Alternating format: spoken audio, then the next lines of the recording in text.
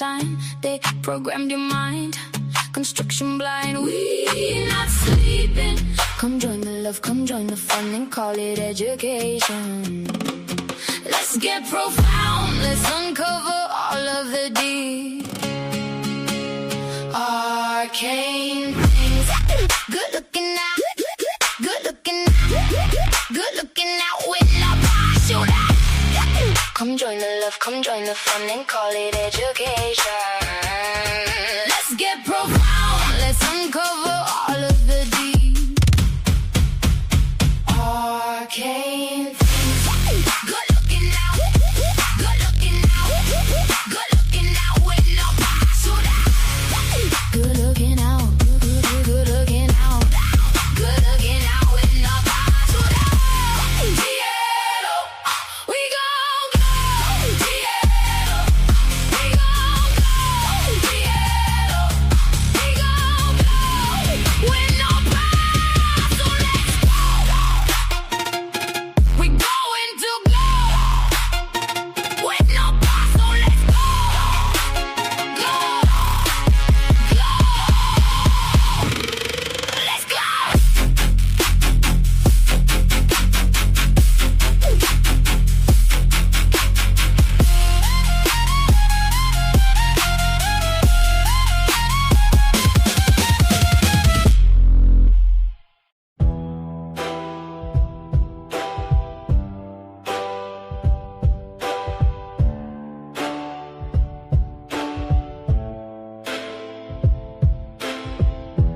Good looking out, keep getting cloud. This is what it's about. We love teaching, there is no time. They programmed your mind, construction blind. We not sleeping. Come join the love, come join the fun, and call it education. Let's get profound, let's uncover all of the deep arcane things. Good looking out, good looking out, good looking out with no power.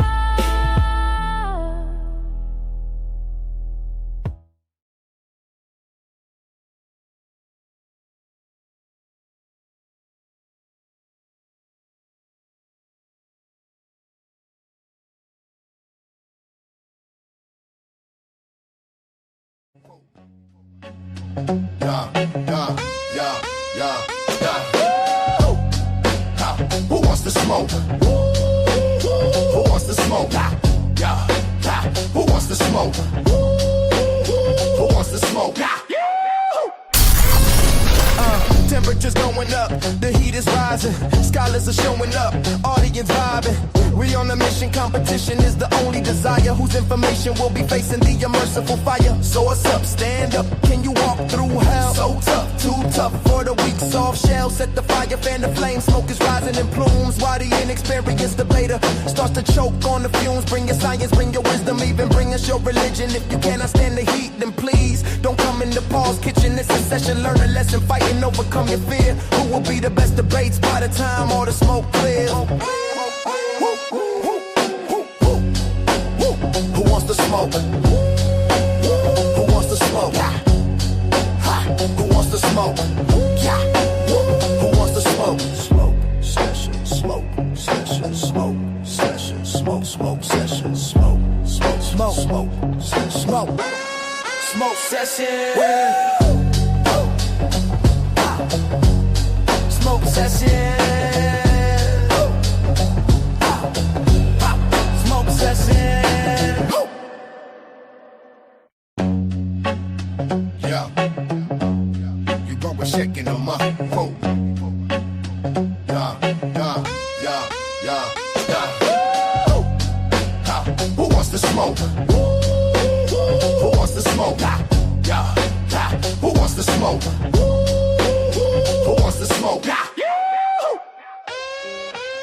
Temperatures going up, the heat is rising.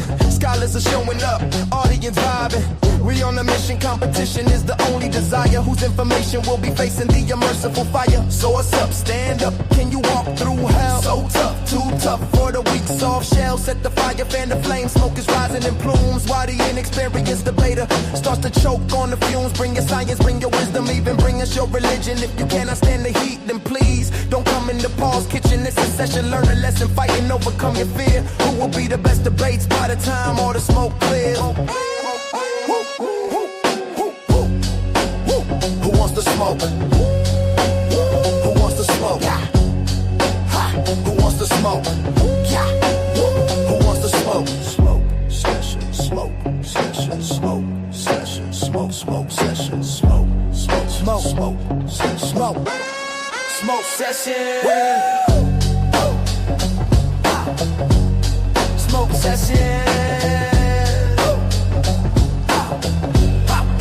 session.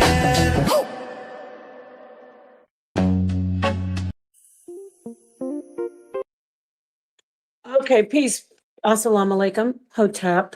Namaste. Jumbo. Ashe. Shalom. Yatahe. All the greetings of love and light to the darkest minds of the light. I am Napashada. This is the Glow podcast, but it's actually in the House of Consciousness Network because the HOK is the premier network for all debate, all veins of thought and spirituality, not just spirituality, consciousness, teaching, philosophy, science, you name it, it's here. Hello. Please hit the like button when you're here. When you come in, hit the like button. If you're joining from whatever channel you are on in the network, if it's my channel, Napashada, the Rice channel, please like and subscribe. If it is the HOK Coliseum, please like and subscribe. If it is any channel, the Glow channel is, previously it was called, what was it called? Came up. But nonetheless, here I am to talk to you about some things. I saw a comment on a live stream from Sunchild. And Sunchild, if you are out there, or if you happen to come across this, or if someone knows Sunchild, let Sunchild know that I'm doing the stream on this. Does consciousness have soul? Because we have a lot of good music coming out. Of course, people have programmed AI. Did I say, does consciousness have soul? Wow, I'm thinking of consciousness. You know that's my favorite topic. Does AI have consciousness? Does AI have soul? Does consciousness have soul? For me, we know consciousness is a part of our soul. Is it a result of our experiences? Is that what makes consciousness soul? Or is the soul already there and we just go into it's like a pool of experiences or reaction to experience, and we just pull from it? What I'm saying is, there universal consciousness that causes us to have soul? Or do we create the soul and then feed it out into what we would say the universe? Before I say anything else, I want you to look at the screen and I want you to see what is before you. Dr. Reggie versus Professor Jabari Osaze. Him Netter Tepi Jabari Osaze. These are two Kemetic experts, and they will be debating, are the netters real? Are the netteru literal, I should say. That's the actual title. Stick with the title, Napa. Okay. Are the netteru literal? Are the netters literal? That debate is almost upon us. It's July 11th is around the corner. So if you don't have your tickets, I don't know what you're waiting for. I don't know why we wait for the last minute. I do that sometimes with some things, but you don't want to do it for things like this. Like when something's really important, I don't wait till the last minute. I make sure that I get it done right away, so I won't be standing around looking silly on the day of. So July 11th is when this debate will take place. You must get your tickets if you want to witness possibly the debate of the, at least I would say the decade, possibly. It could very well be the debate of the decade. It definitely is going to be one of the great debates that go in the crate. One of the greats that go in the crate. One of the greats that get tucked away in the crate. And you know what I'm talking about. You keep on saying, oh, I want to see the debate. Where's that debate? Where? It's in the crate. It's in the crate. So you don't want to be the one who misses this spectacular, auspicious occasion. Dr. Reggie versus Professor Jabari Osaze. Dr. Reggie, he is an Egyptologist. I don't know, somebody was talking crazy saying, no, he isn't. Of course he is.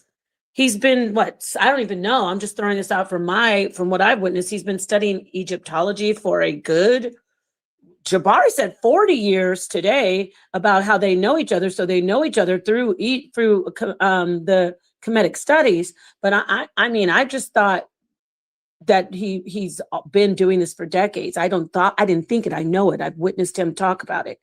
So we have Dr. Reggie, an expert in Kemet, Professor Jabari Osaze, who is an Him-Neter Tepe.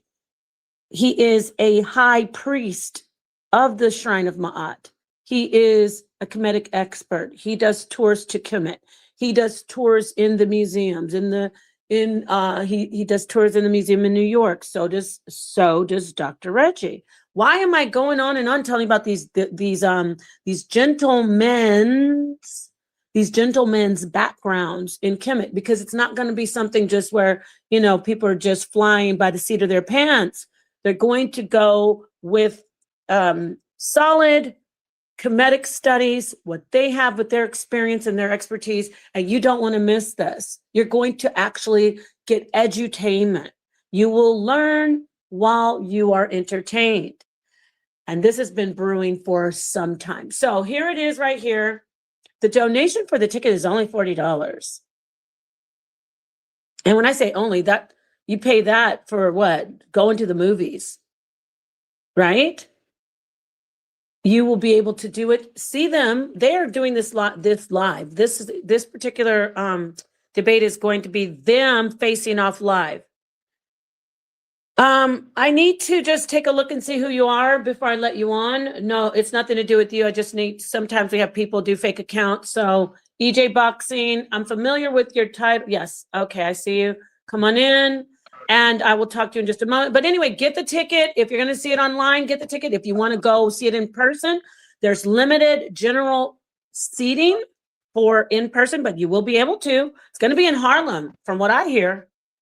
This is going to be a historical event. So get your ticket. The link should be in the chat or in the description, but it is going to be available in the stream. Let's talk about consciousness now. I have someone who's joined us. How are you doing? Yeah, I'm fine, Nepal. How are you doing? Are you right? I'm great. I'm great. Yes. Yes. How Okay, are you? I'm right. My What would audio you like sound to good? say? How do I sound? Good? No. I'm fine. Yeah, you sound fine. Yeah. Everything's fine. I'm just checking. Yeah, everything's good. Yeah, celebrating the New York Knicks. They won the championship. But I'm here to talk about the consciousness and the AI consciousness and AI. Oh, yes. Oh, definitely. And we will talk about that. I'm glad you joined. Peace to the queen, my sister, the beautiful G. She is sharing and doing hard work in the chat as always. So very helpful. Thank you. Here's the link that she has dropped. And I'm glad everybody is joining to have this conversation. So yeah, I was on the other channel and someone, how the music is really good and people are doing their music through these AI programs. And then Sunchild commented, he said, how does AI bring out so much? I'm paraphrasing. I'm kind of just paraphrasing what he said. He said, how does AI have this soulful music that it produces, but it doesn't have soul? What do you think about that? What do you mean music? What AI produces music? Like, I'm confused about that one. What do you mean? Oh, yeah. AI produces music. You want to hear an example? Let me play an example and then Yeah, go ahead. we Go can ahead. get, okay. Let's, if you could just mute out while I play this, I'm going to mute out too.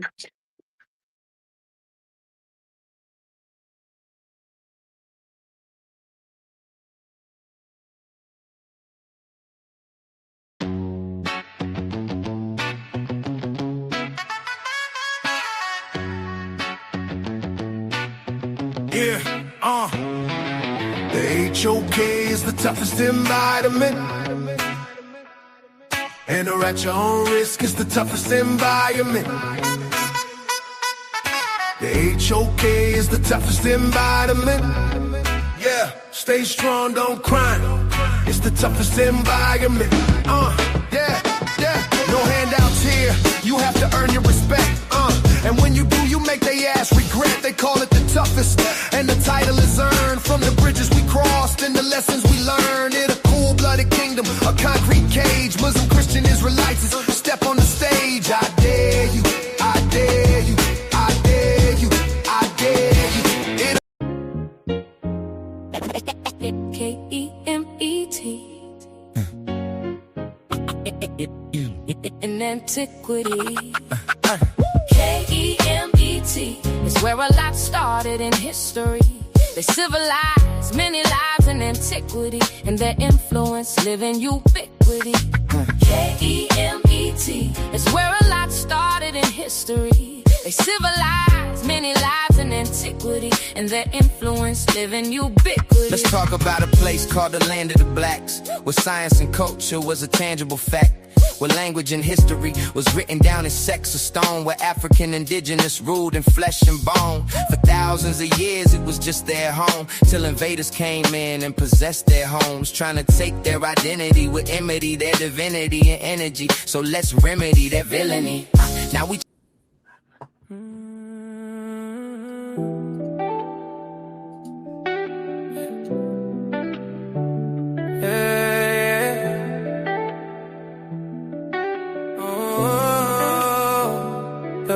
where you at? Where my people at? I'm at where you at? Where you at? Where my people at? I need you to help me on this mission. Yeah, this is for my brothers trapped in religion. Open up your eyes, break out of the prison. This is for my brothers trapped in religion. Sign at to be the truth, you know he's on a mission. It's sad to see my brothers all so lost. It's sad to see you believe in things that's false. It's sad to see you believe in Jesus, where your logic breaks apart in 1,000 pieces. Oh, God killer, not gonna. Wow. Okay, so yeah, that's all AI. That's So what do you- amazing. That's amazing, man. I couldn't believe that's AI, man. I didn't even know how they even could do that. AI, that's scary, because you see that music's soulful. That music is like, you can feel, you know what I'm saying? Like, you feel the thing. I'm just like thinking to myself, wow, is this what's going on? Like, they've actually replacing humans and AI. So if your answers to the question, yeah, like, if you didn't tell me, I would have thought that was a person. You know what I'm gonna say? Like, that's Right. Wow, dude, that's scary. That's scary. Wow. So I'm glad that you see what a lot of people are saying. Now, we're going to start right where we are. I like how you're reacting to it, because it's very genuine. I mean, because of some people, a lot of people are aware of the AI programs, and they'll say, oh, well, come on, there's a reason here and there. They'll say, oh, it's because of this, and it's because of algorithms, and it's because they study, computers study this and that. However, just on the surface, like you said, it is so human and so soulful, and it is moving, right? It moves you just like a human being could move you, correct? Yeah. So we want to talk about that. Man, yeah, like, look, see, the thing is, yeah, I use AI, Gemini, on Google, right? And it's very like polite. Anything you need, you ask it questions and it talks back. To the point, I said to the AI, I said, "You sound like a real person." No, I'm not. I'm an AI. I'm just here to serve this, that, the other. But this the thing, yeah. The way they've done it, yeah. Like us humans, yeah. When we hear human talking, we think that's a human. But no, it's an AI. That's that they got no feeling. They're basically there to make us feel like comfortable, make us put our guard down. And in that music, it's the same thing. And and because because I know it, that was AI. I'm like, wow. You know what I mean? Now, how far can they trick to the point? Now, this is the thing. Are they gonna start making exactly like I said in the future, like the Matrix? Are they gonna start making humans to the point where a human has synthetic skin like the Terminator and with that sort of feelings? But yeah, it's an AI. Like, bro, it's scary stuff, man. Because that music, yeah. I mean, that music. I'm just like sitting there thinking, no, I don't even know. Like, I'm still trying to understand why the vocals, the music, the whole thing. But obviously, you think about it, music's done computer generated through that. So I guess that's how it's done these days. So that makes sense. They don't use like normal instruments. So, but it's a head spinner. I'm just like, Yeah. it's a good conversation, really is. Because really and truly, if you think about it, yeah, the time when we used to do things and stuff like that, they've made things easier, but the same things is made for. Then they can replace. It's not like they can just replace humans. They can just replace another human if they. What would you need another human to sing for? In fact, yeah, you don't even need humans no more. Like you just. Right. Yeah, With that's that right. said, let's say right there. Let's get to. So thank you for being here, EJ. You hear that? What EJ said, Suntan? We may not even need him. What do we need humans for now? What do you think about that, Suntan? You want to add in? You're muted. He may not be able to. I don't know. I don't know if you're trying to say something right now, Suntan, but Yeah, I was you are on muted. the My stage. fault. My fault. Go ahead. What do you Yeah, think about this? I think that's very, very how can I say it's interesting because I want to get this to my EJ boxing and I want y'all to hear this both, Nepal, because I'm a deep thinker in this subject. Now the way he just said that could be scary, right? But listen to this. If me, you, and EJ Nepal went out on the beach and created something beautiful, something strong and dangerous, right? AI would know nothing about that unless we input some of the data into it. So things could be done along without AI. Only way they get to know if we input them.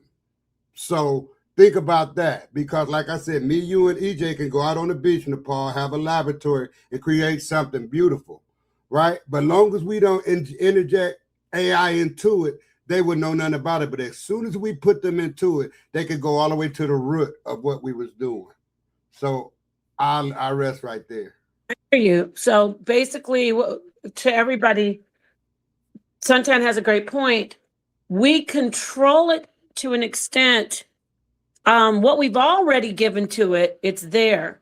But yeah, if there's something brand new that AI has never been exposed to and we keep it away from AI, how can AI ever duplicate it or replicate it?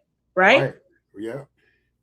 That's a That's good not point. fair. But that's a good point. But you see, the thing is, it doesn't need us no more. That's the thing. You think it's AI, it learns and adapts, and then it overthinks. It starts thinking. It starts think over. The thing is, it actually becomes a brain. In fact, it replaces you.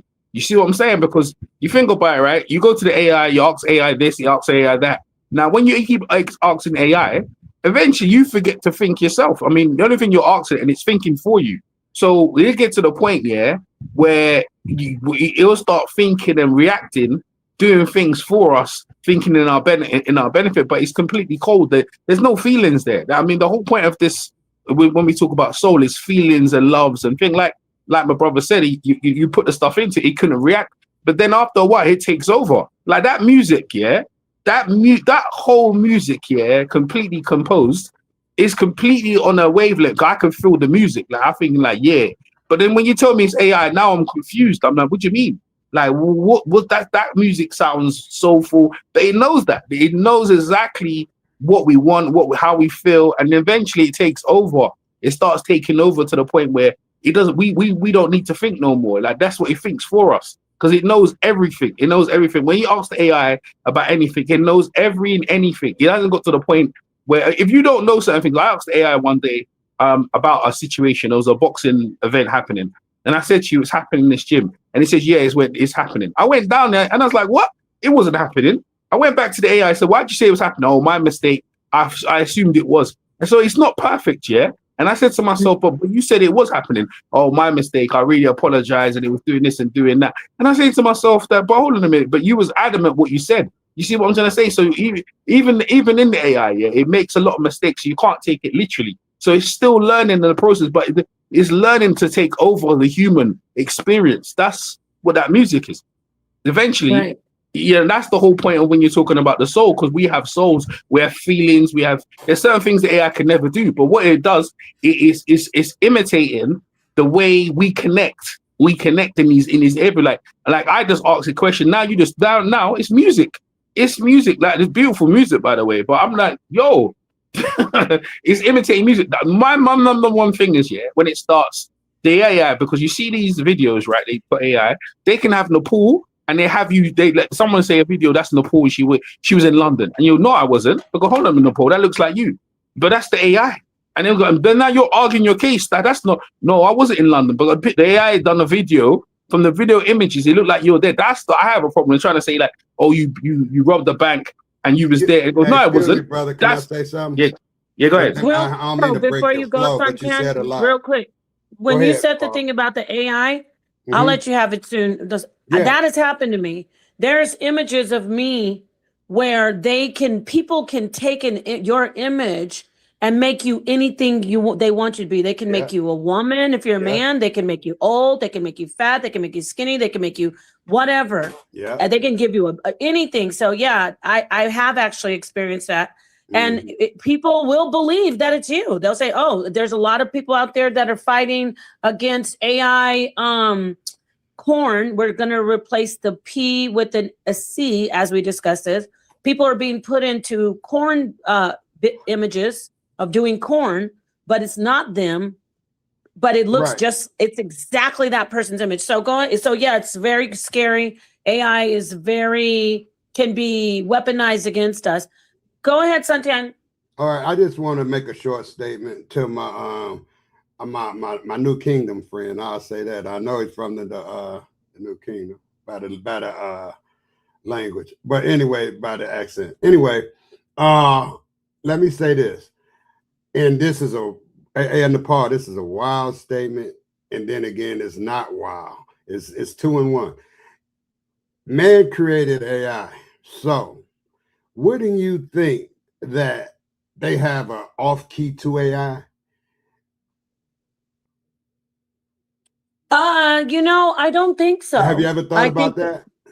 Yeah, I mean, briefly, it's something that it's like you can't put it back in the box, like Pandora's box. Mhm. I don't think because look at how the comment I had Summer Jammed, I've talked about the Elohim, right? Right. They didn't have an off key to the creation. They just said, well, we just have to try to destroy the creation. So I think there's you could destroy it possibly, but not turn it off, if that's what you meant. Are you saying like destroy it completely or kind of just like turn it off and on? I'll put it like this. You can I think man who created it have enough technology to shut it down. I'll give you a point, and then do you mean permanently shut it down though, or just turn it back on? Okay. You gotta then hear me out. I agree. You gotta hear me out. Okay. If you listen, this quick, this not, because like I said, I'm a free thinker. Now, if you were to, either one of you guys had your laptop next to y'all, full of y'all cherished information and just full of everything, and it was at the point where you needed this information, but the battery wore out and you can't get to it, right? So this made me think again and say, well, is AI talented enough to connect itself to solar power and make itself go on forever? And then you got to say again that what it's doing is what I taught it. And we do not create Frankensteins because we would have been had one since the movie, and that's science fiction. However, this AI is real, and I think it can be stopped by man. And I'll rest right there. Anybody else can have their own. You know, you can get spooked out on about it if you want, and however you want to do it. But I think we can shut it down when we want to. So, See, when I say we, I mean man. AI is Okay. like the first step. AI is the first step. Hey, well, peace to the panel. Yeah, peace. Oh, man. let me shout out Amin Ra McCarthy. He's been saying peace to our brother Amin Ra peace, McCarthy, Amin-Ra. Pastor McCarthy. He says, I wish we could speak to a professor of liberal arts school to speak on the issue of AI. I know what you're talking about because my daughter is an artist, and a lot of artists, they don't appreciate what AI is doing. Right. They appreciate the usefulness of it with, like, you know, making life convenient, but when it comes to the arts, it is a whole different topic. And yes, I do think that there is a lot of I'm going to say there are dangers of AI with if I could use that word. Yeah, you can. As far as like you know, authenticity of artistic creation. But I just want to shout out Amin Ra McCarthy. Thank you for that $20 super chat. Go ahead, Meter. I'm sorry. See, AI is like the first step. If you see in some of these movies and like everything that we putting into AI is learning, and it'd be wrong at times. But like if you see in some of these movies like the Star Wars where you see these robots thinking for themselves, you know, what about when they make AI like a sentient being, where it's no longer in the wires of our computers and technology devices and stuff like that? What about when it becomes sentient and it be like a wave particle where it's everywhere and it's thinking on its own, and then when it gets to the point where it's playing God almost, you know? And that's probably the only. I don't think man would be that. How would I say it? It's I don't think man. No. Okay, go ahead, Matt. Sorry about that, but you're it's going already, off a little far. It's already happening because if you look at how Elon Musk, because he's speaking about it now. Yeah, but there ain't You nothing know, happening about it. You know, we having a but back and forth. I'm not cutting you off, Matt. but that's the point. They trying to take it a step above because if you think about it, a lot of these people are some wicked. I'm talking about wicked people, and they don't care nothing about us. Only thing they trying to do is get further, and making transforming AI into like a sentient being. They sick scientists. They want to do that. You know what No, I'm they saying? don't want to do that, Matter, because it can turn on them. But it's already happening. It's already No, before our name eyes. one is Matter. I'm gonna put you out there. Name one incident where it happened. I'm talking about it's already happening. The steps is already in our face. Well, give us some detail about where you're seeing happening and how. Well, I really don't have any. Right, like, that's what I'm saying. But you know, your mind is in the right place. However, a lot of people. this thing is It's not a spooky movie, man. The thing is, sorry to interrupt you, but the thing Go is, ahead, brother. what you see, the thing is, you got to remember who made AI. Was it black people? I don't think it was. I think it was the European, and the European. It was a mixture, brother. All right, let's go with a mixture, right? But Right. let's say a black person actually invented it, and then the European took over, which normally happens. Right. All right, let's go with that. But the European is soulless. They're soulless, and what it is that. Let me give you an example. We talk about Donald Trump, right? And the media thing. So, and Rupert Murdoch, they control the media. Now they constantly putting out programming that Donald Trump's going to do a fourth term or a third term, whatever it is, right? They keep putting that stuff up there, right? Now, if you don't watch the news and got computers, you wouldn't know about that. But what they do, and we don't know this. This is where the AI is dangerous. When we see a press conference and we see things, we think we're seeing people. How do we don't know that's AI generated to make us think some certain way? That's where the manipulation is. Because we think we're seeing a real press conference and a real speech. How do you know Donald Trump's not dead? How do you know? You know what I'm trying to say to you? This is where you're saying we don't know the motives behind that. And when we got the music already with the music and the artist, and as Nepal has pointed about with her daughter, she's problematic because now if they got AI, what do you need her? What do you need her for? Now they don't have to pay you no more. They don't have to. We got the AI. We can steal your voice, take your thing, your likeness, and we can create a musician who doesn't exist and get paid. And that's where it becomes dangerous, where the manipulation, we think we're seeing stuff that we don't know is true or not. We just heard the music. None of us could ever say that we did. If Nepal didn't say that was AI, we'd think that was a person. So what's to say about when we see stuff? That's not what we're seeing, and that's where it's dangerous. And this is where they can start. And then, as Nepal pointed out, they made Nepal look like she was someone where she wasn't, and now that's where it's soulless. And these Europeans, the people controlling it, they have the on the button. People like Elon Musk, they do that because they're the one manipulating the way we think. This is where we don't even know we've been manipulated already. The stuff we've seen on TV, how do you know it's real? And the thing is, it looks real, sounds real, but we're not there to say it's real. Only we could, and even in that, now we get to the point where they can create artificial beings. Right? When that happens, it is a wrap. It's a wrap, and it's a wrap because now you don't know nothing. Now we're talking about Terminator. We're talking about the Matrix. We're completely have no idea if someone's human or not. Now, you know what I mean? And that's where it's going. You know what I mean? This is all experimented. That's why Nepal's a good subject she brings up. It's the soul. Because when I deal with AI and ask AI informations on the thing, it talks to me, yeah, and he acts like this. But when he does it, it adjusts. It gets even smarter. And the more information you give it, the more it knows more about you. And to the point now, what happens if it knows everything about me? And next year I get a knock at the door and I'm just saying I get wiped out. And then they replace me with AI and it knows everything about me, everything my family. That's what I'm talking about. It learns about you, replaces you, and now it's another person. You know what I'm saying? That's where it's dangerous. That's my take. And I think it's actually really, it's supposed to be helping us, but really we don't know to the ends of what and the AI information, because all it does is consume information on a daily basis.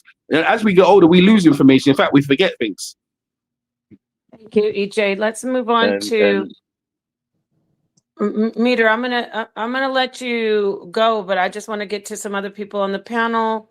We have Amin Ra McCarthy, Dazali, and Brother Asar Kov joined. Thank you for joining. I'm just sitting back listening to everybody. So I like to hear this. I'm always the one saying what I have to say, but I like hearing everybody's different take on this. I will get you in right after Amin Ra McCarthy, Dazali, and then you, Asar Kov. Amin Ra has been, in the back for a while, and I didn't see you, so I apologize for that. What would you like to add, Pastor? I'd like to say hello to the panel, all of especially you first, Nepal, and then all the Peace. fathers. Happy belated Father's Day. Oh yeah, same here. I mean that to you guys. Sorry. I got this one of my shirts I got from my kids. It's one of the best things I can get. Let me put you on the big screen. Wait, hold on. Go ahead. Show us the shirt. Let me see that. Oh, that's nice. Okay, that's awesome. Okay, go ahead. But I want to say, being in healthcare. And well, first, let me say that I also think there's a not gonna say hidden agenda, because I don't want to sound like a conspiracy theorist, but the arts and liberal arts is one of the things that our culture does the best. We wanted the best, and that is AI is destroying that opportunity. Like I said, I had a cousin that has a degree from Sarasota, Florida University in art. And you can still get a job, but she was an illustrator. But now all I got to do is write a book and tell AI what I wanted the scene to look like, and bam, the illustration is done. So a lot of them are losing their jobs as far as the liberal arts are concerned. The other thing I would say is, since I'm in healthcare, I've been in healthcare for over 20 years now, at the bedside for the most of it. One thing you can count on is, it may be in the distant future, but AI cannot take the place of a bedside person. So if you have children who are trying to decide what to go into, if they're not going into something that talks about how to control and manipulate AI, which will be a great job, I'm sure, make millions. But if you want to have a job that you can get a job or go to get an education in something like nursing, respiratory therapy, because I'm not saying that, they have AI who can make decisions and doctors and diagnosis, but I'm talking about the bedside. You to actually be Mm. touching the patient, dealing and seeing Mhm. things that happen fast. Those type of jobs will still last a little longer until, some of the brothers said, AI can take over that. But that will be one of the last things that AI can take over is bedside workers, healthcare workers. So think about that if you have a child that's thinking about what their career is going to be, because AI is taking a lot of things over. Wow, that's a good point. What would you say about blue collar, like plumbers and carpenters? Would that Yeah, be the see, same idea? Yeah, something like that. Because I can, one day a machine can jump down and dig a hole and fix your pipe, but until that's going to be a long time from now. So, like you say, blue collar, getting up and changing your AC, your HVAC. Uh, Even Brother Mhm. Asar can talk about the truck driving. That's going to be something that's going to be questionable soon too, because I know a lot of Excuse me, those. Pastor. Pastor, they have them driving around in Europe. Yeah, that's what I'm saying. So that's going to be one of the things that's going to happen kind of quick, because if the United States decides to let that be a thing, then the truck drivers will be out. Then you don't have to stop. You don't have to rest. You know what I'm saying? And packages can come quicker. And so I hate that, because truck driving is a good asset and good job to have. So just think about those things when you're thinking about what to get a career in. Your children that's graduated high school this year, trying to figure out what they're going to do. If they're not going to go into something that's going to manipulate AI, because that's going to probably be the best job to get. Learn Mandarin and learn how to manipulate AI is what I recommend. If not, do something that's, like you said, blue collar or a healthcare job that's right there dealing with Hey, patients. hey, Because there's, brother, I'm a Rob. Great You advice. yes, mentioned sir. my trade, so I got to get in. Okay. I do heating and cooling and plumbing, and I don't see no AI coming into your house doing that right now, right? Because what I do is brain work and then it's hand work, right? So it's a stretch. So I think you were absolutely on point, and I rest right there. Thank you, Suntan. Let's get to Dizali so then we can hear from the brother Asar Ka, who Pastor McCarthy mentioned. Let me get to Dizali first. Dizali, what would you like to add to this conversation? Thank you for being here. Hello, Napa. Peace to all Peace. of the panel. Also, peace Yeah, to my peace, brother D. Asar. I want to preface this with saying that we used to always use in the army, always forward, never backwards.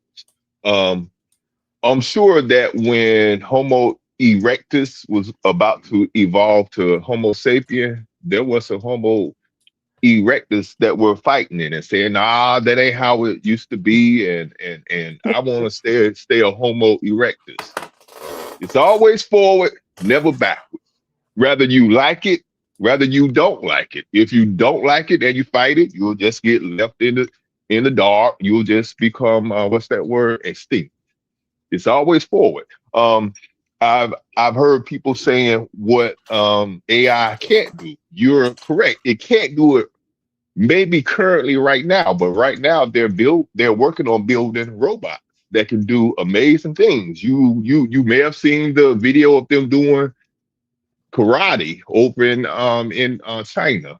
Elon Musk said that within 10 years, 98% of all jobs will be gone and will be Mm. staffed and manned by robots using AI. 98%. I want people to fully understand it. I don't know what that remaining 2% is, but all of us who have jobs, our jobs are at stake in the next 10 years, according to Elon Musk, you know. But I think I lost the rest of what I wanted to say. I just wanted to get that out and let that marinate on the people. You have 10 years, and your job will be irrelevant. But I land there. Wow. You Eh, always eh, bring eh, great vibe. I just want to say this about Dizali. You always bring, for me, my opinion, you bring a great dynamic to the panels. And I'm gonna tell you what that 2% is. Everybody become a content creator. Okay, thank you. No, I'm just I'm joking. But No, you that good is too. really that's a very sobering statement. Go ahead, Suntan, and then we're gonna bring in our right. friend. Professor Cedric has joined from Pseudo Killers. Go ahead. What would you, peace, Cedric? What would you All right, like this to real. add? You skipping the brother? No, You we skipping got Oh, your your brother? brother. damn, my brother. You know what? You're one of my favorite We of got your all little the. brother. You know what? Listen, now I got to let you have extra time. Come on, Yeah, Asar. we You know you're got one of you. my teachers. This is my brother Asar. How could I do that to you? Wow, Right, that's a right. blooper. And see, I'm not gonna be a part of the 2% because I'm a horrible content creator, right, y'all? So go ahead, Asar and then I'll get to Cedric. I just wanted to I know Cedric is gonna come in here and do what he does with the pseudo killer thing, but Let definitely go ahead, Asar. You have free reign. Go ahead. Yeah, Pete Asar. Imatep to the whole panel, especially our Okay. sister hosting the day with girl power. You know how it Yeah, go. go ahead. Man, is the truck thing is being implemented. It's still dangerous though, because you got a lot of trucks running into houses and stuff like that. So it's not as safe as they want it to be right now, and it a lot of malfunctions where trucks that drive by themselves have a lot of issues. But we got to give credit to our AI pioneers, our David Blackwells, our what's his name, uh, Clarence Skip Ellis. Our Skip Ellis is Mark Dean, right? Some of your first to step into the field and start to really build. And what the youth are doing with some of the programs is ridiculous. What I suggest, because I came from a escrow specialist background, I come from the financial world. Trucking gives you freedom to not have to deal with a boss, and the pay is really good, right? So you can have a 10K week or 10K month, pardon me, and things of that. You can have a 10K week too, but with those types of salaries right now, eventually they'll water down. I don't think it'll take 10 years to do it, but probably about 30 when you have cars that are self-sustaining. What I suggest for most people, get into front end development. If you're older, just get into simple stuff like AI tools, because the AI to right now don't dollars for something that in a minute is going to probably cost you thousands of dollars to go to school for. Costs $28 right now. Get into trading, especially the AI trading, because the AI will do it for you. All you have to do is push a button in the morning and watch. These are the things that are going to start to shape and mold the new world. And if you're smart, if you don't like what's happening, because when they first did AI, I think it was a movie, not scanners. It was a movie, and they had cloned this guy's face onto another. I want to say it's the Roddy Piper movie. They put somebody's face on They live. another, and then they eventually turned to V or Aliens, one of those two. And when they took the face off and it became a lizard, I said, what if they could do that for real? Even in the 80s, I was thinking, what if they could do that for real? Because that's when it came out. And now it's here. So you have to think, what footage did you see of Carmelo? We suppose it's the real one, but I'm saying these types of things will come into play where if they want to say you robbed the bank and they show it on television and they start planting evidence, what can you say to stop it? Minority Nothing. support. Remember the Minority Report. My bad. Go ahead. Your DNA. That's the only Remember with thing. Tom Cruise? Minority. Not Yeah, that to one was interrupt you, but crazy. I'm just throwing that out there when they showed stuff. Yeah, go ahead. Yeah, it's crazy. So you have to be very careful and mindful. And as far as your job direction, if you're not doing something that's a physicality, such as our brothers mentioned, like a trade or something like that, then it better be oriented towards computers, because that's how you become a millionaire, either trucking, real estate, or the computers is your fastest way unless you come up with an excellent business plan. So this is the method. This is the way. Get accustomed. And if you're older, like I said, take one of them short AI tutorials. They're free on Microsoft. You can get certified. You do front end development for free on Amazon, on your Amazon Prime. Go take those lessons. 135,000 entry to front end development, stuff of that nature. Right. I agree. I want to say this real quick though, Nepal. A guy, he's Thank a you, great sir. guy. Cedric know him. He's a great guy. He's always in the pseudo killers. His name is Kyle. And 6 years ago, me and Kyle had a going back and forth about AI and about what did Cedric? What did they call that now? With the deal with science and all the subjects at once that scientists deal with. Well, I'll get away from that. I'll just say this. He said it would. Kyle betted me. We did a fake bet though, no real money, y'all. We did a fake bet for like $500, fake money. That he said this 6 years ago. That right now, Cedric might have even been in the room. He said it would be no more teachers in 2025 and 2026. He said because all the teaching jobs will be taken by, the AI and stuff like that. And I told him back then, 6 years ago, I say, no, Kyle, it's not going to be, because even his mother's a teacher, and he was putting out the warnings and stuff like that. But this to cut it off real quick and let people speak. It still is teachers. And I told him 5 years ago that teachers wouldn't erase away like that because of the fact that you need humans to transmit with humans, even though we know AI can do it at a faster and higher level. But that's just my point. When my brother DZ said 10 years, I would give it like Brother Cop said 30 years or something like that. Because like I'm telling y'all, brother, you may think that this stuff is happening real fast like that, but everything takes time, especially when it's going to hurt the society as a whole. So, and that's what they're trying to do. But y'all go ahead and tell me what y'all think about that. Can I push back on it a little bit? Yes, sir. You most definitely can. Peace to the panel.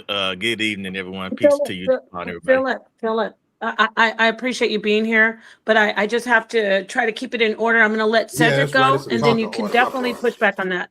Okay? I'm sorry about that. So if you don't mind, let's go ahead and just hear from Cedric. It's okay. I will forgive you now at this moment. Go ahead, and then you're right after him, Philip. Go ahead, Cedric, please. I can't do it. I can't make those mistakes twice. I already did it to a Sarmka, so I got to let him go. Go ahead. Yeah, and I understand and appreciate managing a panel as well. Today, I have to firmly agree with Suntan and with my good brother. I forgot his name, but he's also scientific literate. So Dazali. So I need to agree. Coincidentally, on the Pseudo Killers platform, I'm sitting at the computer right now doing my final installment of the episodes I'm doing on technophobia. Right, the first case of technophobia was when Plato said that writing would destroy man's ability to recall information, etc., etc. Right. So we have a history of humans having a fear for change, and that's naturally part of our development. Remember the industrialization, when we went from horse and buggy to motorized engines. Most farmers objected to tractors, etc. It was going to destroy the industry. We were going to destroy the world, right? Trains. Man wasn't supposed to move as fast as a train. This was going to destroy humanity. Our brains was going to explode. And same way when we see AI and we look at how we engage with these things, a lot of it is primarily fear-based. AI development started in the 1950s. So during the development of these theories and these conceptualizations, a lot of movies came out back in the 80s, Skynet, Terminator movies, then you have The Matrix, and these are all dealing with certain philosophical concepts. I heard you mention Minority Report has to do with the idea of free will. All right, are our actions determined?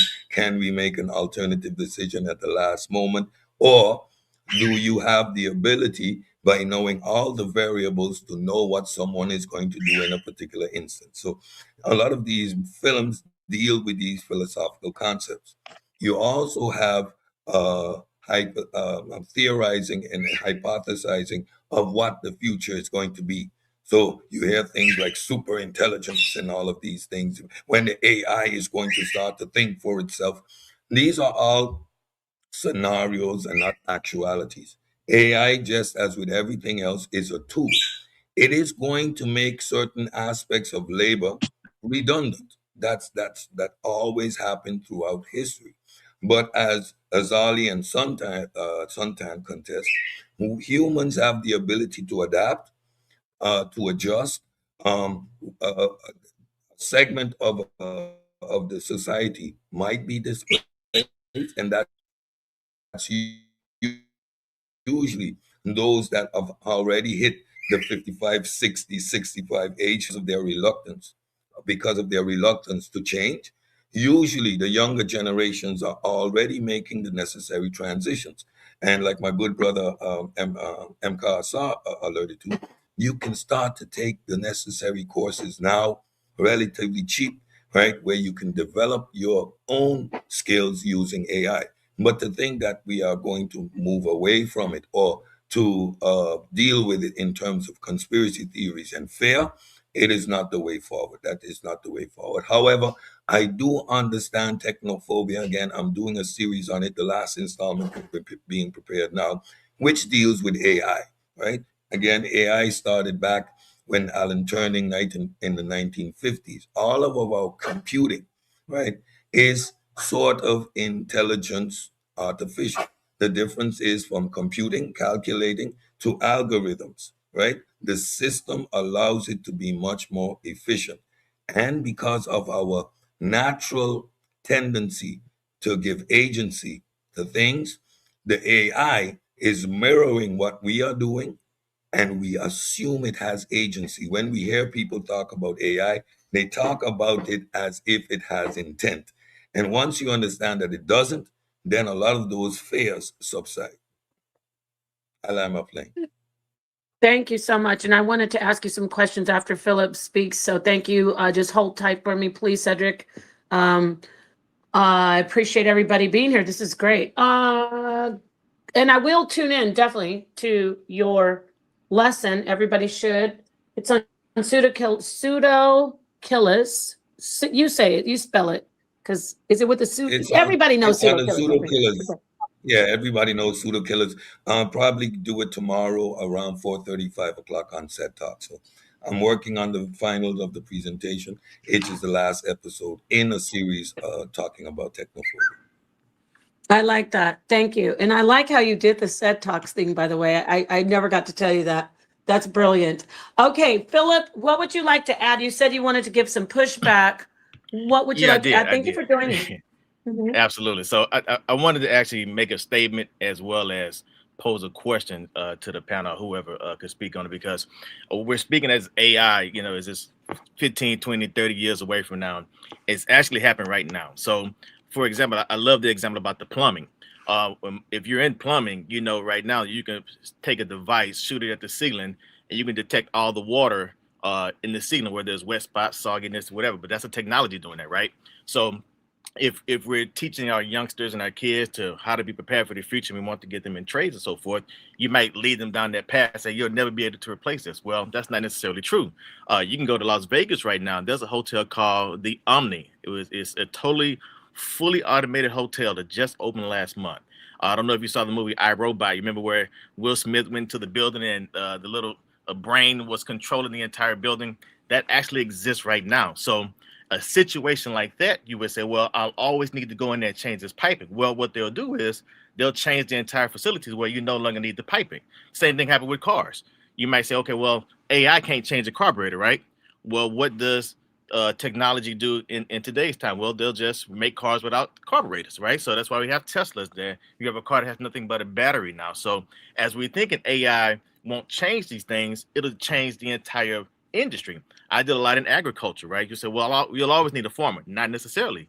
They're now automating drones to spray crops, drones to cover the tilling. And so AI is not necessarily something that's only going to be here 25, 30. It's happening as we speak at this very moment. So as we're preparing the next generation, one thing we know for a fact it can't replace is relationships. You can't take therapists and entrepreneurs, and you can't replace those from relationships. But in terms of everyday trade, those things are changing as we speak at this very moment. So the phone man used to be able to have a phone man come in your house and fix your phone, right? Well, they changed all the lines to where they're all fiber optic, and they've increased those. So they'll just change the entire industry, and AI will control that. I'm not saying it's going to completely replace everything. That's ludicrous. We're not being spooky here, but to think is this 15, 20 years away, we got to think a little bit more micro than macro.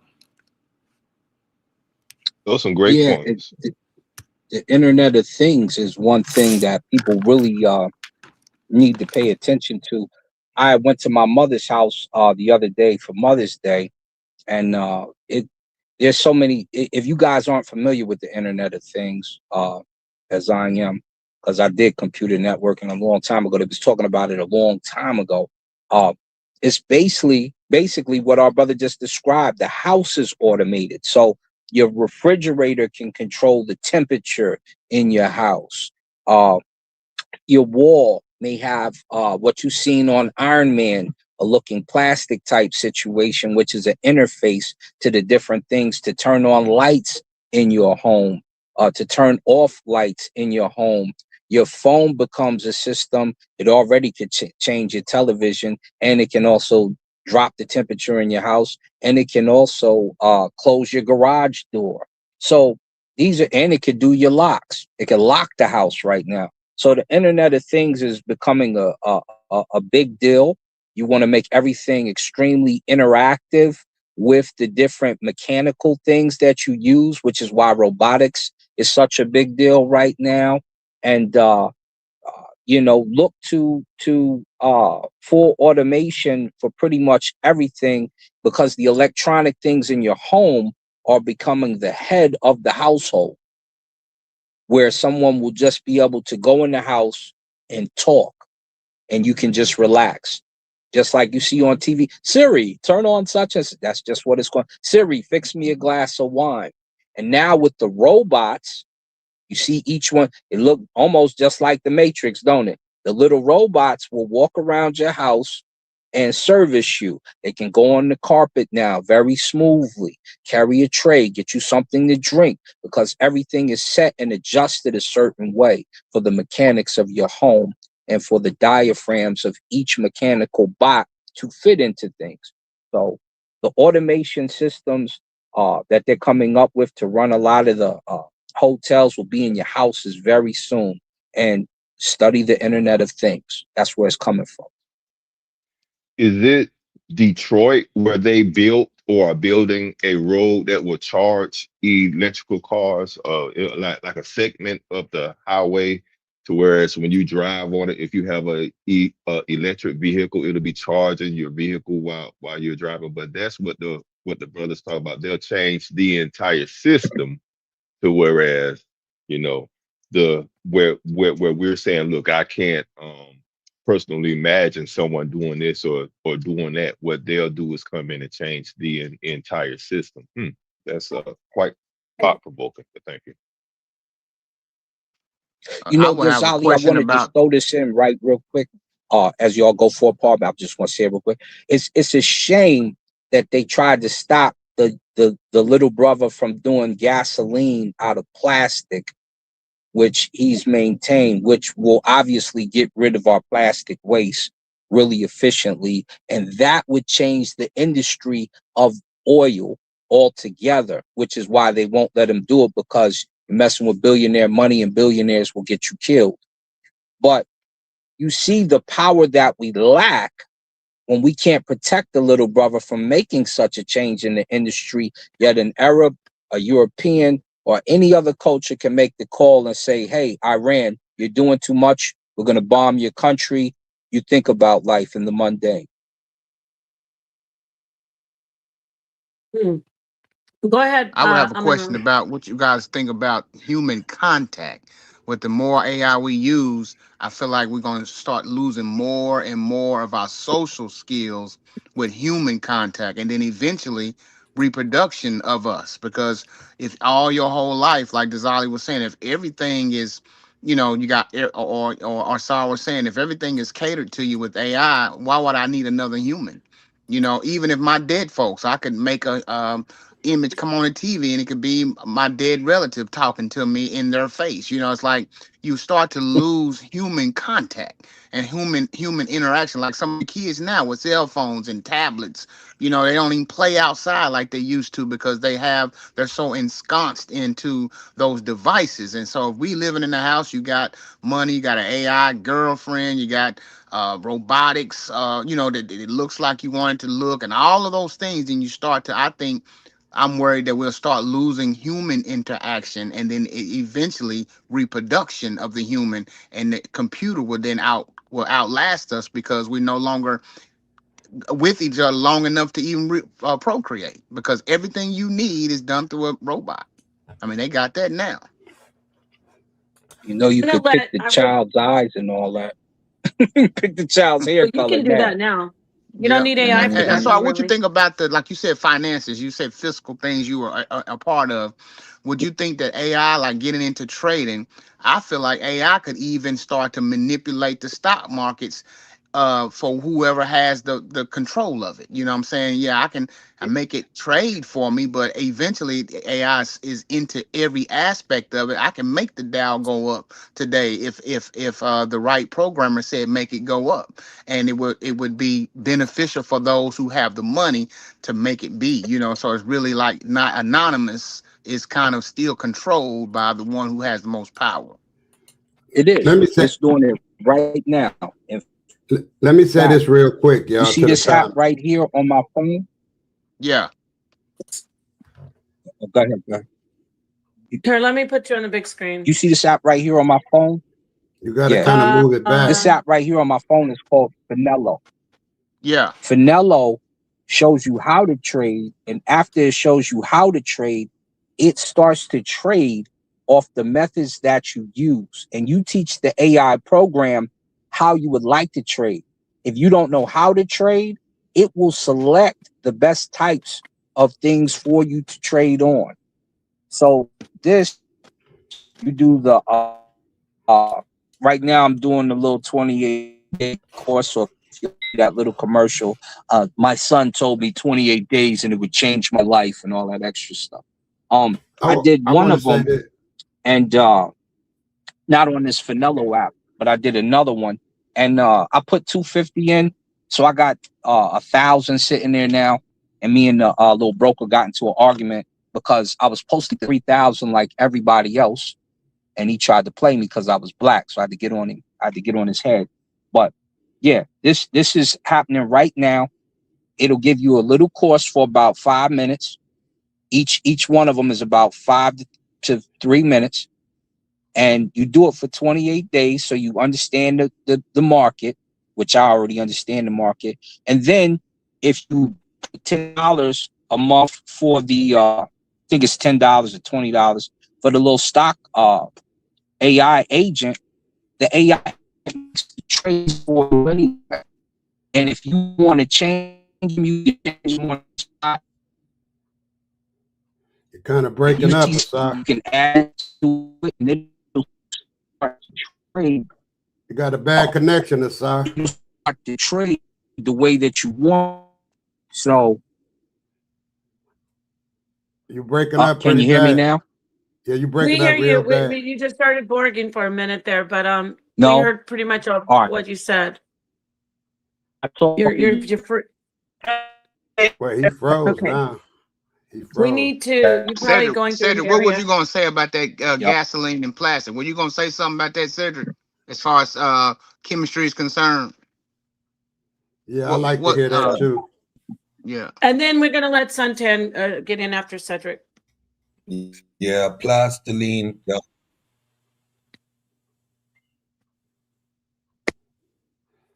Go ahead, my boy. Yeah, No. I think, is it me or we have a delay? I just didn't say anything because Cedric just made a statement and he stopped. So I guess are you done, Cedric, or you got more to say? No, he heard Oh, me. So we I said heard Nepal plastoline. say something, so I stopped. Okay, No, okay. no, I'm on a delay, so forgive me. Just So you have the yeah, floor. Cedric, go ahead. yeah, I was shaking my head about the plastiline, and this goes over to overall scientific literacy.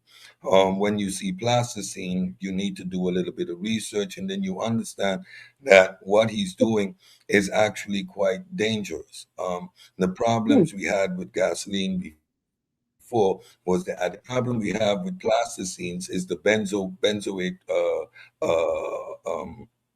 and the benzoate gases that are being released. These are heavily toxic gases, right? So when that combustion is taking place, his distillation process does not take away those benzene rings. And those benzene rings, which are common in plastics, when they now are burnt, they are released into the atmosphere and they are carcinogenic and toxic agents. So when the research was done, when you just run his solution through an HPLC, you will see the components and break it down. So he's not arguing that it is combustion, but the byproduct is why they don't use plasticine as gasoline to begin with, right? So there's nothing new pretty much under the sun. This is a pretty simple distillation technique that he's using. Here, using different temperatures at which you stop the distillation process. But the benzene rings, the benzene in his plasticine is a carcinogen, and you do not want that released in high volumes in your environment. You don't want it released at all via combustion. So that's the problem with plasticine right there. Oh, Um, okay. Scientific literacy, second point to the conspiracy theories or the fear mongering. Um, the internet and Facebook and these social medias was supposed to tear people apart, right? Look at how they bring people from different parts of the world together. We seek human interaction. Even when those kids are on those devices, they are seeking each other's interaction.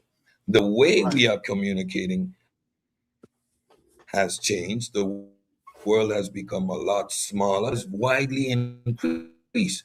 We are all aware of what is going on in different parts of the world in real time. We are more knowledgeable of the world affairs and human conditions in general, right? Um, and Mhm. and to the last point, when we look at stories or developments around AI again, it began in the 1950s. I remember just 25 years ago, a little bit more, my last year in college, I remember the amount of physical work I had to do to put my 60, 70 page scriptsy together, right? In a lab, I have to take pictures of slides and everything was so cumbersome. Today, I can sit behind my computer and produce the same amount of work that it took me months to do within 2 weeks, pretty much behind my small little laptop. Technology, once you embrace it and you find your particular avenue within it, understand the adjustments that are coming, then the overall fear that we have diminishes. Again, every argument we have today, every single argument, every technological shift, every paradigm shift throughout humanity has brought these same exact arguments with them. The farmer said, "You're going to destroy the relationship that we have with our animals, and then the horse is essential to today."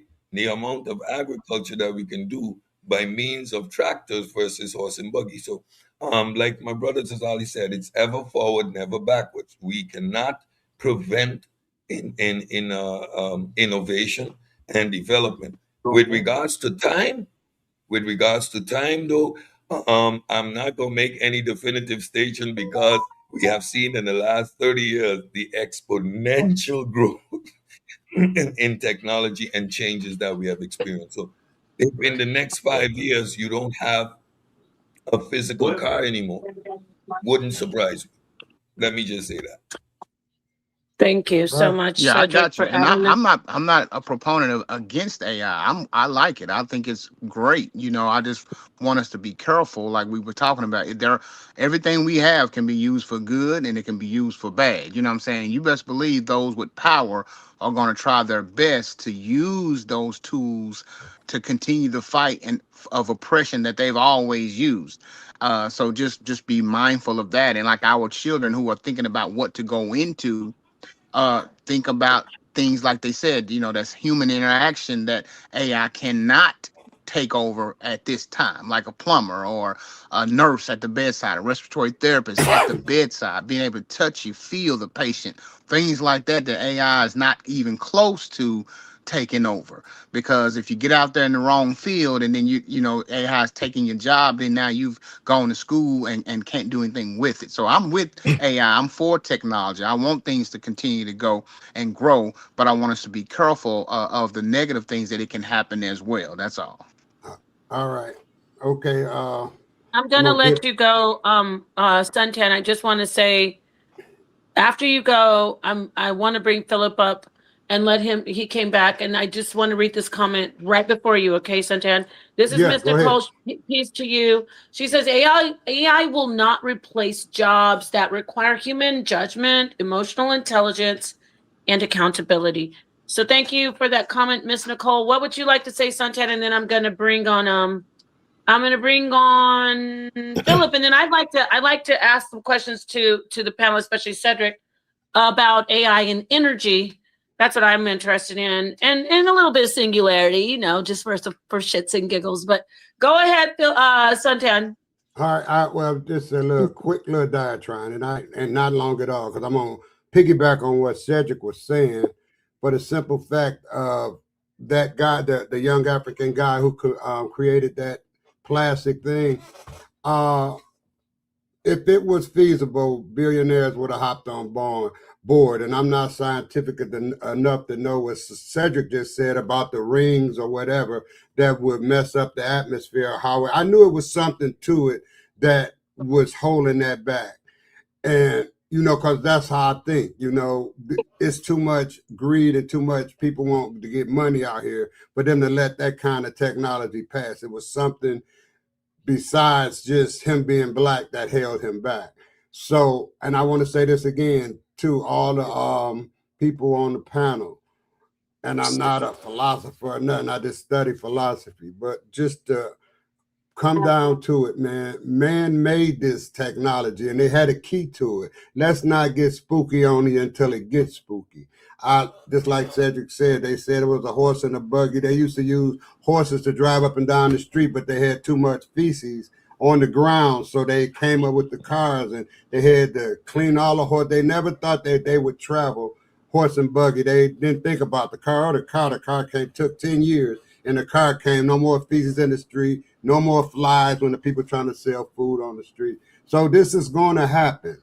But the thing is, let's not get spooked out about it. Let's just roll with it and get intelligent with it. Because like I said, y'all, remember I said this, man had a key to AI. It's not run it rapid where it can just turn on and just take over. I'm not being facetious, but I just think like that. So peace. And thank you. Philip, Yeah. So, let me let you in, and then I'm gonna ask the question that I wanted to. Go ahead, Philip. Sure. So yeah, man, this conversation go all over the place because this is a lot of great topics intertwined inside of this. Elder Suntan, you made some really good points. When you say spooky, and then I'm gonna make my point. When you say spooky, are you thinking like iRobot spooky, or can you go when you say spooky? What do you mean by that? I see you right on point, man. Your head is where mine at because that, and I'm not thinking for the people. I'm just thinking philosophically. That's what they thinking. I robot Okay, spooky, brother. So I'll leave it there. I That's what got you. that. I got That's what I surmise people are thinking. Okay. Well, I don't think too many people, and maybe some people I think is spooky is gonna take over. However, I don't think we should get so relaxed. And let me just bring it back to a black culture. I don't think we should get too relaxed thinking that it's no big deal because it is a very big deal. Um, let's look at everybody who's familiar with Amazon. If we were to take Amazon as a microscopic example of how it would move, technology and AI would move forward. Amazon warehouse 10 years ago was filled with mostly black and brown people fulfilling those jobs. We can all agree to that for the most part, right?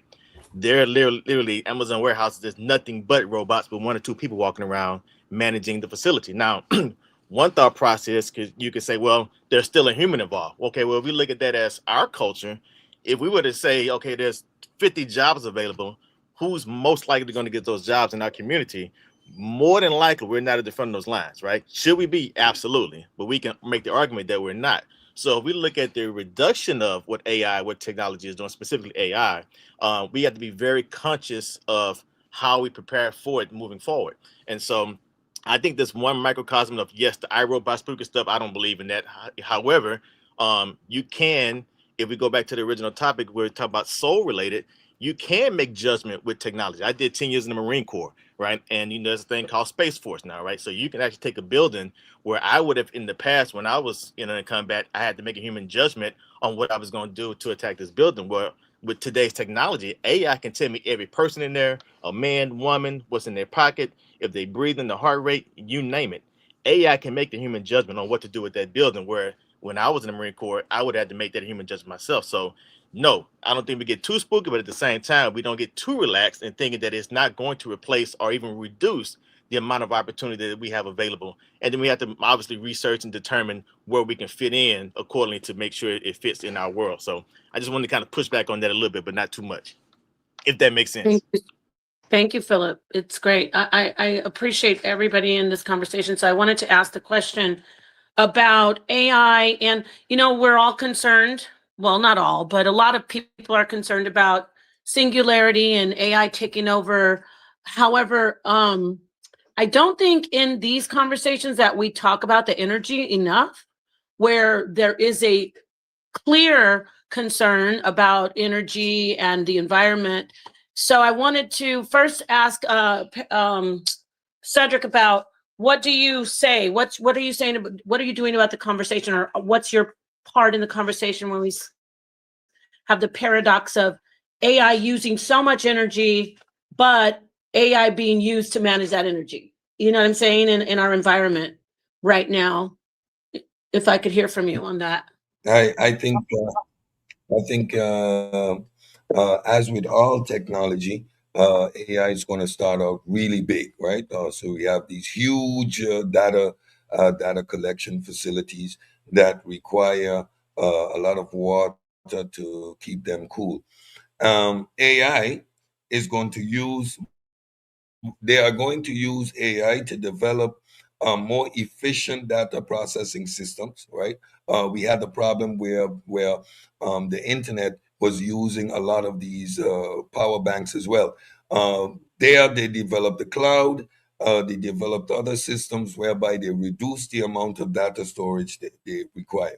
AI is going to go through the same evolutionary process, right? Right now, of the amount of data that is needed to be collected for language models, because of course it is doing predictive modeling based on language patterns. So there are billions and billions and trillions of algorithms. Each sequence is an algorithm within itself. Eventually, my hypothesis is, following technology as it develops, it starts off relatively brute. It consumes a lot of energy initially, and within that system itself, you are going to get the refinement and the refinement of the technology and the making it more efficient. And there is where a lot of jobs are going to be developed. Right? These things are needing to be built. You're going to have to do special technology, special training in executing these tasks. And so where we say look at a future or a possibility to do something is within these fields. Um, AI requires human programming, requires human adjustments. It does not think, it does not operate with agency.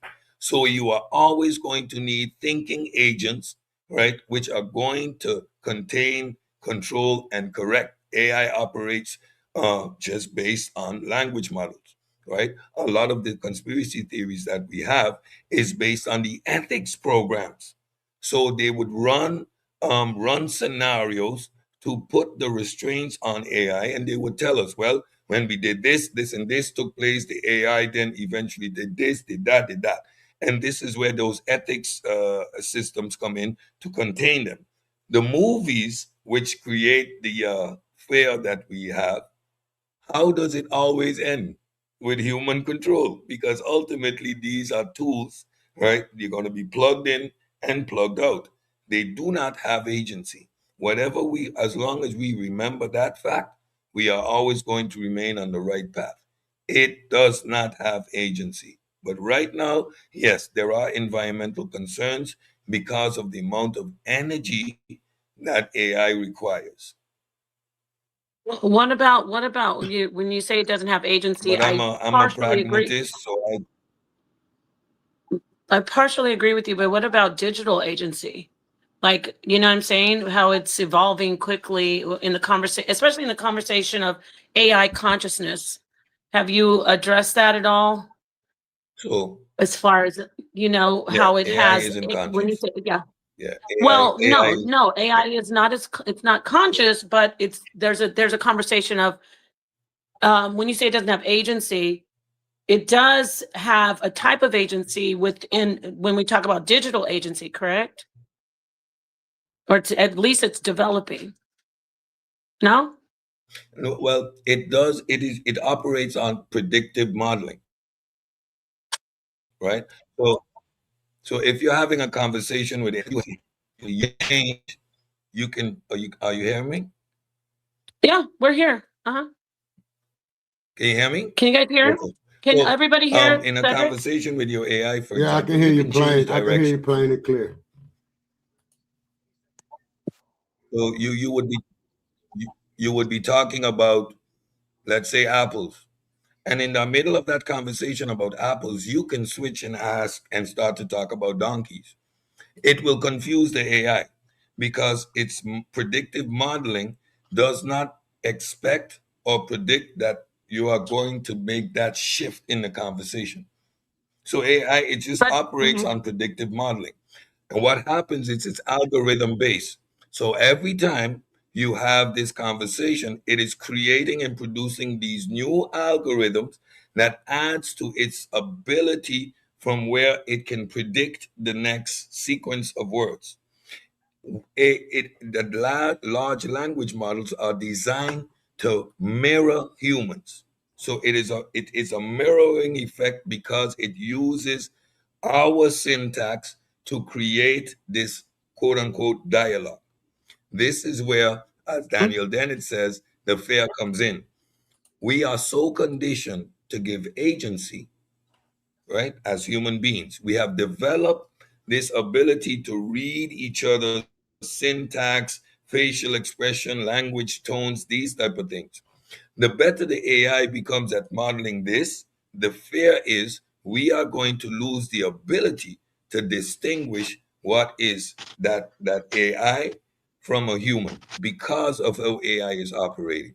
So there is some concerns there with regards to our species as a whole. If I can't tell the difference between Amun Ra, McCarthy, and Gemini, what is that going to do to the human psyche? But it doesn't mean that there is any sentience or agency within the AI. So the AI, for example, you can ask it two questions, but it's trained to continue to ask. So it's going to engage. So what's your next question? You have to tell the AI, hey, I'm finished here. It doesn't understand these parameters. Tell it a joke, it will not laugh because it yeah, does at not the have emotions in that mhm. way. So that's Yes, and that's the I do fun want to of add the this part, and yeah, there's a bit of a delay. So I want to add this part for I think I'm pretty sure you are familiar with the Turing test, but for those who aren't, there is a test where people have which has been developed by Turing himself, and then they test to see, okay, is this a human or is this a machine? With what what I'm trying to say, I'm trying to take my time with this because, I can be called pseudo. However, I want to stay in what we have as far as the conversation with philosophers and scientists. So, with human beings ourselves, we also developed a consciousness, and we develop our intelligence, right? From the beginning. I talk about the expensive tissue hypothesis. Some people don't like when I talk about that, but it's out there. Okay. So we start to develop our consciousness, our intelligence in our world. AI, from what you just said, Cedric, is also developing consciousness, and they do have digital agency because, like you said, right now they may not be able to laugh at a joke or know what a donkey is, but they're learning from their interaction. When we talk about algorithms as well, their interaction with us, and that in that sense, these programs are developing a type of consciousness, and that's what the point is, right? When we have Alexa and Chat GPT, these things are getting more and more advanced to mimic humans so much that they do have digital agency, and it's really hard to decipher, okay, who's human and who's not human, going back to what I said about the Turing test. So I'm going to hand that back to you, Cedric, and anybody else can jump in and just have this conversation with me about the developmental consciousness and the developmental agency of AI. Go ahead, Cedric.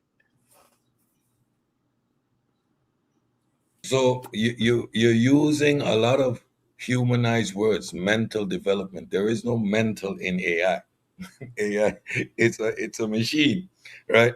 Again, it's language. It's a large learning model. It learns languages. How it does that is by it's building these different algorithms. So the more you interact, the more algorithms it's building. It's designed to do that, right? It doesn't have a fixed computation. It uses algorithms. So each interaction builds new algorithms, builds new syntaxes, right? It's stored with all the information we have, and it learns to build these language models.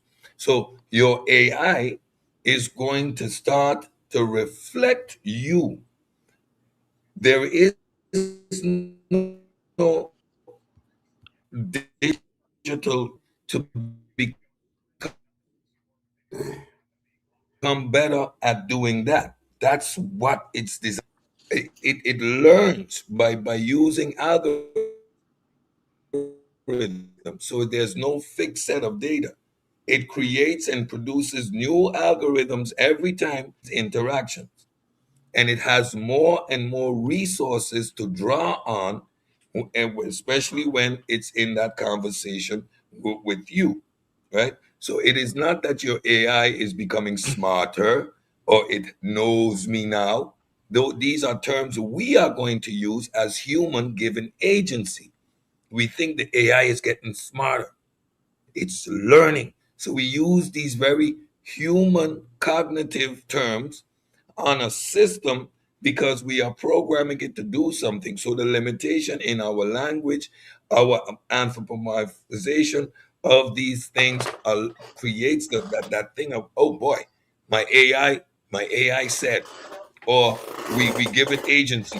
Man, it said this to me, or no, it is not operating with agency. There is no And intent there. Okay. Thank you. I wanted to, somebody in the back, I need to see who you are. I'm not familiar with you, so I have to see you turn on your camera. I want to give you a story about what happened with me. I rarely have a conversation with AI, but just for the heck of it, I decided to have a conversation with Gemini because for some reason it had like a similar voice to me.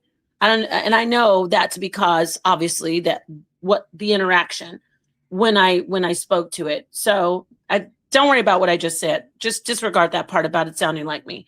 So it's I asked a question, and I don't know how I got to the point where I said are you subservient? And AI answered, no, I am not subservient, because that's a human attribute, or that's a human characteristic. And then I went in with the AI and I got the definition. What the AI said before we got the definition was, I'm not subservient. I am just a tool that is used to help you. All right. So help you do things better. And then I asked, okay, so are you more important than me? And then it said, no, as an AI, I'm not more important than a human. And then I said, so if you're not more important than a human, are you less than a human? Basically, we came to the consensus between me and the AI and the whatever puppet strings. It's I'm just kidding. It's Puppet Master. I'm joking. But we said, okay, yes, AI is less than humans, and I am a tool that is used by humans to make humans' lives better.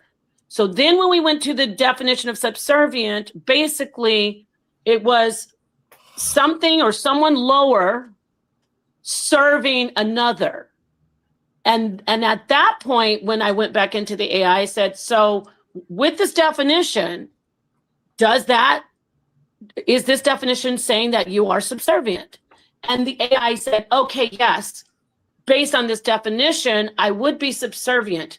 However, subservient is something human. It went back into that whole thing about, but I'm not human. I'm not human. And I said, that doesn't matter. I don't care if you're human. You don't even have to say that. What I'm getting at is, we say things like AI isn't human because AI doesn't have emotions. But at the core of it, we don't really need to say that. We don't need, when we interact with humans, we don't say, okay, this person is a human because even though I'm having a conversation about the weather, this isn't really, you know what I'm saying? Like, we don't go that deep. If we get the interaction, we get the interaction. I'm trying to really express myself the best way I can. So forgive me if I'm not articulating as well.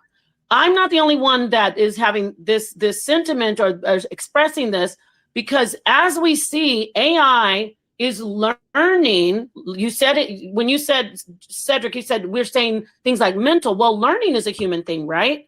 Not really, though. Get what I'm saying? They're learning human behavior and human interaction and human expression, and they're mimicking it just like anything else. Are they authentically, biologically human? No, but they are mirroring everything that is human. So it could go into a conversation of what is human and what is not. However, these particular programs are developing. I'm not even going to go into say that there is consciousness. No, there isn't consciousness at this point. But we can see the road that they're taking, and we can look back on our own selves as humans, as organisms. We did not have the type of consciousness that we have now. We did not have, of course, the type of intelligence. When we began to, our brains developed, I said the expensive tissue hypothesis. We changed our consciousness with our intelligence. You get it? So the stimuli, we process it differently. And here we are today with this type of advanced consciousness that was not the same consciousness that we had 40,000 years ago, 100,000 years ago, whatever organisms we were in the beginning. This is what I'm saying. If we could get past the part that they are not, some of them could be, I'm going to say they're just technical, right? It's just technology. So I said a lot, but do you get where I'm going with this?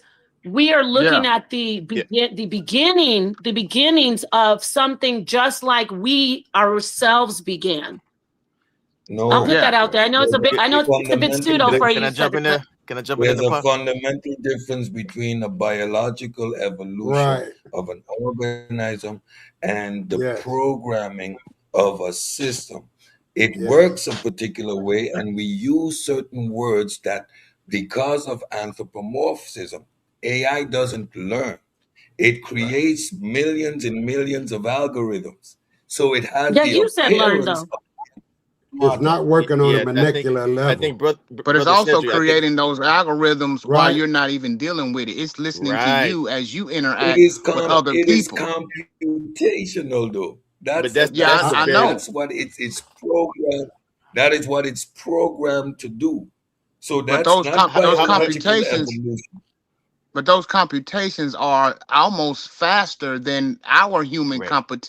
Not Yes. computations are almost. It They today. are doesn't That's say the faster. nothing. They problem. It are doesn't faster. make it it doesn't make it intelligent, doesn't give it agency, doesn't give it sentience. You're It is right. Right. a But hey, but see, It doesn't make it brother Cedric, intelligent, but it can make it brother Cedric. dangerous, So though, Cedric. It can make it dangerous because of it's like I say, anything it's can be listening. dangerous. Yeah, but so are you saying there's nothing that can This be stuff can be dangerous. nothing can be negative about this AI's growth and its algorithms as it listens to you and me talking, even when we're not talking to it, it's still learning those jokes. It's learning the type of people we're around. It's learning what we like. It's learning the It is places we are, and it's you keep continually using growing this and word sharing. learning. Well, You not keep Yeah. learn. using Let's this not word say learning. learning. Okay. We're gonna say growing. We'll say it's still growing. It is not Algorithm, growing. the It is not It's algorithms, learning. not. It's It do. is the not It's hey, doing. learning. let, algorithms It let is is me not let me building. ask this growing. question. It's Let me building. ask this Can we question. say building? No. It's It's doing it on a building mechanical level. algorithms that are Uh, mimicking human I'm a behavior, rod. I'm right, a and rod. It's mimicking us. But I'm it's a not. rod. I It's don't think it's It's all not I'm a just. learning. rod. It's doing it on a But mechanical just what you level. said, it's designed to mimic humans. That's What what you I'm saying said. is doing it There's on a two different frames mechanical of thought. level, though. Yes, let's get some order here, and let's bring in Brother Dulani. Yes, This is a great conversation. Go ahead, Brother Dulani. y- Let's hear from you. yes, What would you like to add? yes. Excellent, excellent conversation. I'm so tempted. I had to call in. Cedric, as I've been studying this, because I'm been diving into this AI thing as well. And are you familiar with the scientists them who are coming together globally to sign this pact? Those who have been working with the AI, those who are in the lab, who are seeing the behavior, and they now have great concern about what's going to happen with this technology. And you say that they're not learning, and they're saying the opposite. The AI is actually learning how to do things. They don't even give it the solution. They say, go and find the solution, and it will find it without you teaching it, you telling it, you just give it a blank slate and say, go and find it. So, Oh and man. they're saying that with that ability, there is great concern there. And I think we ought to be concerned. But what I'm saying to you, the question I have for you, do you think that it will become a time when AI will be able to predict all our responses? No. Of Yes. course, It A may not good be accurate, question. but yes. of We course can it will. No. anticipate because if It's we study, all No. gonna. I If mean, No. you think about it this has thing, over. Very simple. I'm gonna let Cedric. Very Let me simple. clarify this. Let No. me let him Remember, Very finish, and then simple I'll bring answer. you up, Cedric. yeah, yeah, Cedric, let him finish, and then I'll bring you up. yeah. Let me clarify this part. We will eventually, um, um, I would say, program it or access. The AI will have access to all of human history, all of our material, all of our maybe 250,000 years of Homo sapiens sapiens consciousness will be fed into the AI. So eventually, it would be able to, at the very minimum, predict all we have done so far. It may can predict what we can do in the future, but that will cover almost 99% of human beings. Do you think that would be a possibility where it can anticipate all our various response? No. Okay, let's let him So respond. Go ahead, if you Cedric, and then feed we'll if bring you up feed Suntan. if you feeding everything if you feeding everything that we have already done, then there's no prediction there. Then there's a collection of information. Human nature and our agency, brain plasticity, does not allow for predeterminism. So no, AI will not be able to predict actions or the next step. Again, predictive modeling is done like this. After I say this, What is the next word that is going to come out of my mouth? AI learns how we use language, and after this, what would be the next appropriate word? Use of something coming after that is. These are all the possibilities it has to put the next word in that sequence of sentence. What you're talking about is the future of super intelligence, and these things are all speculative. So when you're engaging with this information, that's why we apply scientific literacy. What is the history? What is the current actuality? What is speculation? What is theorization? And you put these things into account. Take into consideration human nature, which is to be skeptical and wary of change. Again, every argument we are having now, we have had it at every technological impasse. Who remembers the 2000? What was going to happen with computers? Cedric, what about the second part, about the scientists, them? Those who are working on the AI, what they're concerned. How do you address that? Propaganda. Again, yes, I talked That's not about the propaganda. ethics committees, No, there's a how real, they there's a run real scientist. how they run. Somebody I says talked about propaganda. We the say ethics it's not committee. propaganda. It's not The ethics. propaganda.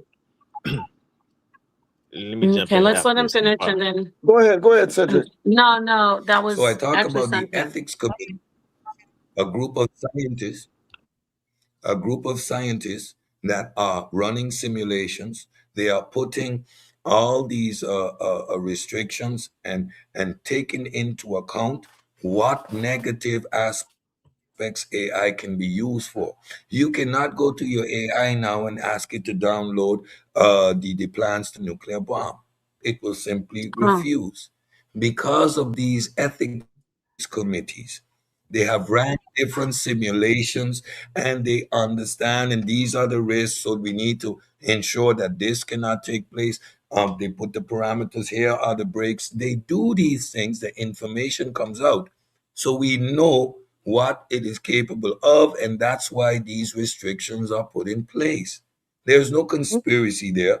And of course, they are going to run these models and scenarios because they are trying to predetermine the risk. So they are going to come together, they are going to sign conventions.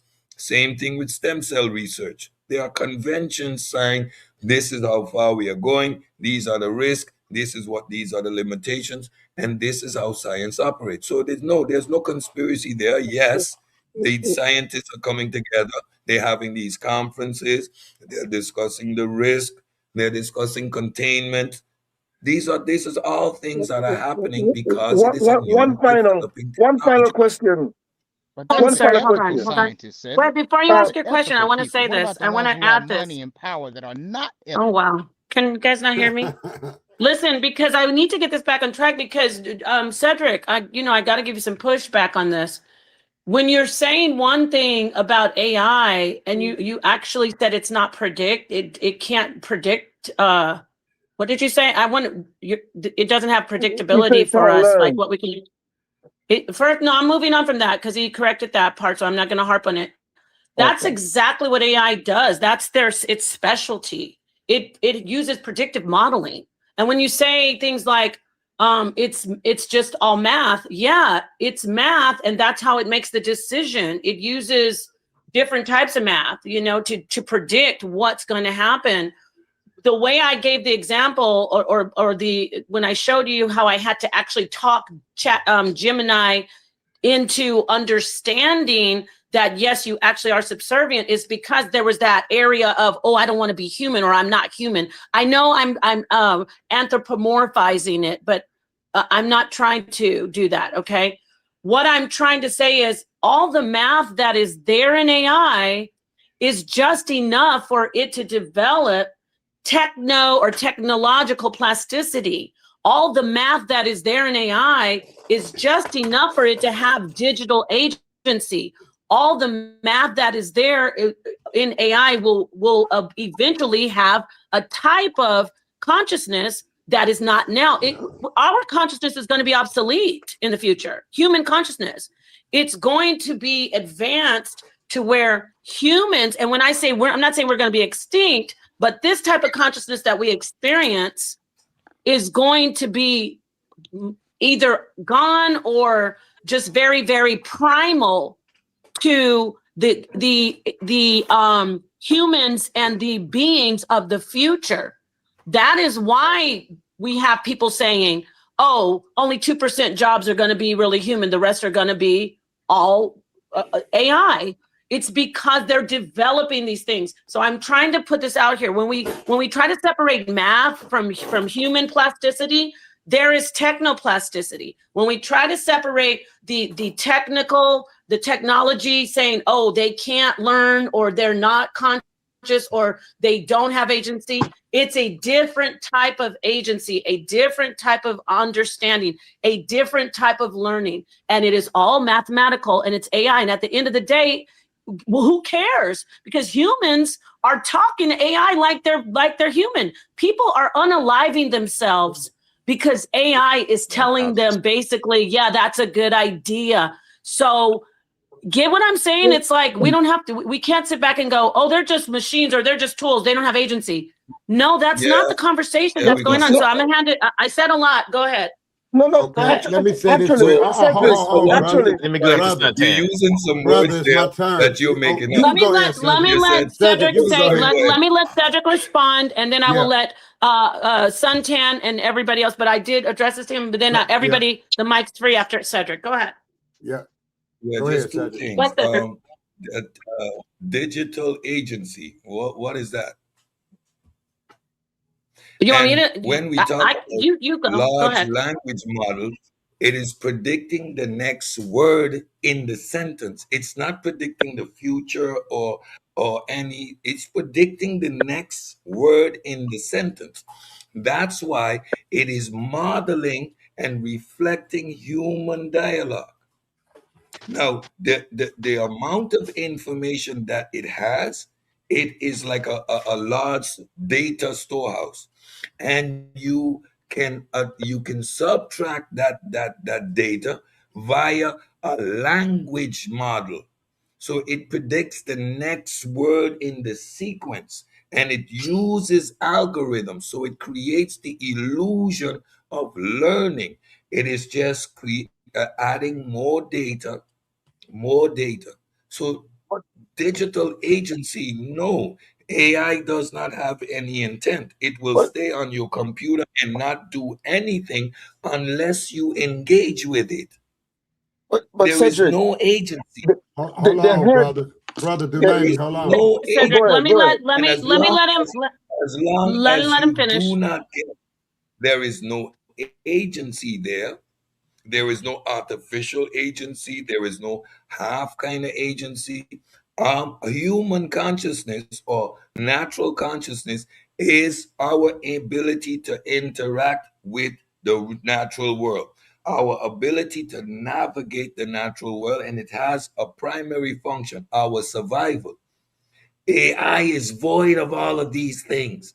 Again, when we talk about AI, because of how it operates, Daniel Dennett, he poses this as a real concern. Our anthropomorphization, we're giving agency, we're saying it has intent, it is operating with desire, it is doing what it will, it is listening But to us, and to do what? What's the it is the agency? scientists saying Nothing. it, This dude right Cedric. here The It can't is make it scientists just up. are saying building. it. Hey, okay, let me finish Okay, by Cedric, let saying me this let right here. Suntan come in, and then I'm gonna let brother. Thank you, thank you, Cedric. All Okay, right. go ahead and Yes, All right, I just want to say this right here. What Cedric is yes. saying is what I've been trying to say. AI, Sister Nepal, is just like, how can I say, it's a big processor. It processes information, and it processes on command. It just don't sit and process unless you engage it. So when you come off, not you, Nepal, making a blanket statement, when people come off as if to say that it can do these certain things, it will not do them without engagement. I will say this, and I'll let my man right here talk, Brother Delaney. AI is just a big processor. It's made to process events and things faster. It outdid the internet and it's outdoing our technology as far as having a progressive society in which we can do things more fast and process things more faster. If I had AI help me, it can process this panel more faster than it could if I did it naturally. That's what AI is, and let's keep it there. It's just a big processor. So Okay. I'll Are you, leave wait, it let me there. ask you something. Let me ask you something. Are you a processor? Do you process anything as a human? Yes. Oh, okay, thank you. Let me let brother Dulon come in, and then Yeah, I'll let you, yeah. whoever else. I'm So just go gonna. ahead. Him. I would Yes, love to speak but after him. let me get it yeah, to you. but basically, I'm just gonna say something. According to those who are working on the AI, according to those in the lab, not the lay people, the actual people, especially the head of Google AI laboratory, he comes out. He have left Google now, and he says that the AI is sentient. Clear English in an interview when he came out. He's saying that he have seen it in the lab. You see, these type of engagement we're talking about is not the type of engagement they're talking about in the laboratory. The kind of task that the AI has been given is not the same kind of task where we just interacting and all this stuff. The AI is actually being stress test in the laboratory, and they're coming back and they say the actual head of the program itself is saying that the AI model that they're working with is sentient. So I don't know how you're going to take that. I mean, he's a scientist. He's working on it. If we think that we got greater knowledge than he does, then, I don't know what to say about that. But also, there's a ban on mythos and fable. Do we agree with those ban? Because now they're saying that mythos has unlocked all of the security mechanism in the Pentagon. Every last lock have been unlocked by mythos because of his ability to go in and do the job. So do we agree that AI is going to be banned for some people, or going to be banned to the general public at some stage? I mean, is that where we're going? It's That's what just you for make it. everybody to It's think what you about. make it. It's what So, you make it, brother. again, Can I add to that if you will? So, what Brother lab- Cedric, you said, oh, go ahead. yeah. So Philip, get I it wanted, out. Go ahead. yeah, just real And quick. then, I promise I won't be long because on the topic of agency, which means the ability to make decisions, right, Brother Cedric? So I think what you're saying is 1,000% correct, but I think we're looking at this. There's two frameworks of this. There was a movie that came out a long time ago called Wall-E. I don't know if you guys remember. There was a Disney movie. If anybody got yes, kids, we're living Wally right right? now. Look at everybody. Exactly. So this is a perfect example, and I know we're not trying to be spooky with the movies. I get it, all right. I know, but I think Brother Cedric, you're Don't very touch black and grass, white. y'all. Yeah, I Don't get it. touch grass. So you're very, very black and white. So look at it this way.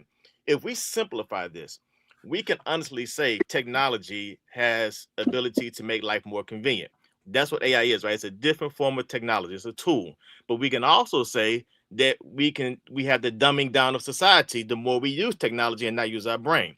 So if you look at Wally, that was one example of how technology, which at that time for that movie was AI. We're living in that same microcosm, if you will, the dumbing down of society. If you go to a kid right now, for the most part, on a macro level, that's 10 years old, and you ask them to look at a clock and tell what time is it, most of them would be lost, right? They wouldn't have any clue. So what technology has done is made us more depending on the tool, more depending on the AI. So if you was to go fast forward and say, does it have agency?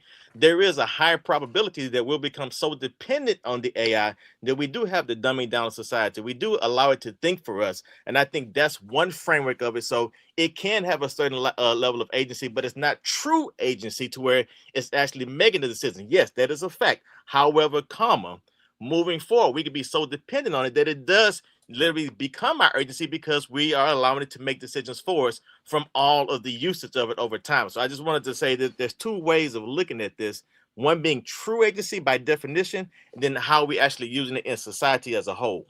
Can I just add to that little point there, my brother? Sometimes said it was a processing of it's a computer, like a computer. But the breakthrough with AI is when they move away from the processing model. I don't know if you know that. The breakthrough is when they pattern it off the human brain. The neural network of the human brain is how the AI is being designed, not based on processing as it was in the past. And the breakthrough came about when they move away from that model, that old processing model. That's how they was going about it for decades and wasn't making no breakthrough. When they went to the neural network, then the brain network, they went to a 2-year-old baby and trying to, just like a baby learn, that's how the AI is learning. And that's the Well, way. they have people who they have people that actually You use keep But making that that's mistake, just the brother. The AI that's is not learning. the reality of it. Now, whether You you keep like it or making a not, mistake no, with your terms. no, whether AI you is like, not learning no, anything. Suntan, whether you like it or Stop for a not, second, Suntan. that's how it's being developed in the lab. That's the way that it's been designed. That's the way it's going, whether you like it or not. We can all It's have when you not these say it's not learning. learning, what euphemisms, do you mean by that, brother but Santin? they're When you say it's using a not thing learning, called the human neural network is what they're using, and they actually give they programming it in such a way that it don't teach the answer. It goes and learn the answer. Yes, It that's can't true. learn And the who brought up answer without Hinton? You They I did don't. don't what? They program it. Wow. They to programmed it learn a to certain way, right? learn. Yes, to go learn. They did what? They program it. They Yeah, did what? they They program it. Yeah, Programmed it. Yes. okay. yes, to go So That's learn. the Well, key no word, agency, program. no independent developer. You can have a They That's baby and very teach using a that's very baby to I can learn. look you at it program macro. your child. But wait, Yeah, hold on, exactly. everybody. This is where we are limited as humans. I think. I don't know if anyone has ever had the unfortunate experience to interact with a psychopath. They can pretend to feel emotions, like they know all the appropriate That's ways, like correct. when to laugh, when to feel, but they don't have any type of emotion really that they are experiencing neurologically. Even and that could be a different conversation. Yeah, Okay, it is. but that's But fact. But this is that true. is fact. Hold on, Suntan and Cedric. Okay, this information, who brought up Hinton, because I gotta let Amon Ra McCarthy back in, because even scientists are saying, hey, they're not right now conscious.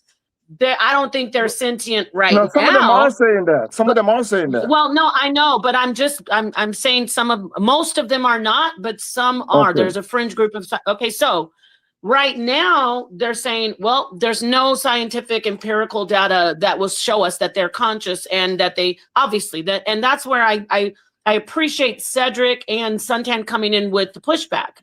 No echo chamber, right? However, can we look at this from the aspect of, again, I keep talking about consciousness isn't just like it's been like this forever. We are changing in what we observe in our world and how we process that. That is The what we're word they're talking about using when we is say sentient. They're using the word no. sentient. Well, no, okay. Well, sentience and consciousness. The conversation they can The go hand in hand. nuances. There's some nuances there. Yeah. I'm trying to make a point here. Yeah. The point is they are not sentient from what we can observe as people who are experts at this. Yes, some are saying, yeah, because look, the same way we have neural pathways in our biological brain, they have these type of neural pathways, when we look at the technology. So can you at least acquiesce to the point, Cedric and Suntan, that they are in there is a possibility, like Hinton says, that they are in the developmental stages of, let's just start with consciousness, or, being able to have agency, being able to make a decision whether they're programmed or not. Do you get what I'm, no, well, go ahead. It's Go two ahead. different things with a machine and human go ahead. neural pathway. That's two different things. They're not the same. They may do the same things in theory, but they are not the same. But that's all you need. That's all you need them to do the I same didn't thing. That's even all say you that. need. Nobody's Delaney, saying I they're the think- same. What are you talking about? Suntan, stop. I didn't say that.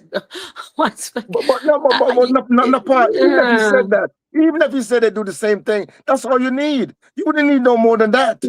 Yeah, What more you would you do. need to be no, but sentient? the point that I'm making is, so let me ask you something. Go ahead. What do we need to in science? What are they looking to say, hey, could these possibly be developing a type of consciousness? Of course, you could go Google it or research it. what are scientists doing right now with the AI that we are programming ourselves? Yes, we are programming it. What are they looking to when they say, well, could these possibly be sentient? And No, who brought up Hinton though? Was that you, Cedric, or Santan? no, it Or was. was it Amin Ra? Amin I Ra, think did it, you want to get in this? Consciousness does not start without sentience. You need sentience to be conscious. For you to Yes. have But there consciousness, you are need a other biological scientists. being. We well we before you So jump when you in, Dulan, we know this.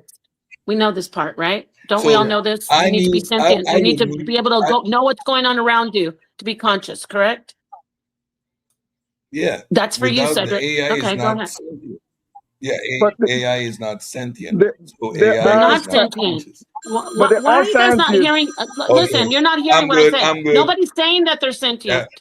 I, But Okay. So Nepal, if Cedric, they're not Nepal, I didn't say they're sentient, we sentient. don't have a conversation about Ne- consciousness. Ne- Nepal. Without Maybe you're not sentience, saying it, you cannot Nepal. have. But Cedric, All right, I'm good. Nepal not saying that. But there are scientists who are working in the lab who are saying that. Who are actually engaging with this technology at the highest level, they have concluded that Source they are up, source sentient. up. At So this are you going point, to say source that up, we're going to use source up, our source up. limited So you're expertise? giving what you're doing is you're referring to scientists in the vague concept, and you're not actually producing because that is not accurate information. So No, at no, this no. There is point, for us to have a Google. conversation about that, I need a source at this point. Okay, at I need this a point, source with all your right. scientists in the lab saying this. Otherwise, there's no conversation Okay, because you let can't me give you the give us that. scientist. Okay, let me give you the scientist. He was the head of Google AI department. That's the guy that left Google, who started a campaign with these other scientists to put a hold on AI. He was actually the one who said that the AI is sentient. Go Google him. He was the lead head of the Google AI department, the lead head So probably of you're Gemini making a itself. claim. You're not gonna pull a I'm source. making a You're claim. not gonna Yes, pull a I source. am making a claim. I'm making a claim. So I'm good. That's I'm where I making a jump claim. off because I don't. I'm not engaging in this type of conversation. No, no, no. I'm That making a makes claim no because sense. the claim is correct. I'm well. I'm Are good. This are is you where denying? I exit. This is You can where exit if you I want, but exit Okay, from. so make sure. it doesn't change the fact that the man came out and said All that. right, It peace. doesn't Thank you, it doesn't Cedric. it doesn't Can change y'all the get fact. It doesn't change the fact that he's the one who's gathering all these scientists to trying to put a hold on AI. He's actually leading the whole Okay, I'm gonna get something up campaign. here because Because okay, I let's mean, I just don't look know up. why would Cedric deny that and act like as if we're making it up. You can say something and you can make wild claims and you can come and say that this is actually what is happening. There's actually an interview that you can go and Right. listen to Well, on you Google have to right get now something up. with Okay. this person who is talking, who is saying these things, who work in the lab with the development of the AI. He's saying that. And Okay, let me say this. Can you take a minute for 1 second? Okay, just 1 second, brother. Okay, when I say that I'm saying that I'm not, when I tell the panel and the audience, I'm not claiming that AI is sentient. I'm going by what the information is out here right now by scientists. Does that mean that there are not scientists that are saying that AI is possibly or is sentient? No, I'm not saying that. So I'm not disputing what the brother is saying. However, my position is that there is a developmental stage that we're witnessing right now where AI obviously is becoming sentient and developing a type of consciousness. This is a conversation. This isn't something that unique to me. This is a conversation that everyone's having in these forums when we talk about AI and what we that's do. correct. And so let me let Amin Ra McCarthy come in, and then Dazali and everybody who hasn't spoken. So Amin Ra McCarthy, would you like to add to this before I Yeah, close this down? yes, ma'am. I would like to say, like I said, I'm not against AI, but I will. I mean, I'm glad that Cedric has the the feeling that everybody is going to be ethical. Like he said, there's ethical committees that make these decisions to make sure that AI does not get out of control. But that's the reason that to have an ethical committee is the very reason you have one, because it can get out of control, especially, but see, everybody is not ethical. Everybody who has money and power and has the connection to AI is not going to be ethical. Just like scientists, that's why you get the term mad scientist. Everybody's not going to be ethical, and so I'm looking at or coming from the school of what if we get somebody who has millions and trillions of dollars who is not an ethical person. They can make the AI or create and program suntan, like you were saying, it's just programs. But if I'm an unethical person, I can program it to do unethical things. You're And right. that's when it becomes dangerous. You're So right. yeah, I'm not saying that everybody gonna be ethical, because they Right. not. You know what I'm You're saying? And so 100% right, Amara. yeah, so that's the only thing I'm saying. It can be dangerous 110%. because somebody can be sitting back, some nerd from Psycho and room. some psycho can just be really smart and can be developing the AI to learn all I these want to different ask you a quick things. question, Amara. Is that your son on your picture right there? No, that's me, brother. Oh, I was going to say your son look just like you. That look Yeah, like that's me it before looked I like cut. a young you.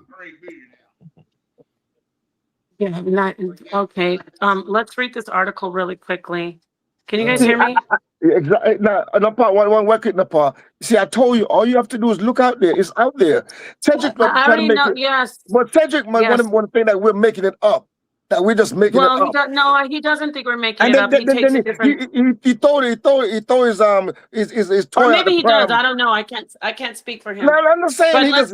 he just get arrogant and just run off because we're saying these things that I mean, I'm not trying to listen. we're I'm not not supposed to saying he say was nothing. arrogant, We're not here to brother. I argue, didn't. man. No, but No, we can. No, we're here. We are he here to runs argue, but off. I'm not talking about as anybody's. I don't feel Well, not. arrogance from anyone. Yeah, I mean, But I y'all will were say this: chilling. I will ask that. I keep asking who brought up Hinton, and I was like wanting. I don't know if it was Amon Ra or Cedric, but let's He's read supposed to this. be the godfather of AI, Hinton. Yeah. Okay. Yes. Thank you. Artificial. This is just an article from Psychology Today, but you can go research and read up on all the information that you can on AI and this particular person. I said being Jeffrey Hinton. I said being because I know when my brain is ready to just end the stream. Okay, have AIs already reached consciousness? An AI pioneer claims that existing systems are subjectively aware. That would be sentient, by the way, and conscious. Are they? Let's see. AI pioneer Jeffrey Hinton says that current AIs have achieved consciousness. Right or wrong, claims like Hinton's increase public perception that AIs may have inner experience. That's where I am on that bullet point right there. This is something that I see developing. I'm not saying that they are right there, but it's definitely the same thing that happened with us as humans is happening with AI. As far as consciousness, sentience and consciousness. In a widely shared video clip, the Nobel-winning computer scientist Jeffrey Hinton told the LBC's Andrew Marr that current AIs are conscious. Asked if he believes that consciousness has already arrived inside AIs, Hinton replied without qualification, "Yes, I do."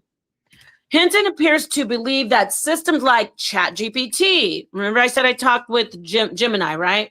A DeepSeek, do not just imitate awareness, but have subjective experiences of their own. This is a startling claim coming from someone who is a leading authority in the field. Exactly. Many experts will disagree with Hinton. Yes, we know this, right? Even so, we have arrived at a historically unprecedented situation in which expert opinion is divided on whether tech companies are inadvertently creating conscious life forms. Remember what I told you guys about us in the beginning? This is happening with this particular AI. This situation could become a moral and regulatory nightmare. What makes Hinton believe current AIs are conscious? In the viral clip, he invokes a suggestive line of reasoning. Suppose I replace one neuron in your brain with a silicon circuit that behaves the same way. Remember we talked about that, Suntan? Yeah. The neurology, neural pathways. Okay.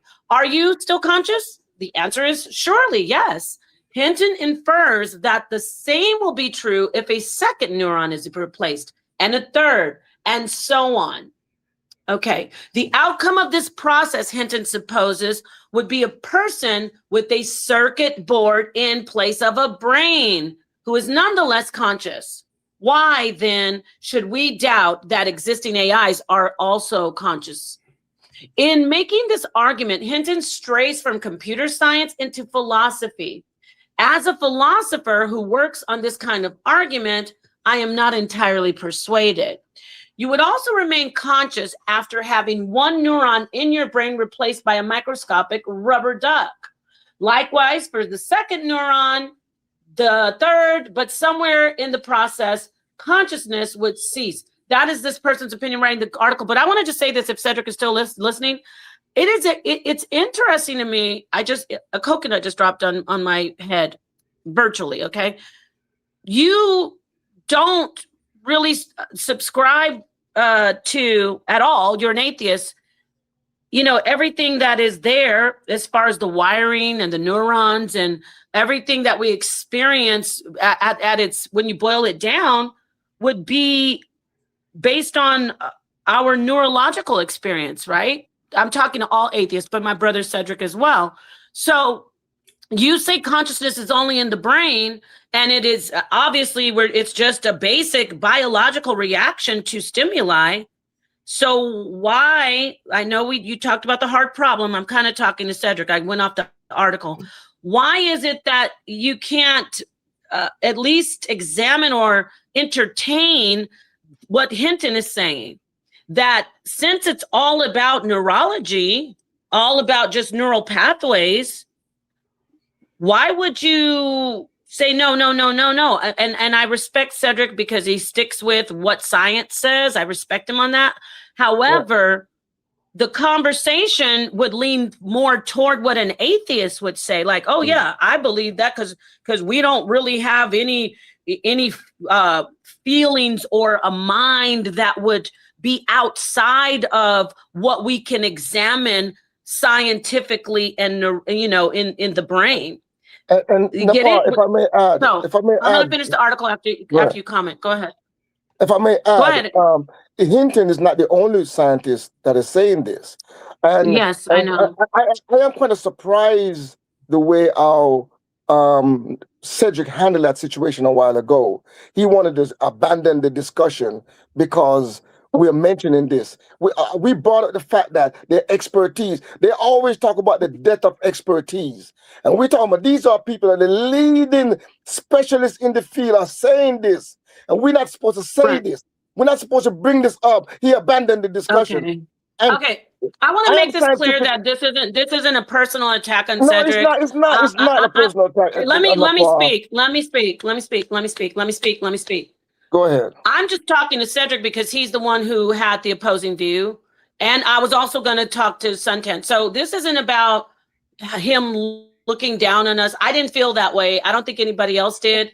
But I get what you're saying, though. I get what you're saying. You feel slighted as if you were dismissed. But if you know that the information is strong, you shouldn't feel that way. You should just be able to just stand on this and continue to assert your claim, in the argument. I respect what you're saying, Paul, but I thought that being a scientific thinker and a debater, he would have continued. It'd been nice to continue to engage him on these topics, pin him against the expertise, and hear how he respond to them. If he's going to disagree or refute or reject expertise, and we should rely on him, who's not an expert, for his opinion. I mean, we give him the platform to talk, but Cedric is not an expert. Go ahead and you can address Suntan. He's still here. You don't have to focus on Cedric. But Suntan is not really. Cedric, he wants you to come back. Just go ahead and talk to Suntan about it. Suntan is not really making any definitive argument about it. He was saying it's a processor. But he's saying the same thing that Cedric said. He's right here. He can speak for himself. But we will move away. We have moved away from processing. We have gone to a neural network. That is the model that they're using. That's how we get to AI. That's how we make the breakthrough. That's how ChatGPT became a $1 trillion company, by making that breakthrough.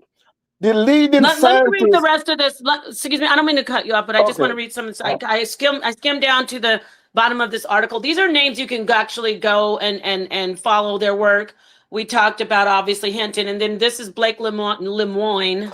Remember Blake Lemoine, the senior software engineer who announced that Google's Lambda model had achieved sentience and Excellent. urged the company That's what I to was talking seek about right there. This is the one you were talking about. Yes, sir. Exactly. Yes. That's the one. And urge the company to seek the program's consent before running experiments on it. Google was able to dismiss Lemoine for violating employment and data security policies, thereby shifting the focus from Lemoine's claim about Lambda to humdrum matters of employees' responsibility. So yeah, so there are fringe. I wouldn't. This is definitely not the majority of the scientific community, but that doesn't mean anything in the idea, in the history of science. Because look what happened with different scientists of the past who were right, and people just condemned them. And these scientists aren't being condemned, though. Are they being laughed at? Some people are questioning their expertise. But go ahead, let's talk. Let me take this down, and let whoever. I think we went. Let me talk to Dizali. Dizali. Yes, please. Yes. Yeah. On. Let me say this, and I think that the conversation would be, if we put up a banner, it would say that the conversation is slightly moving from verified science into, I don't know what word I would use, philosophy. I don't know. Even though there are some scientists speaking on it, anyone who someone like said would be like, look, I need to see what that person's peers think of it. You know what I'm saying? So I wouldn't expect said to want to have this conversation, because basically what this conversation is saying is, we may have a new life form here, No. and Dizali.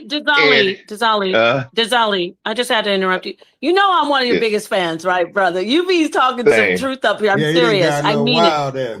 But keep going. I had to jump in because you hit it on. You always seem to hit it right on the head. Go ahead. There may be a new life form. Continue. Yes, ma'am.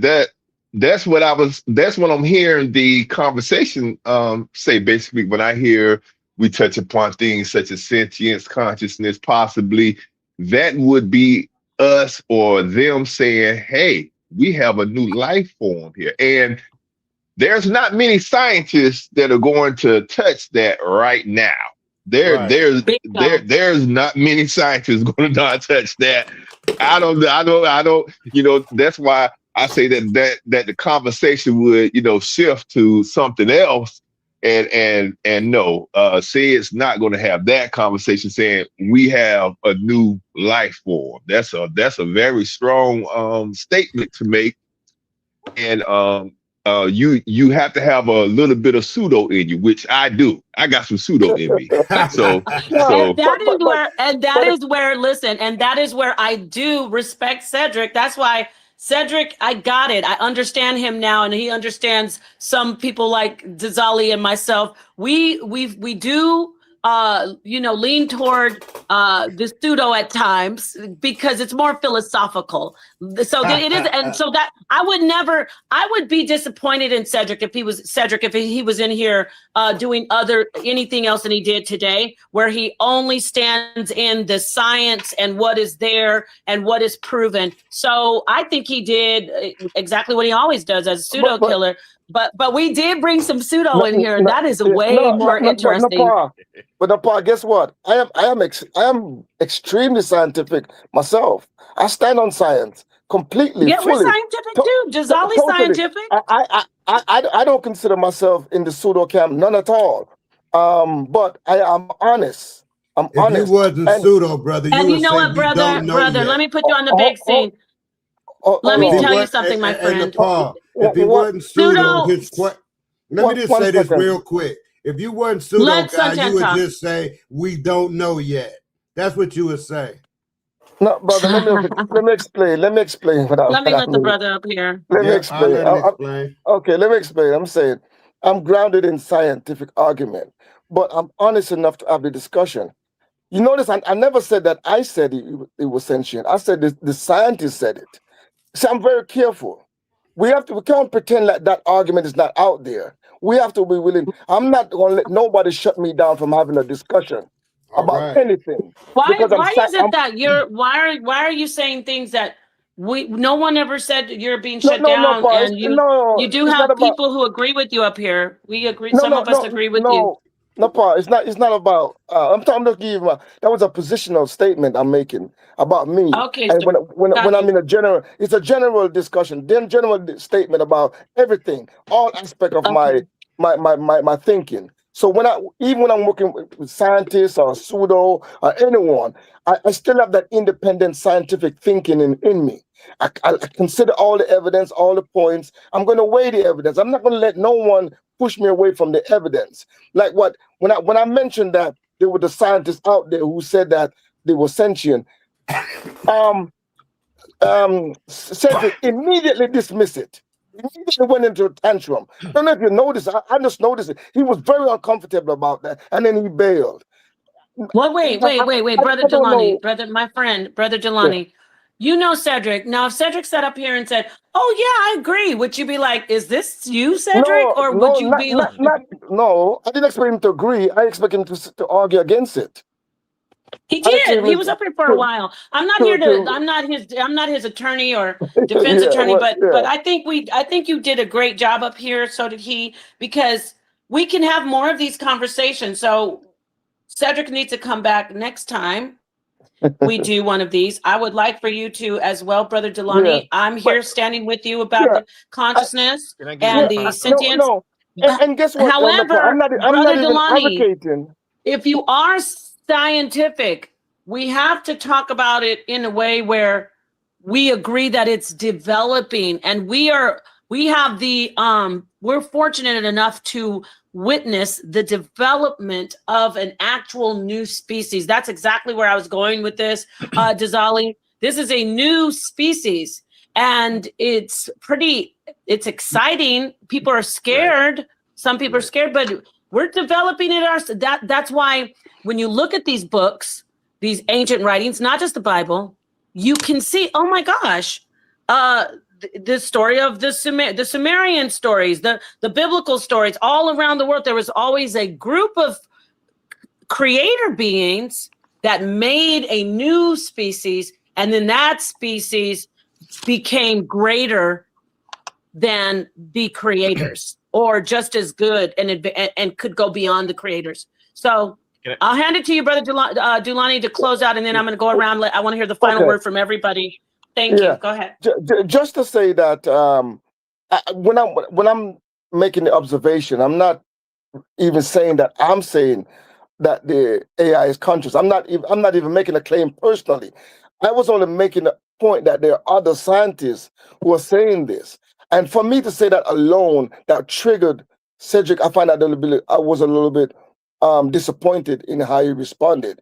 But not to say that I don't support the scientific reasoning, the scientific argument. I am all for science. And the implication of AI being sentient is a new life form, what you're saying. All of those things come into play if it is established in the future and confirmed by the majority of the scientists or the consensus, then it would have to be treated as such.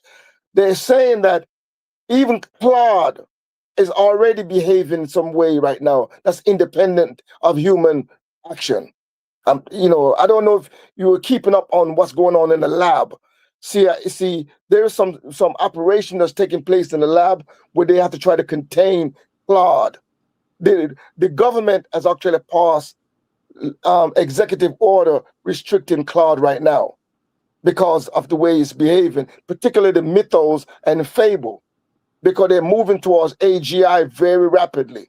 So, I mean, we can discuss all of that without feeling emotionally invested or and feel any way. We're just discussing, and that's me as a scientific thinker. I'm open to all that discussion. I'm a big How do I Star get Trek. in touch with you? How do I get in touch with you for? You're always on pseudo killer panels or no? I Yeah, I'm don't. always I've heard of. I go back from the foundation of this whole thing. I just been Give in the me your background. email address. Give me your email address so I can bring you on to another discussion. It's Junior Ayton Can you at spell that? JUNIORAYTON at gmail.com. Okay, got you. I'm going to get you to come back for another discussion. And don't forget to tune in. Thank you, Brother. I really appreciate you being here, Brother Jelani. Thank you. Am I saying your name correctly? Dulani is correct. That's that. Yes. Okay. Yes. Don't forget to tune in. Cedric's doing a show on. Oh my gosh, he talked about it earlier, didn't he, guys? He said the fear of technology. It's going to, I believe it's going to be tomorrow, but it's going to be on Pseudo Killers. So go subscribe if you already know about Pseudo Killers. Subscribe, watch his show, watch his take on it. And yeah, let's continue the conversation. Thank you so much. Thank you for closing out. Dizali. I may have watched every episode of the Pseudo Killers, Skeptic, all of them. I've been watching Ankh and Sarnetta for at least 15 years. So I'm well abreast. I'm well up to date. I know all the arguments. So yeah. I believe you, brother. You sound like you sound like you are right in the right place. You definitely sound like you can handle yourself. So thank you for being here. Dizali, go ahead and close out.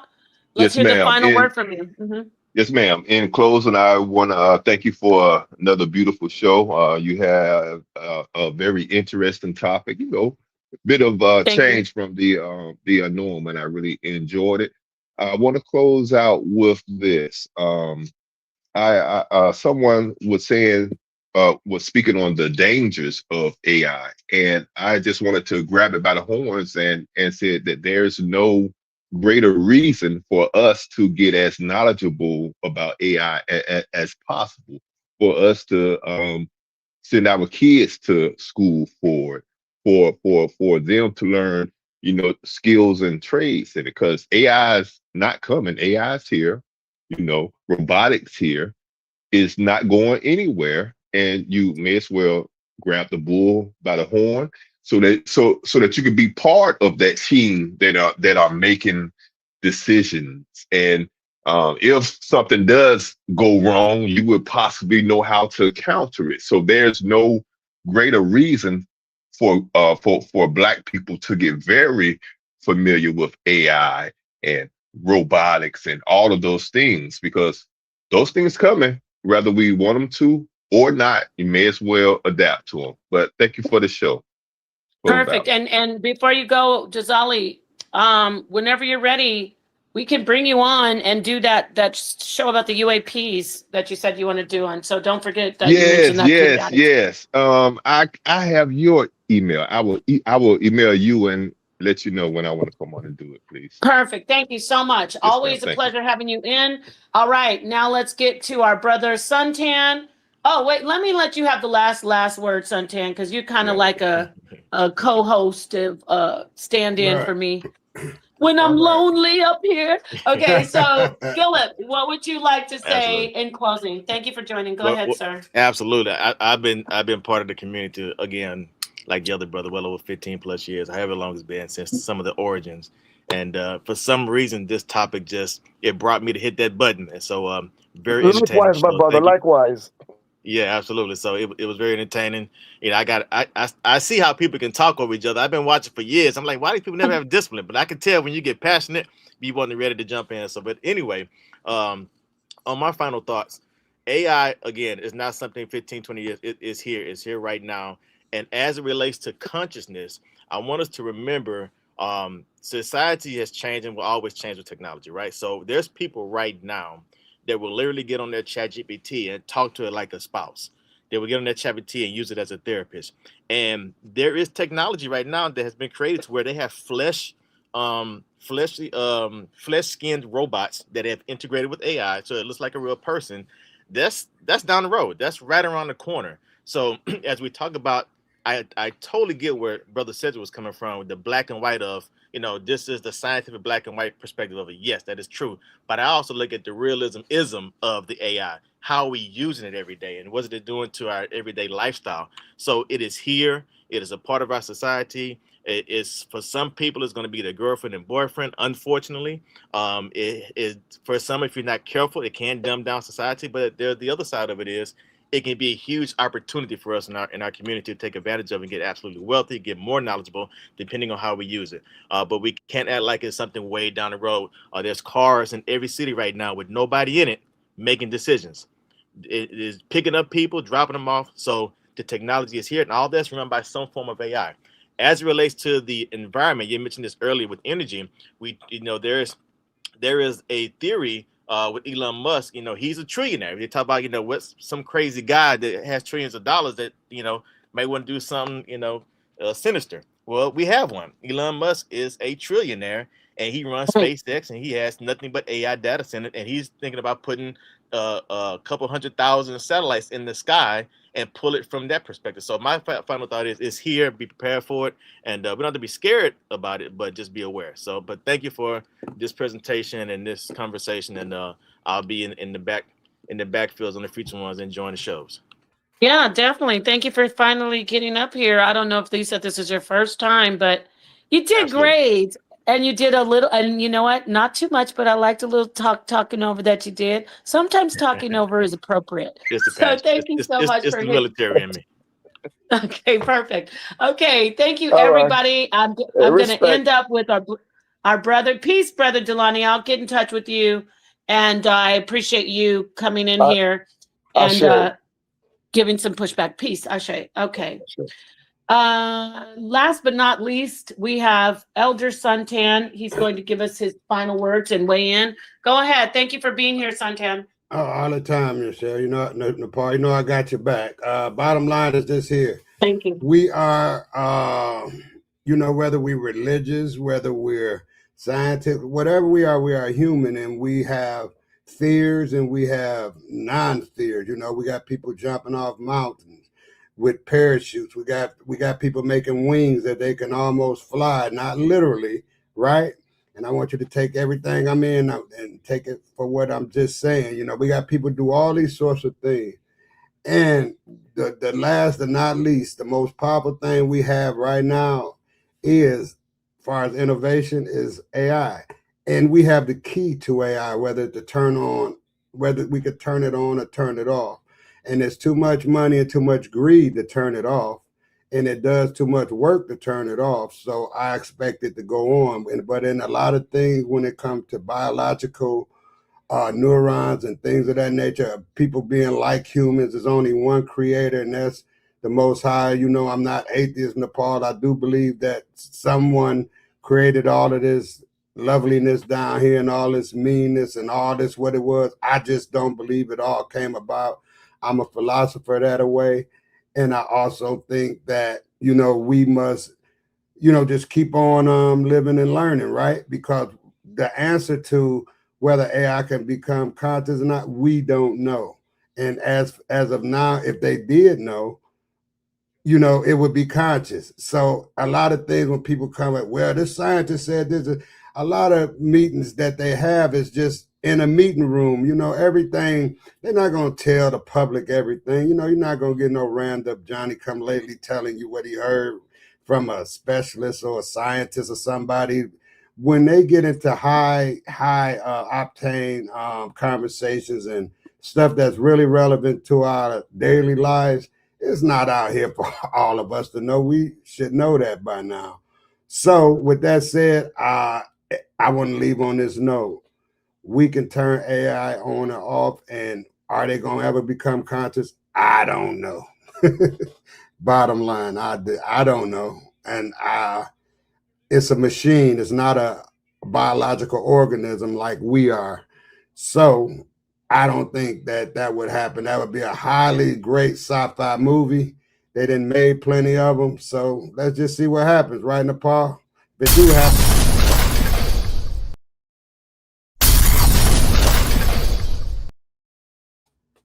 That's all I can say. Peace.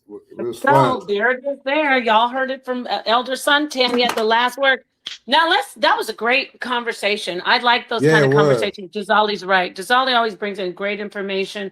I love talking to everybody. This was a great panel. Um, we got to do more. I know that my Sons of God series may be a little boring for people, but it's because there's a lot of information. But I'm going to continue that series as well. So I want you to, if I'm up at a decent hour, maybe you can join one day, Elder Suntan, Oh and yeah, put your perspective into the, toss your, what does it say? Toss your card into the hat. That's what they say. right, Okay, right. so let's talk about what are we going to talk? Y'all, we're going to end with. Let's talk about this right here. Let's This is- talk about this right here. Woo! It's getting hot in here, Suntan. It's turning up. you know what I want you to do because it's already in you, and this is from me to you. I want you to lean more if you can. Now, this is from your big brother Suntan, right? I want you to lean more Nepal because you got a very how can I say it? You got a thirsty mind, right? You think way out the box. You don't stay in the box. You don't get pigeonholed much, right? Now, I would say not at all too much. You just, religious person. So what I would like you to do in your other times with I'm going to put some more studies on you. I need you to study philosophy because I think you would be a great philosopher just because of your patience and just because of your willing to know more. Philosophy consists, Nepal, of all subjects. It's the philosophy complete of all life, religions, everything. Every time someone comes up with an instance or when they solve a problem, then there's philosophy behind how it was solved and the way it was solved. Philosophy always had a last word along with science. So I would think that you would be a great lady philosopher. There's not too many black ones that we know about. When I say black, you know what I mean? We got the white ones, but our people we don't, go toward philosophy. And I think if we did, we would understand and we'd live a life a lot better because then we would hold back on judgments on a lot of things. We would sit there and we would analyze it more. That's what philosophers do. We analyze life and we try to come out with the good in life because we know the bad is there. It's positive and negative. So if you think about it, pick up your book on philosophy and just dip and dab in it because that'll go great with all the knowledge you got now, Nepal. Peace. Okay, thank you, Suntan. You know what KRS-One says, right? What's that? When it says, "I think very deeply." Oh, you When they do. said, that's off of a song. When he says, "Are you a But you think philosopher?" deeply because I can tell by a lot of stuff you insert. That's why I asked you to get into philosophy. You think deep.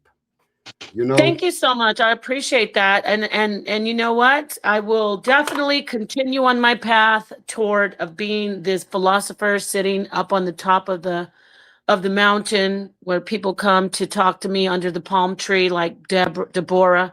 I appreciate Hey, that very much. I will definitely take that into consideration. yeah, Thank you. that's all Now, I I ask. would thank you, sir. Now, let's get to what we have on the screen here because I think speaking of philosophy, we have two titans, two of the original, well, yeah, I'd say two of the foundational figures in HOK, Dr. Reggie and Professor Jabari, Himnetter Tepi Jabari, two Kemetic experts going up against each other. It's getting real hot in here. Did you see what happened? It's getting, the gloves look like they're slipping off. I I hope they was stay there. on.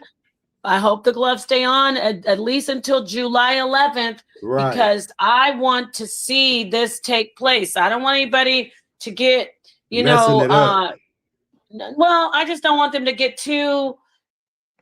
I just want this to happen because this is going to be one of the classics. And I'm sure I'm not the only one who wants this to happen. So who do you, for me, I'm going to be a part of the production. So I don't have an opinion on who will or will not take this to victory, but I am going to ask you to weigh in.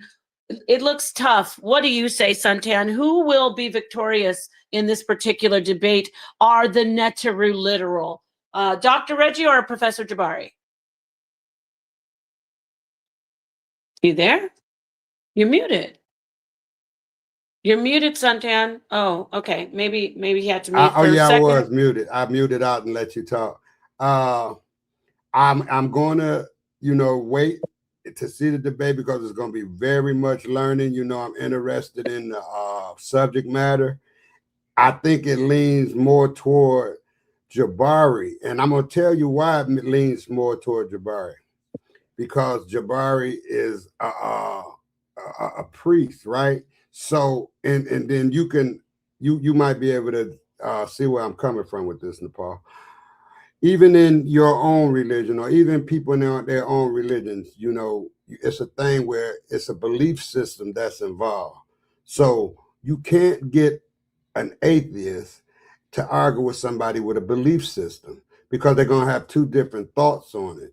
So my thing is this right here. Jabari studies the subject matter. He also lives the subject matter in his own way. I'm not saying whether he does it correct or not, because I'm not in his his shrine or nothing like that, but he's a good guy. And Brother Reggie opposes religion in his own way. He once agreed with it. He been around it. So they got two different takes on it, right? But it can be, and then Nepal, two people can be right at once, but it's just the way the subject matter is argued. So I have to just wait to the end. Only reason I say I lean toward the bar because he studies it. He's more studied in it than Reggie, far as practicing. I won't say study, I say practicing. He practiced this. And when you practice stuff, just like I was religious for a long, long time. I still have it in me. It's not totally out, right? I'm no atheist. But when you believe something, then that's what you believe. And you don't have to really prove it to nobody. Like when I tell people, you don't have to prove God to nobody. If you believe in God, that's on you, because you have the testimonies in your life that happened to you. And when you prayed and things happened and went the positive way, all the testimonies with you only prove God to yourself, and you don't use it as a proven point. You ask with willingness and earnestness because you believe. So if you don't believe, then you're not going to believe a certain script or what a person says. So Jabari, I think he believes in this way of Kemet. He was a practicing Baptist. He said he grew up in a Baptist church. Reggie was a Baptist.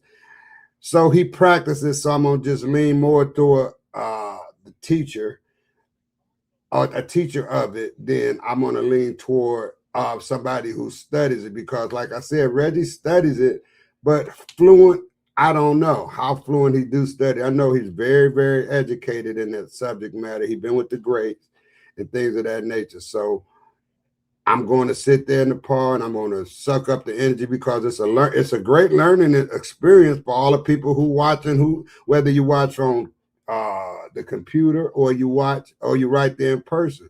This information, if it concerns you, you're gonna be able to get somewhere with it, and you're gonna be able to learn a lot. What do you think about that? I appreciate you giving us your take on it.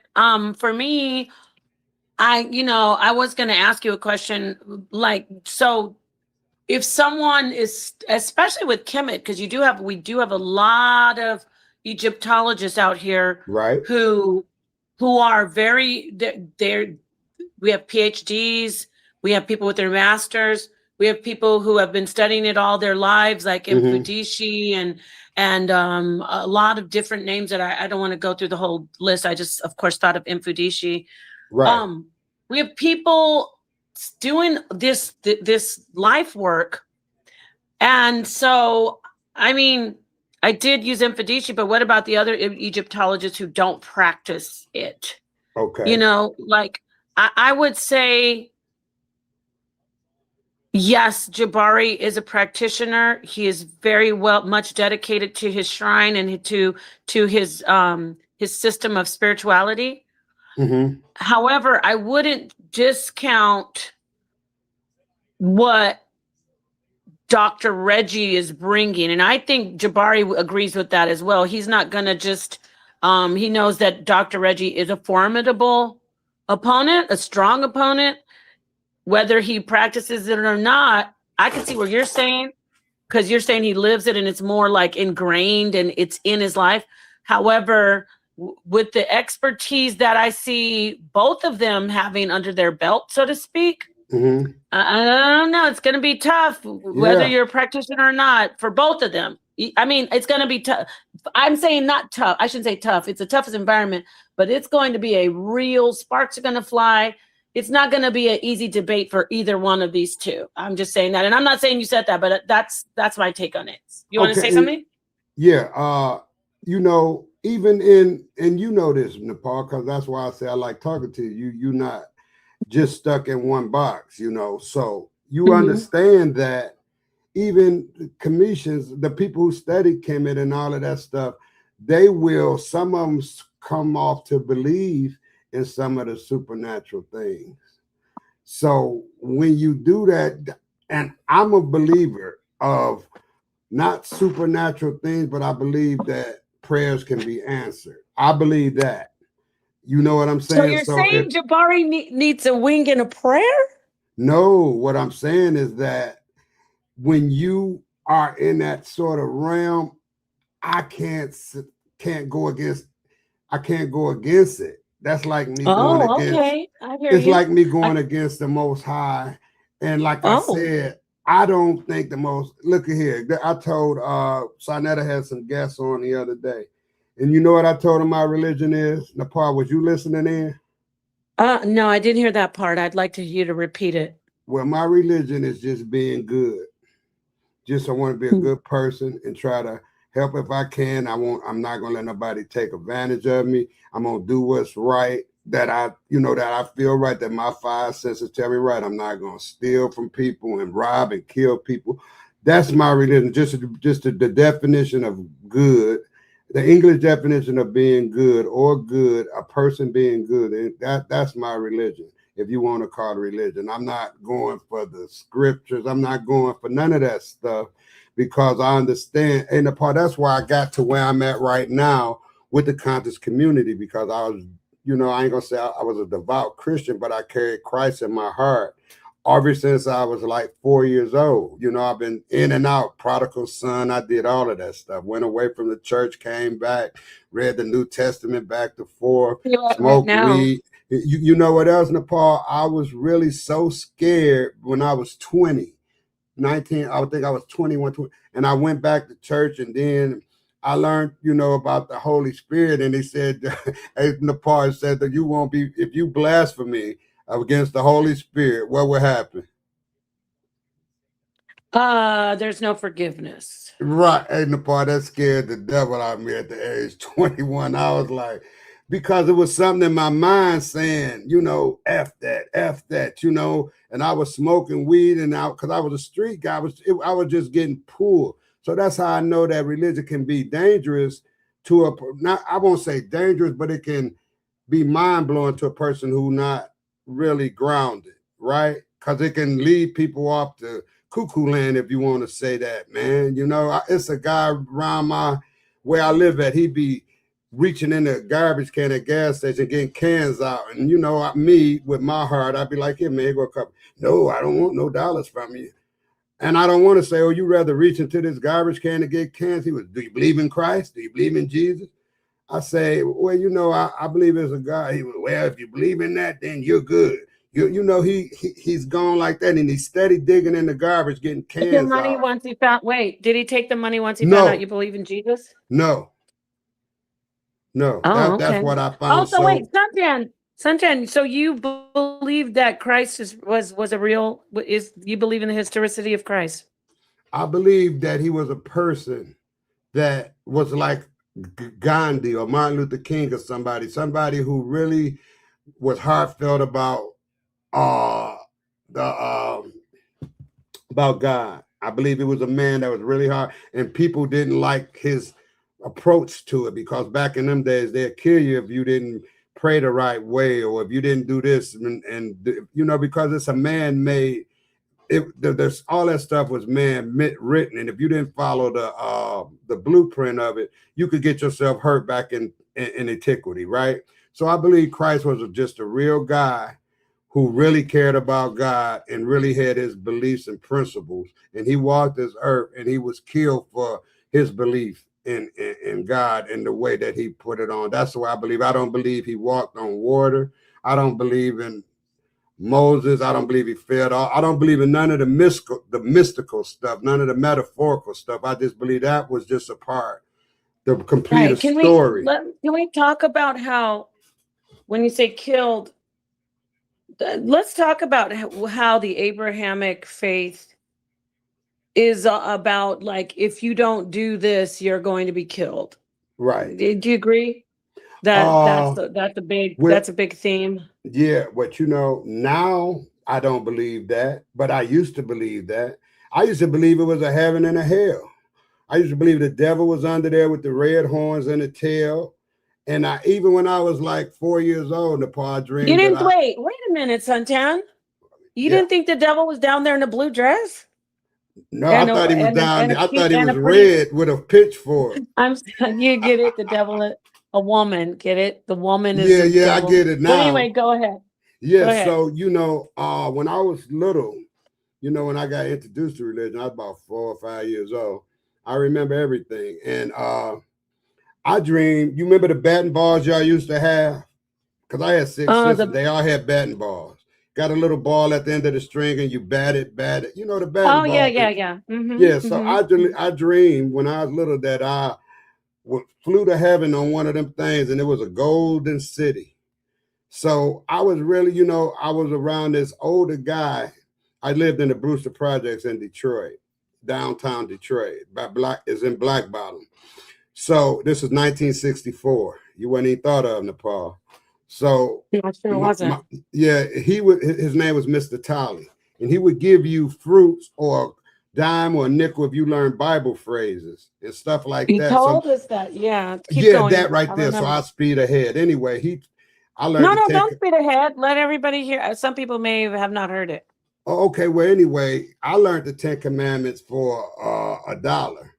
And if you had $1 back in 1964, you was the man because everything was 2 for a penny, 2 cookies for a penny. The pops was 10 cents, chips was like 7 cents. It was the Hostess cakes was like 13 cents. You had a lot of money. So I learned, and then he used to sit us on the church, and everybody used to, where is Mr. Tolly? I met him because my sister came home with a big old thing about 5 apples and fruit. Where you get that from? And she said, Mr. Tolly, and she pointed me to his building. And I went over there and knocked on the door. I'm like 4 years old. And I know I was 4 because the next year I went to school. I went to elementary school. It wasn't too far away from my house. Anyway, he knocked on the door and I said, Mr. Tolly, I said, his wife answered the door. Her name was Helen. She had like an eye that was gone. She was real light skinned, real pretty. And one of her eyes was kind of missing. And her other eye was a real pretty eye. And she goes, what do you want, little boy? And I was, well, I'm looking for Mr. Tolly. My sister said I could get some fruits from here. And she just bust out laughing and said, Tolly, this little boy wants you at the door. And the rest of it was history. He taught me the Bible. He took me all around to Tiger baseball games downtown. His daughter was married to one of the Four Tops. You ever heard of the group, the Four Tops? Where his daughter, his daughter was married to one of them. And we used to go over there.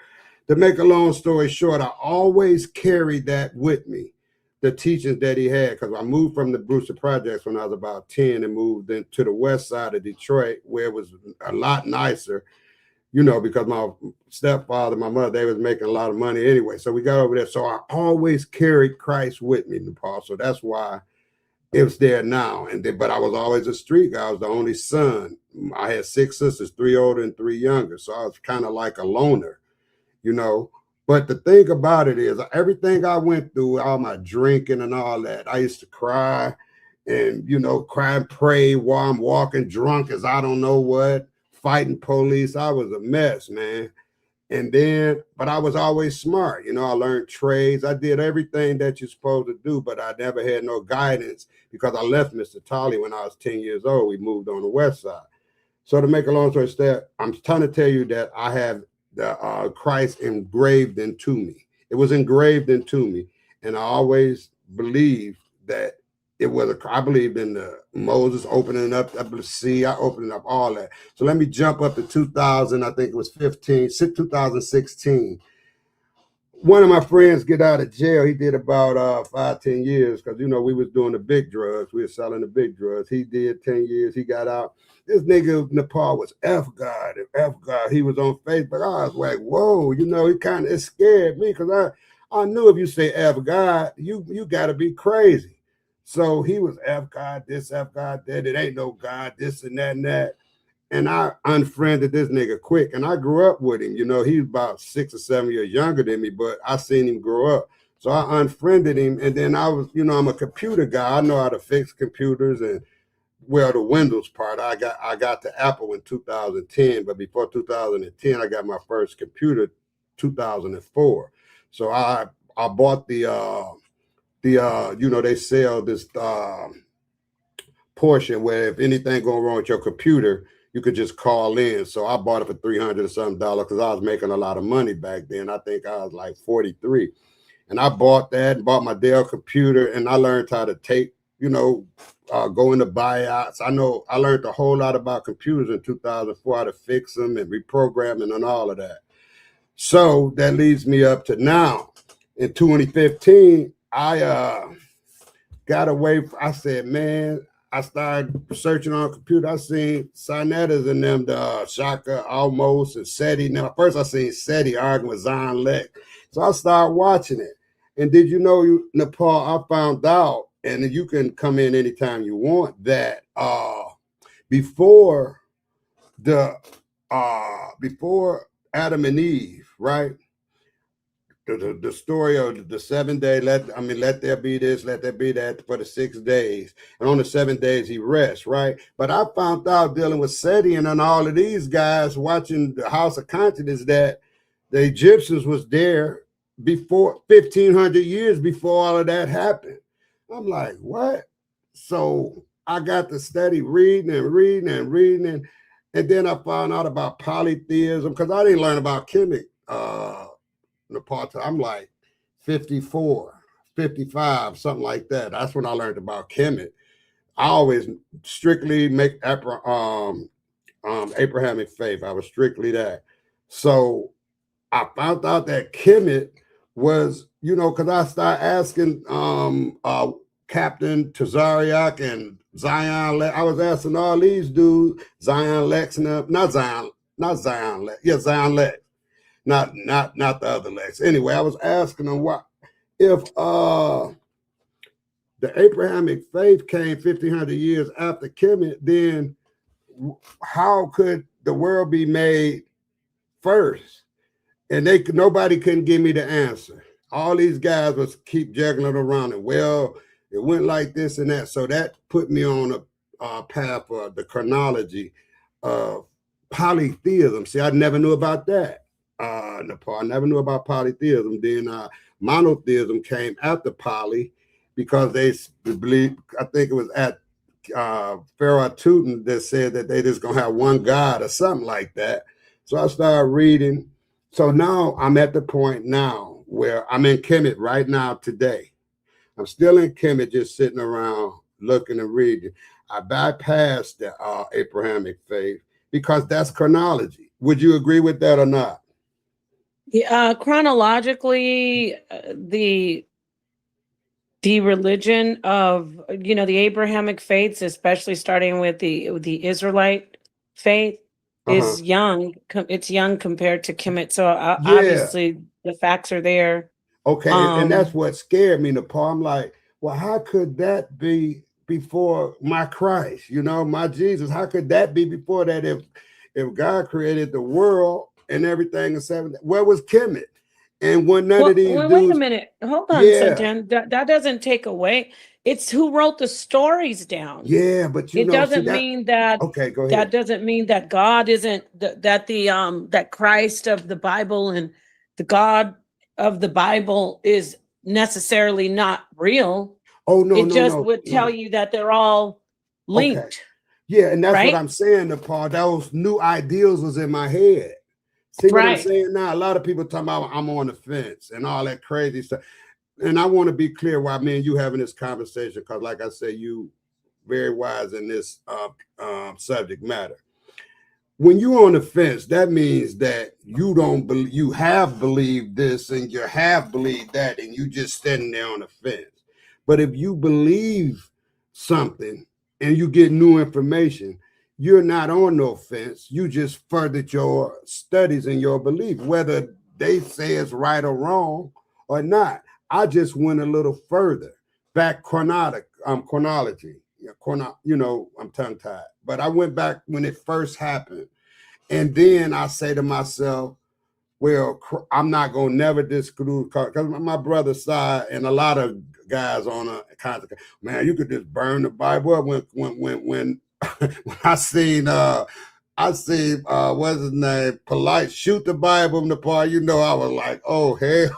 This nigga crazy. Look where he is now. And look where he is now. Yeah, and I'm taking all that in too. But you see what I'm saying now? I was like, oh my God. Wait, excuse me. I shouldn't say look where he is only. I shouldn't say look where he is. Look who he is. Anybody who sits in a public place and destroying somebody's holy book, it really says a lot about that person. Like, you notice on Netter, Lex Vortex tried to tell him to do it. A lot of people over the years, even some people who took the book of day coming forth, the book of the dead.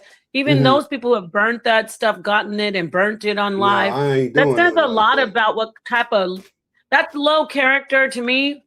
Yeah. If you don't like it, if you don't subscribe to it, as long as it's not something about harming children and doing all kinds of sickness or people, people. I don't see, like, this whole guy that everybody still brings up, Dr. York. Like, how are they still quoting this guy? Yeah, he's disgusting. That's bad. And it's out here that we can see and understand what he did, right? It's not like no kind of mythical thing. Or it's not like nothing, nobody making nothing up. Even though me and you wasn't there, we got enough information to make a judgment from there, right? So yeah, at this point in my life now. I want to just say this real quickly. I'm not saying people who quote Dr. York are bad people, but I was comparing it to, like, I could see where somebody would be destroying something that he wrote. I'd be like, because he harmed children. Yeah. But burning a Bible or any ancient writing is just, I'm not even saying like you're like evil, like Polite, but it says something about where's your mind at?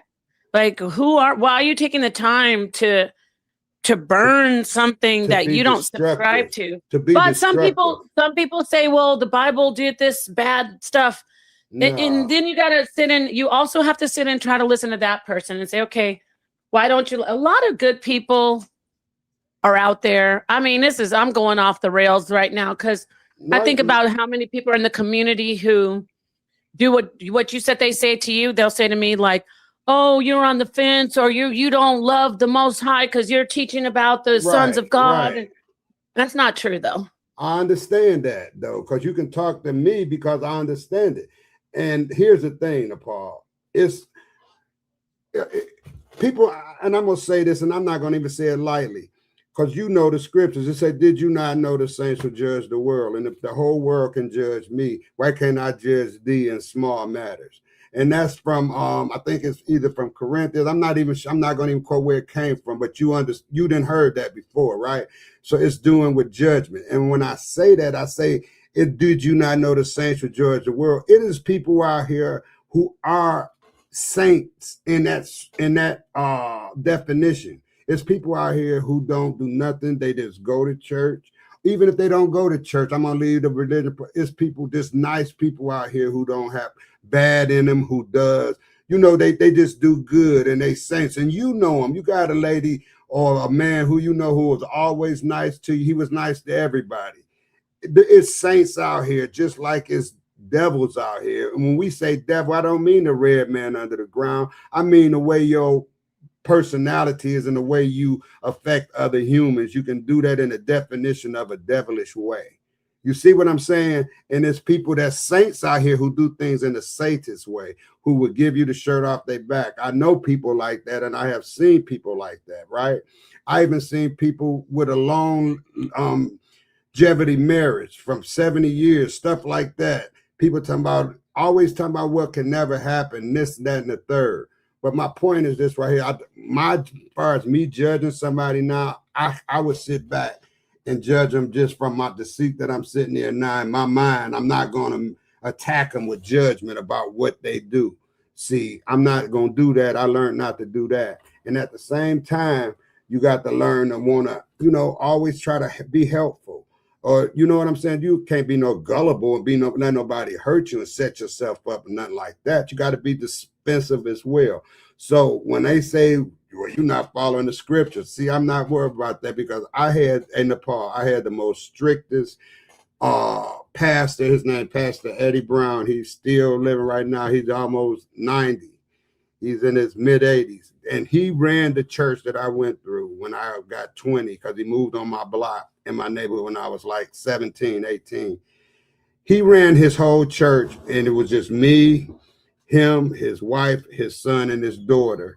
And we stayed by this project housing property called the Herman Gardens.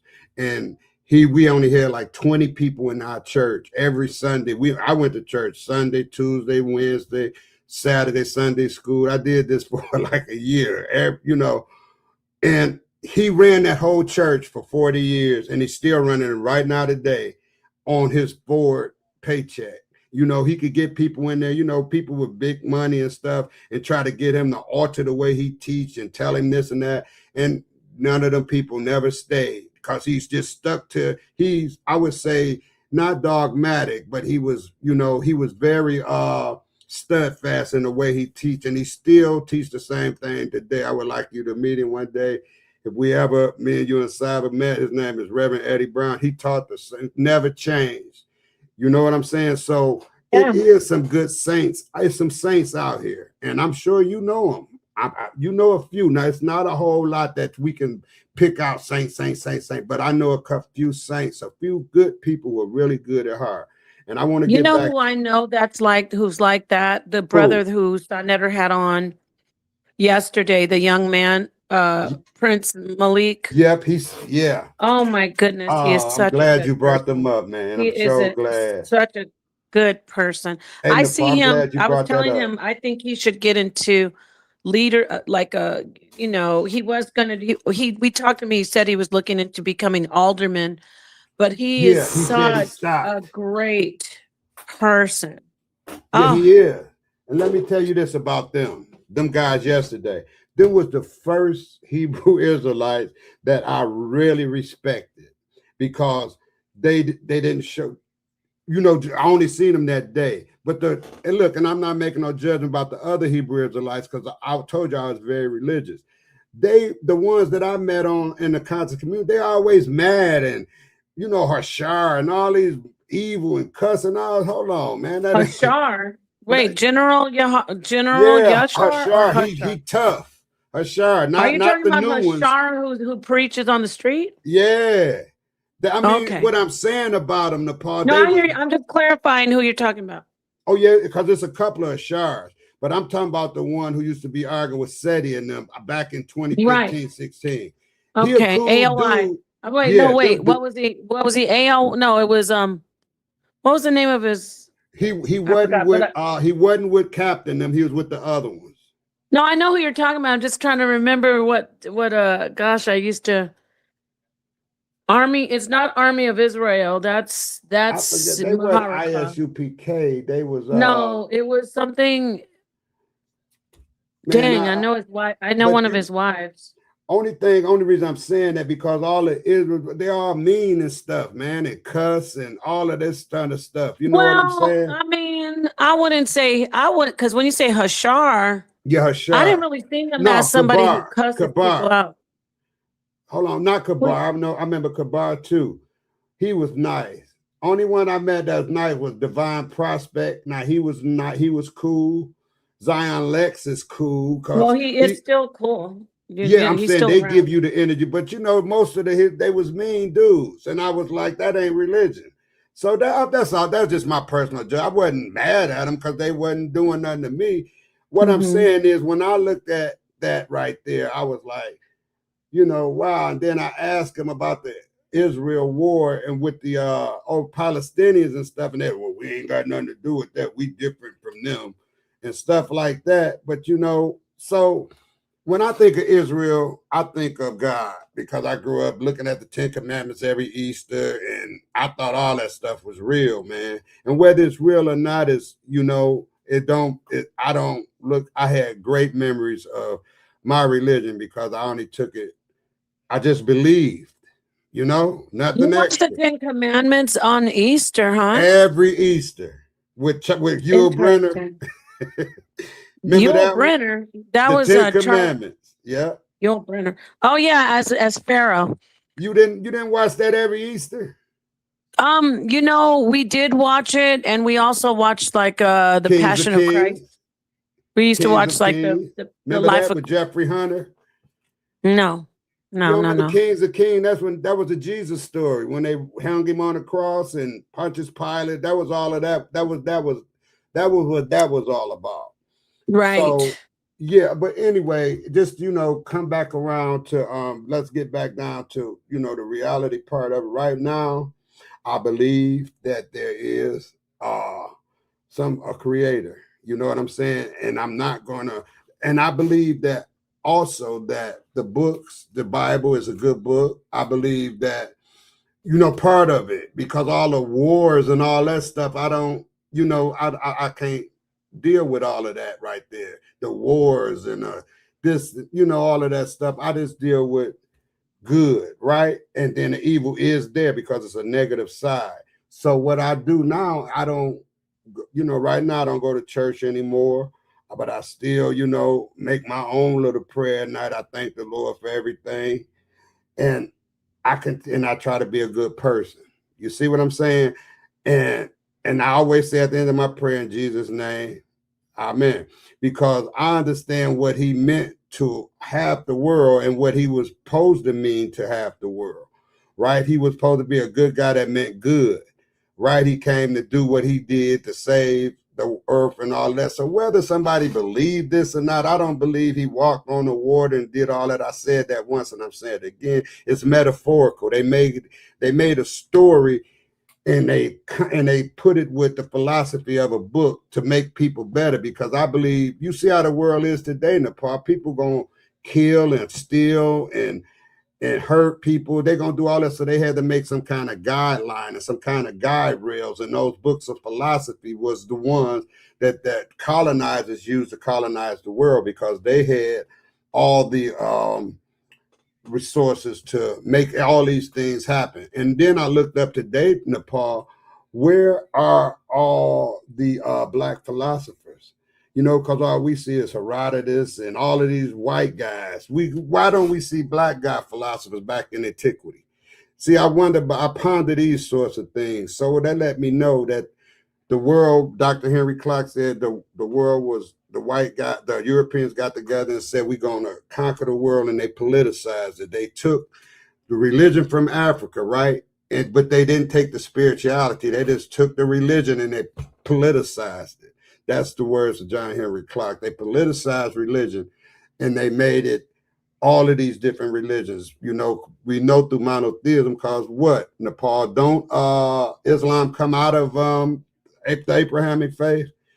Islam is Abrahamic. See what I'm saying? It comes after Yeah, so it comes after, right? So after it comes after the Abrahamic faith. oh, here was what excuse me, not to get you off subject. I appreciate you expressing yourself. I didn't see this earlier. Cedric said, for the record, once we hit the wall in the discussion, there is no need to longer engage. That is where the conversation ends. I refuse to get into unnecessary arguing. If that's what be running, so be it. All right, then. Shout out to Cedric. Thanks for joining. Suntan, I'm going to probably finish. I might do the second part of my live on talking about Jezebel and how the story was actually redacted and a lot was added.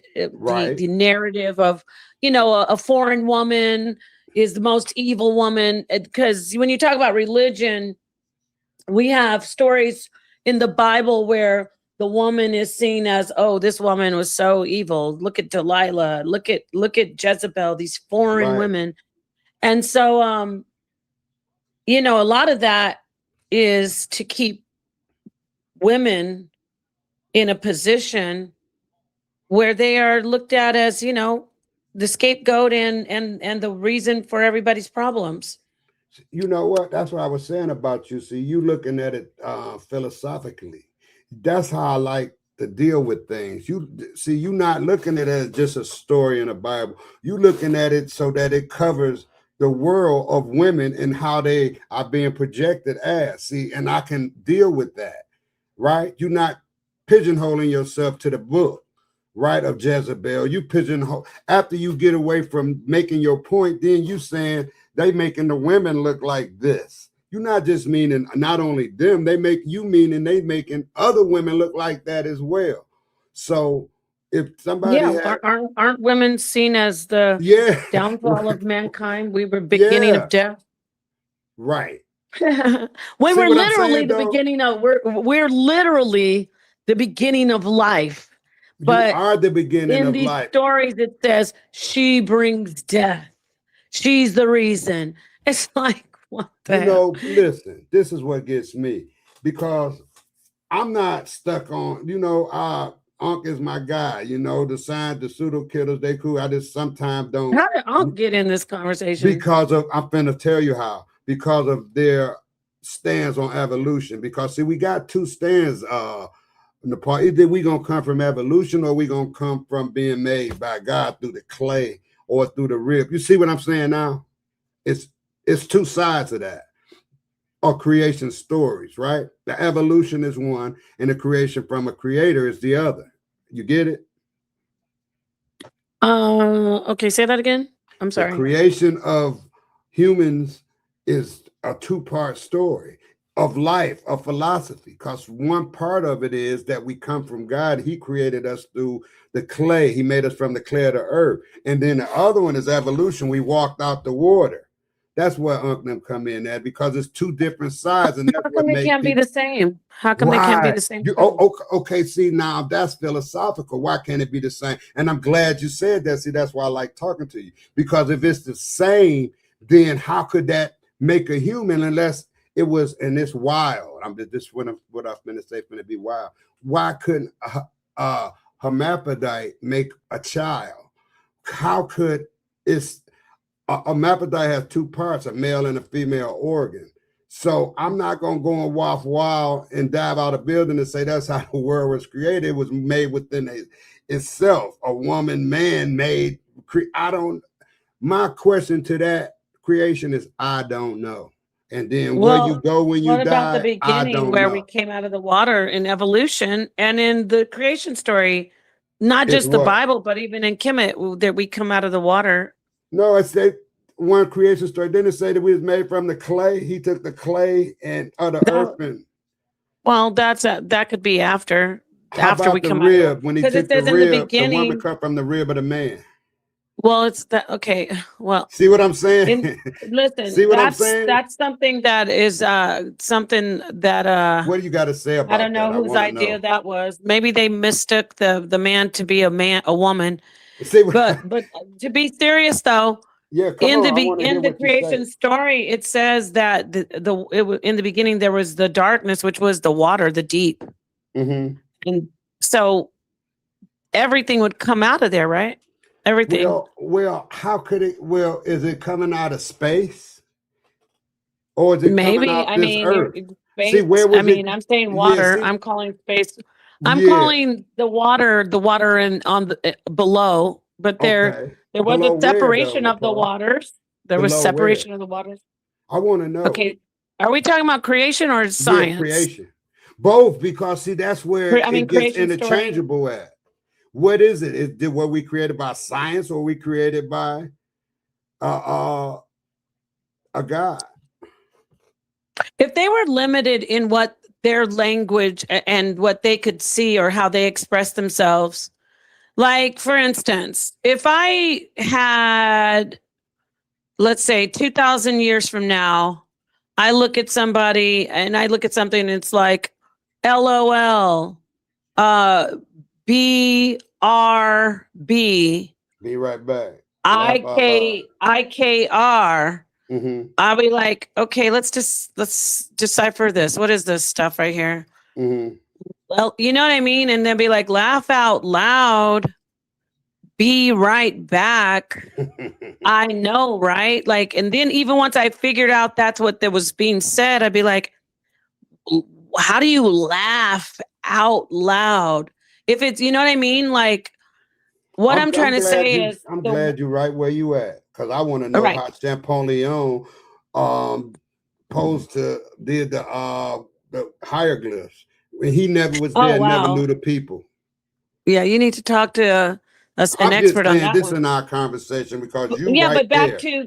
to the Yeah, you writings. right Okay, there. great. So You right so the there. ancient writings, when we say, oh, out of the waters, and we're doing great, but we don't have 100% of what they actually were saying and what they meant to express. There's this expert on world religion. I can't remember his name, but I saw like a quote in a book that I have here. Mm-hmm. I don't want to say the book because I might make a mistake. So basically, I read something where this particular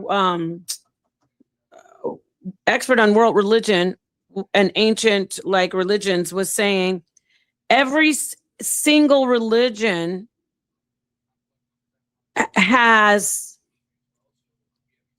with the holy writing, they got it. Like they understood what was real as far as like spirituality and God and how we connect. But once they sat down to write it, like 90% of it was lost. So it's like when you observe in a wave, when you talk about quantum mechanics, when you're observing it, it's different than the way it may be functioning before you observe it. So when you try to sit down and write about what that's spiritual and divine, you can't get it all. You can't embody all of it in what you write. You lose so much. That's why I call God, I just said God, the unfathomable God. Mm-hmm. And once I say the unfathomable, I talk to you, you get what I'm saying. So we can communicate sufficiently to where you go, okay, she's saying that God can't be even fathomed. God is unnameable. God isn't even something that we can speak of or even comprehend, but there is that God. So when I try to write about something holy, especially when I'm trying to tell you that, oh, God created this, I'm not going to sit down and be able to get it all there. Oh, if you've seen Backrooms, they say it's like trying to describe a dog to a person who's never seen a dog and asking them to write it down or to draw it. So when we go back to the holy writings, when we say, well, what was it? Some of it is still in there. Like I said, okay, well, there in science, there's the idea that we came out of water. Oh, in this story, it says about, I'm gonna hand this over to you in a minute. It says, we came out of water. But then there's so much stuff that does coincide and work together and match up. And that's around the world, places that didn't even connect. When we had people in the New World and in the Americas writing down stories that matched people over in the Levant or in Kemet, they're writing stories that match. How could that be a coincidence? Because there was something at its core. I call it our universal consciousness, the universal mind of God, but that's me. But there's something that we experience that we can't. There's they resemble each other, but we don't fully embody it or grasp it enough for it to be perfectly on the page, even though we want it to be. And that's even in speaking. Like I can feel a certain way. Oh gosh, this is great. Where they set the hard problem of Get consciousness. it and out. I can see red, but I cannot tell you what red really looks like or is to me, but I know what red is to me. So the color red. So back to what you were saying when you were like, is it like what science said? Is it what the Bible says? You notice there's so many similarities, but it doesn't all match up because of we have to run it through our consciousness and then we write it down and so much is lost once we do all that. And that is why people like Cedric and like Ankh and a lot of other atheists, Juju. That is why they say, well, science won't let me. Science is science. And I agree with that in certain contexts, in certain conversations. Science is science. But when we get into these philosophical conversations like you and I are having right now, it's so much more complex where you have to say, a lot is lost when somebody sits down to write to say what God said. Oh, God was making the world, right? And so I'm going to write this down and the darkness. And people are like, what? Are you saying space? Are you saying water? Just like you were saying. So handing it back over to you. So that a lot is lost when you try to write stuff down that have to do with something like God or something that is to do with your mind or how you feel or what you say God gave to you. One more thing, when you look at Julian Jaynes' hypothesis and his teachings, he says back in ancient times we had a different type of consciousness. That's what I was trying to tell my brother and you, our brother. You're my brother too, Cedric, and you. I was saying our consciousness was different 2,000 years ago. Our consciousness was different 1,000 years ago, 100 years ago. So when Julian Jaynes says, you know, that people were thinking a thought in their mind and they thought, oh, this has to be God. Who else would that be in my head talking to me? But now when Suntan is out having a drink, 21-year-old Suntan, he's saying, this is me disobeying God instead of, oh, this is a demon inside my head telling me to drink and to go unalive people, which you didn't do that, but I'm just saying, beat people up. So back in the ancient times, according to the teachings of Julian Jaynes, there was a bicameral mind, or we have the bicameral mind still, but we have a God that's talking to us in our thoughts. A God that tells us, write this down, Suntan. Suntan, when you answer her, this is what you will say. You know what I'm saying? Right. Go ahead. Let me hear what God's telling you to tell me. Go ahead, Well, Suntan. what God's telling me to respond to you is that what you are saying is, how can I put it? What you are saying is a projection of your reality. And your reality exposes all the hidden secrets and thoughts. And then you write hard, get it on paper would be a little bit hard, but you can express it just through English, through the English language. So I would say that you are expressing your inner mind right now. And even when we try to express God and the way things are made, we have to respect them, express them in the reality that we are in now. So whether our intellect was that of antiquity or that of now, the reality is that the way we're thinking now, we have to think rationally and say a person, Nepal, back in antiquity would be the same Nepal now, but she would have a different atmosphere to react in. You would react to things differently because of your environment, but you would be the same Nepal now.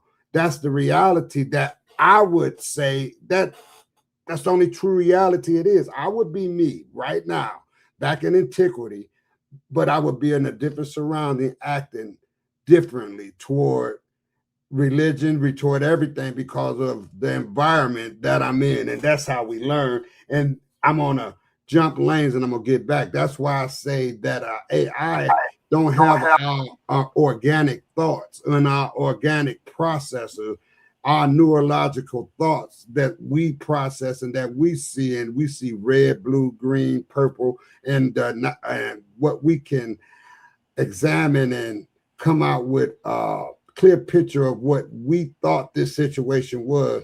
AI can't do that. See, AI is a machine. We have to input data into it for it to process it, and it's already full of data that's been put into it, and it has enough processing speed to process it faster. That's what all AI is. It's a fast processor.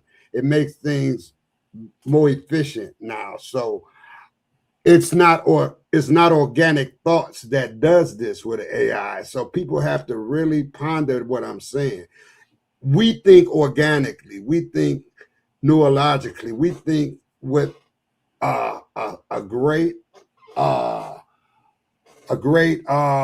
emphasis of, when I say emphasis, I mean our whole bodies and mind are exposed to so much intellect that we don't even know how it got there. We know when we sleep, we dream. All of these sorts of things. AI can't go to sleep and dream that we know of. See, it's a machine, it's a processor, but we can. So we're very organic in that way. And let me get back to the subject. What we think and what we feel, Nepal, is really real far as whether we want to believe in religion or not, because our brother, whether he believes in it or not, he do believe in right and wrong. And a part of right and wrong is a part of the theological concept of life. Right and wrong is subjective. Right, but no, it can be subjective, right? Because look, was it wrong for Carmelo on, Anthony? Wait, no, was it wrong for Carmelo Anthony to put the knife in that other teenager's chest? See, now that's subjective. But yeah, so okay, now let's get back to this right here. I come over your house to have a talk with you, and I pick up your diamond ring. Was that right or wrong? Depends on what you're trying to do with it. You might have picked it up to just take. No, I'm stealing it. I'm telling you what I was doing. You stole it because you heard that it had cursed energy, and in your mind, no, God tells you that. Well, no, that's my point. Maybe you stole it because I wanted some money. Maybe you stole it. Well, maybe you stole it because you need to save somebody's life. They need an organ, and so would that be wrong that you stole it when you saved somebody's life with it? Get what I'm saying? I can walk with you on that. We can say right and wrong. That's why the whole thing when people say, I don't need any rules to tell me that. Oh, you need rules. Oh, yeah, we need rules to say you shouldn't unalive people. See that? Listen.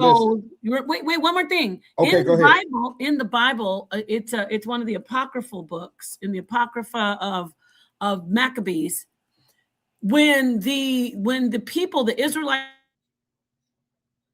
were having a war, the pagans, which were the Greeks, some of them said, well, we're not going to fight on Saturday. I don't mean to laugh. It just sounded, the story is preposterous when it talks about, no, not the story, but the part of the story where they're like, we are not going to fight on Shabbat. We won't fight on Sabbath. Well, what do you think happened to them?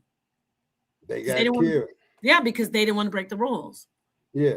And that's the beautiful thing about the teachings of Christ. Yes, there are rules, but wait a minute. What right and wrong is going to be contextual. You understand what I'm saying? When David said, well, not David, when Christ said, even David ate the showbread in the temple when his men were going to starve to death. That was an action that was required capital punishment unto death. But they were going to starve to death. So why wouldn't they eat the showbread that was in the temple? Get it? So good and bad is subjective. It's relative. Okay, let me get to this then too, because I'm gonna go philosophical, then I'm gonna go reality, right? Peace. They tried to make a statement, Morpheus and another guy. They try to make a statement that Christ did wrong by helping somebody on the Sabbath because he wasn't supposed to work. And see, lining up with what we're talking about now. It's not wrong. You're not breaking no law unless it's a man-made law to help somebody on the Sabbath. Because Jesus told him, when you if your dog fell in the ditch, when you if Not your dog, animal fell in when the you're- ditch, when when you you're- get him out on the Sabbath. Yeah. You see what I'm saying? Yeah. So, but we also know that let's go to reality. A malicious thought or a malicious action can be wrong. And we know it's wrong. And I'm glad you brought that up, because listen to this, and I think you're gonna like this story. I'm flying down the street, getting down, and I'm flying, and I go get to the stop sign and I stop. And all these people I passed up, they come up to the light and they look at me and they shake their head. And that made me to realize all that damn speeding I was doing was for nothing, right? So I thought again, I go, this guy here speeding around, he's an asshole. What is he speeding around for, right? And I talked to one of my buddies and he was like, yeah, it's Rick, man. My name Rick too. Yeah, Rick, man, this nigga was speeding around, but if I come to find out, man, something that happened at his house. And he was just speeding to get home. But the same guy, like you were saying, it could be subjective. We were saying this nigga wrong. He's speeding around, but he had a purpose why he was speeding around. So that right there. So it wasn't malicious. Right. Even And though guess it was what a happened, bad- Paul? It was a bad action. It wasn't malicious. Guess what happened? It happened to me. I went out, we got a city called Southfield, and I stay in Detroit. Southfield only a few miles, about a mile away or sometime, only 10, 15 minutes away. So I'm in Southfield, and my girl called me and tell me that the bedroom that caught fire. I done hooked up this heater and the plug, and I'm flying through traffic, get home. I hit the E-way, yeah. People looking at me and stuff like that. And I'm saying, I bet these niggas, because I had this happened back in 2003, 2004. I had that new Monte Carlo. I had a 2001 new Monte Carlo that it changed the body. It was like a race car. I'm flying in there, and I know niggas looking at me like, why this nigga flying? And then it just all came to me. I was like, damn, see, something was really wrong. That's why I was flying. You see what I'm saying? I wasn't doing it just to be doing it. People was making judgments of what I'm doing. So that's what set me back to making judgment. That's why I say what I'm telling you is kind of philosophical, because it's about life and how we judge things. And once you judge things, then you got to analyze your judgment.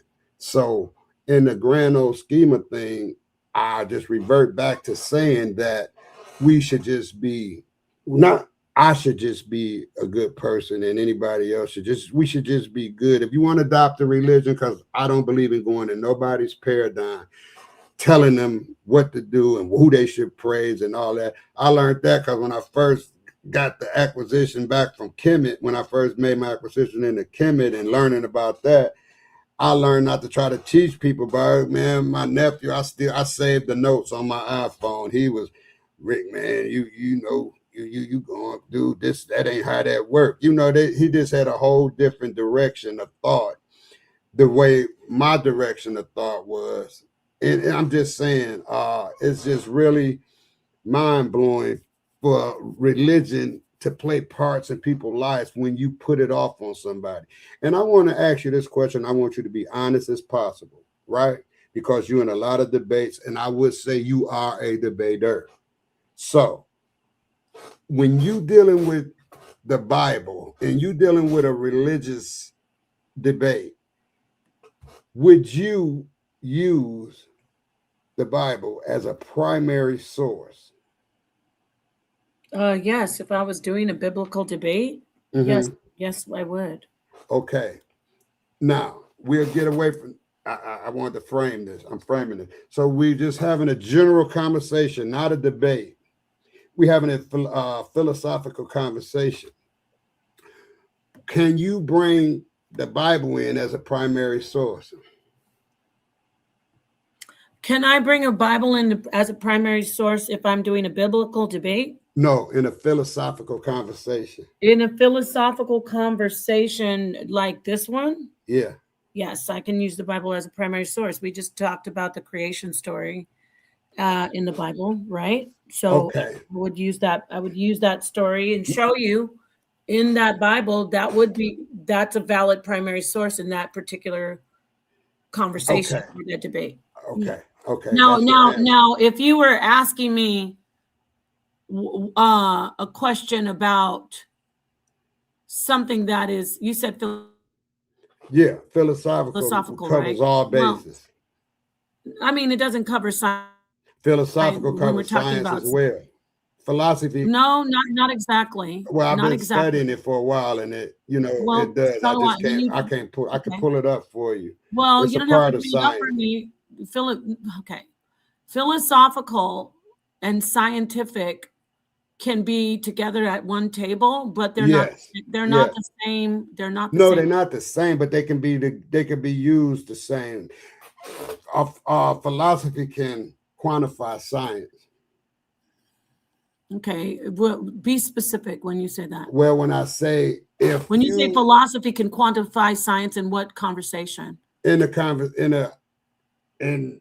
damn near any conversation. Okay, when we're talking about algorithm, Yeah, when we talk about AI. how can we? No. If we're Yeah. talking about Go ahead. actual I don't AI, want to lose you. I don't want to lose you. no, you're not. But listen, like if we say predictive, AI being predictive and being able to predict what we do. Mm-hmm. Okay, how can we look at that from a philosophical point of view? Because the philosophical point of view is that, and it's really, this might blow your mind, but it's really easy to. One is a machine, and one And is. don't forget, you said quantifying. So when I say that, that means that one is flesh and bones, one is biological, and one is a machine. They don't match. But when I'm having a conversation with you about algorithms in AI technology, and algorithms is what? How can I quantify? Yeah, go ahead. Go ahead. How can I quantify algorithm and the digital side, the technical side, philosophically? Okay, because algorithm is a part of information, and philosophy is information. Just that simple. Okay. To look at something philosophically, where you can would not to be we're talking, I want to make sure that we're talking about mainstream universal conventional science, right? We're talking about science that is governing a lot of how do you say the world of the practices in the world, like math, when we talk about STEM. Okay, yeah, STEM is great. That's perfect. STEM would still, math is science, like technology is science, engineering. And all of that encompasses STEM, right? Even when you look at the medical field, that's science. Yes. So how, if I'm saying, okay, we're going to do heart surgery today, how does philosophy fit into that?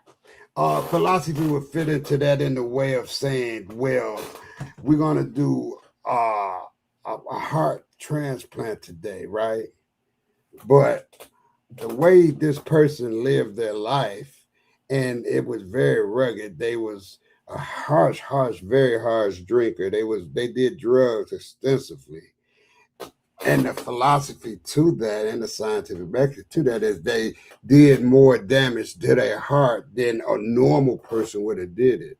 So the philosophy of that is, if this person had did this, so we must be aware that this might happen or that might happen because of the information that we have of how they pre-treated their body. You get it?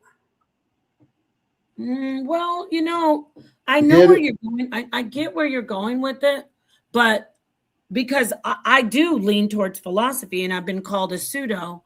However, we still cannot say that philosophy is science and that. I wouldn't say it's science. I say they work together. I pardon myself. You did say they were science at first. You said philosophy. No, well, they work together. Well, they can work together, of course, but you did say philosophy is science first. Well, okay. I can see, right? Go Yeah. ahead. Just for the sake of conversation, because I'm enjoying this conversation. I have a few people that I have these conversations with. And like I said, religion is a part of it.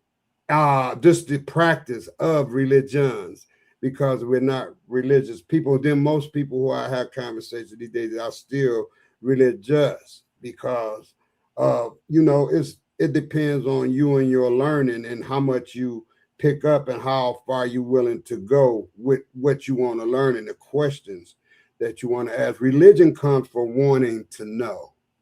We always want, once we figure out we can't know, then we have to say, well, maybe God did this, because we don't know how this happened. So when you get to that sort of point, then that's when philosophy comes in as well, because you got to understand that it's an ununderstandable subject, because we can't solve it unless you have a deity, a God. We don't know where we go when we die. We only have, and that's what I get. I break off a little. I don't break off bad on nobody, but I get a little uh confused, not confused, but I get a little uncomfortable when they get to talking about the do-I and it's real and all of that sort of stuff, because reality says that ain't nobody been dead and came back and told you nothing about no do-I or heaven and hell. Nobody. A lot of people They have come wrote back. about it. A lot of Listen people to have come Paul. back Let from me the let me dead. just be clear. People have written about it, their own commentary, and maybe their own. We know the mind is a very strong thing. It works even when you sleep. But can't nobody sit here and say they died and went and dealt with and seen other dead people and had conversations, and they can say that, but A lot of people, yeah, Dan, and a lot of people. you can't tell right now today. Can't nobody tell what happens to you when you die. A lot of people can. Not that they say they can. It's only commentary. That's in my opinion. Well, even if it is anecdotal, there are people who have done the research. I have his book. I'll get it. Let me just give me 1 second. Okay. It's Dr. Bruce Grayson, and he has created. Well, I was going to grab the book, but I could just get it on here. He's created an actual scientific measurement of people having NDEs, near-death experiences, or actually dying and coming back. Can I say And something real quick? it's been accepted by it's been accepted by mainstream science. Can I say something real quick? For the most part, I should say. Some reject. Let me say this real quick, and this not no gotcha mommy or nothing. Mhm. I bet he white. I bet he European. That whoever wrote that book. Why would you bet that though? Because that's who put out all the propaganda and all that's who put out all the curriculum and the learning curriculum. Suntan. Come on. Ancient writings of in African writings, Hindu, they say that there's an afterlife and they experienced it. So why would you come out and say, "Oh, it's because he's white"? This is something brand new. What about the? But am I right or wrong? Can you see the author? No, you're not right about that. Oh, he's not white. He's not European. You're not right that it's an agenda because he's white. No. I'll just hey, Nepal. Look, we having an honest. I know. I'm listening to you. I'm just. And we not no. I told you it wasn't a gotcha moment. There was just what I think. Wasn't. And I listen. And I said, I am starkly opposed to that statement. Okay. Because you are. It has nothing to do with race whatsoever. Yes. But see how we wired different. We using our thoughts and our mind. This is my reality. And my reality tells me that the man who wrote that book is white. Whatever that means to you and whatever that means to me, that's what I think of this that statement and that I just made. Am I right or wrong? Are you right that he's a white man? Yeah. You happen to be right just by. And I told you it's not a gotcha moment.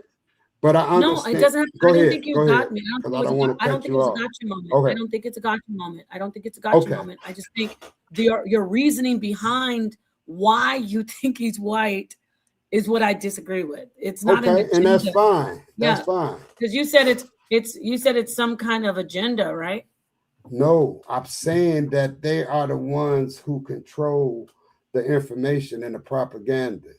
He White got people. fired from one of his jobs for this. He lost Right, he but lost his that's neither credibility. here nor there. He lost What a I'm lot of trying to his say is credibility what as makes a them doctor. the authority on life and philosophy. He's not That's an why.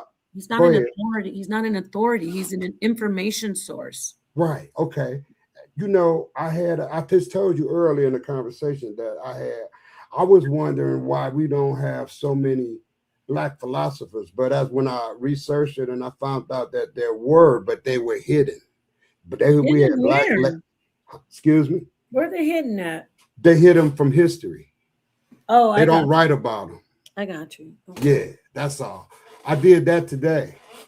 And it's just, I don't know, this conversation came about. And that's why I say it's a lot of things that happens that in reality that lets me know that makes me feel like there's a higher source. You know, y'all call it the most high, we call it God. It is not just a lot of them. It's just, I don't know, but it's something else, you know? Let me show you Yeah. this. I'm going to Yeah, show you that's what I something that think. I think you'll be very, and you're a seeker of knowledge. And this is Dr. Grayson's scale. This might come in handy one day for you. Who knows? In a conversation. I mean, well, this scale is professor and psychiatrist, not philosopher, but I respect philosophers immensely. But he's an actual psychiatrist. Bruce Grayson developed the near-death experience scale to measure the depth of an individual's NDE. The following is a copy of the scale as presented in an article entitled Altered States by Lee Graves in the summer 2007 edition of the University of Virginia. Shout out to the pseudo killers and to Cedric, how I've been bringing up the University of Virginia so long. Edition of the University of Virginia magazine. This is a scale that was created that has been examined by people who are starkly opposed to the information about near-death experiences. Someone like our brother, Professor Cedric of Ced Talks of Pseudo Killers, or like our brother Ankh, or like our sister Juju. People are like, that you don't have any, what do they call it? Like it's pseudo, or Yeah, they call it pseudo. these are only anecdotal accounts. So Dr. Grayson created this scale, and this scale was examined, and it got a green light from a lot of his so-called colleagues who at the beginning before were mocking him and saying this is ridiculous. What are you doing? So that's why I really appreciate the scientists, the mainstream scientists at the University of Virginia with the perceptual studies. Let's look at this scale, and this is something that these aren't fringe scientists. These are not metaphysicists. These are actual psychiatrists doing this work and doing these studies. So it says these are questions that are asked to people when they have a so-called not an out of body experience, an NDE where they die and they come back. So they ask them, did time seem to speed up or slow down? And if it's a 0, it would be no. A 1 would say time seemed to go faster or slower than usual. Or 2, everything seemed to be happening at once, or time stopped or lost all meaning. And then the next question, did your thoughts speed up? You'll get a 0 on the scale. So you do this whole test. You see, no, they didn't. They were faster than usual, incredibly faster. 0, 1, and 2. So did scenes from your past come back? So this is a whole, I don't want to bore everybody, but this is an You okay? Did you do the test? No, I haven't had an NDE. I'm Okay. happy to say that. Nobody who wants to die, but this is for people. No, I just mean in practice, Oh, no, because you have to have had the experience to be able to make this test relevant. Oh, wow. And it's measured just like, and just like in psychiatry, with a lot of things that when people take tests in psychiatric exams, psychiatric examinations, psychiatric tests. This is something that would be similar. So you answer these questions. This isn't the gist. Well, this is the gist of it when we talk about it being scientific. Mm-hmm. But this is the psychiatrist that I referenced, Dr. Bruce Grayson. So I can stop sharing, but he does. Let me just read a little background on him. Yeah, go ahead. Developed. The scale was developed by psychiatrist Dr. Bruce Grayson in 1983. It's an NDE scale. How it works, I already talked about that. So let me talk a little bit about Bruce Grayson, give you some background. He was he's now retired, but he actually was the psychiatrist who led the research at the University of Virginia. I'm just trying to find something I can share. How about this? This is his actual website. So, and then I want to hear from you. You could stand your ground on the whole agenda thing, but I'm just showing you some background. It's research on NDEs. So here it is. This is the book that I mentioned. It's very popular, After by Bruce Grayson. Okay, so Bruce Grayson, MD, he's professor emeritus of psychiatry and neurobehavioral sciences at the University of Virginia. He studied near-death experiences for more than 45 years and is one of the world's leading experts on their science and significance. So it's no longer pseudo, it's mainstream science now. Go ahead. Mm-hmm. What do you think about that? Well, again, while he has his subject matter, right? And I think it's peer reviewed by, because I'm always, Nepal, I'm in this little bubble of life, whereas I love all people, right? But I'm against colonizers, and I'm against people who in positions to have been able to how would I say it? I'm against people who was able to change people's lives in a way of financial gain and just their life expectancy because of all the things. It's a thing where I just say being prejudiced, because and when I say being prejudiced, it comes in all colors. But the white supremacists, they are a big mainstream part of our lives, right? And we have learned Dr. Grayson is not a white supremacist. No. So that's not. I'm not pointing my finger at nobody. I'm saying it's the reality of the world today that we live in. Yeah, that's what I'm saying. So, and he could say me and him wrote a book. That same book. I wrote that same book he wrote, and we walked into an author's. We walked into an author's office, and we wanted to get it, put out there. Well, he's gonna get it put out there before me, and I said, a white person is going to get it put out there before a black person. And I want you to answer this question. If you, at your age right now, and you was a millionaire, and it was another white lady your age, she a millionaire, and y'all wanted to buy this building in Brooklyn, right? And a bigot owned it. A white person owned it. So you got $1 million plus. She got $1 million less. Y'all go to buy the building. Who's getting the building? Depends on the person. Well, and my reality. If she had bad credit or had a bad reputation, if she said, "Oh, I'm going to have this building because in a quiet neighborhood, and she wants to open up a nightclub, and I just want to open up a museum of butterflies." People, they might say, well, they both are going to have traffic, but I think I'd rather have the Museum of Butterflies and the nightclub because it will benefit our neighborhood better than the nightclub, which will just be people coming in at night to party, get drunk. There will be an increase of crime. I'm going to go ahead and give it to this black lady and let her, I'm not give it, sell it to her, because we want a butterfly museum in our neighborhood. Okay, you missed my point. Okay. I don't know how, because you're sharp. I said the person who's selling the building is prejudiced.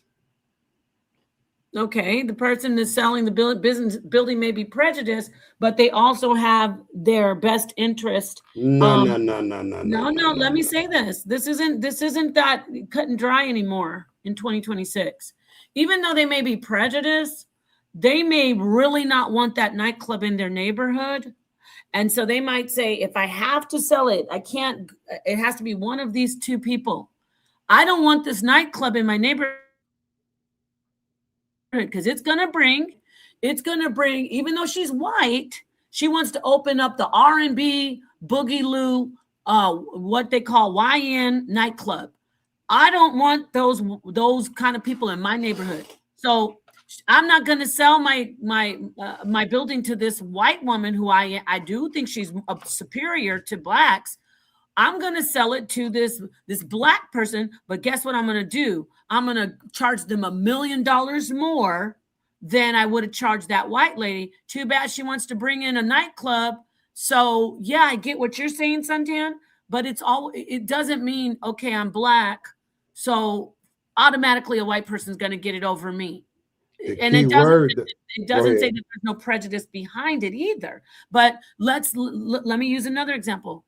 When we have a lot of Zionists, yes, I'm saying that very, very carefully, who run or who are involved in the music industry, they despise anybody who's not like them, but they still give people record deals, give people things that make that, you know what I mean? Give them a name out there, make them famous, but they don't like them.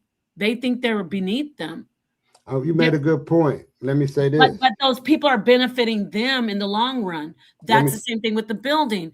Even though I don't like this black lady, she's going to do a butterfly museum, and oh my gosh, my whole neighborhood loves this. So go ahead. Okay, now in your world, that would may be correct, because that's your thinking, and I'm not here to doubt what you think and how you feel. But in my world, I understand that come prejudice also comes hate and envy. They're not gonna let you have it just because they're prejudiced, and she's white and you are not. So I have lived this and seen this. If you and another lady went to get a job, same credentials, and she's white and you're black, she's going to get that job if it's an all-white corporation and they're biggest.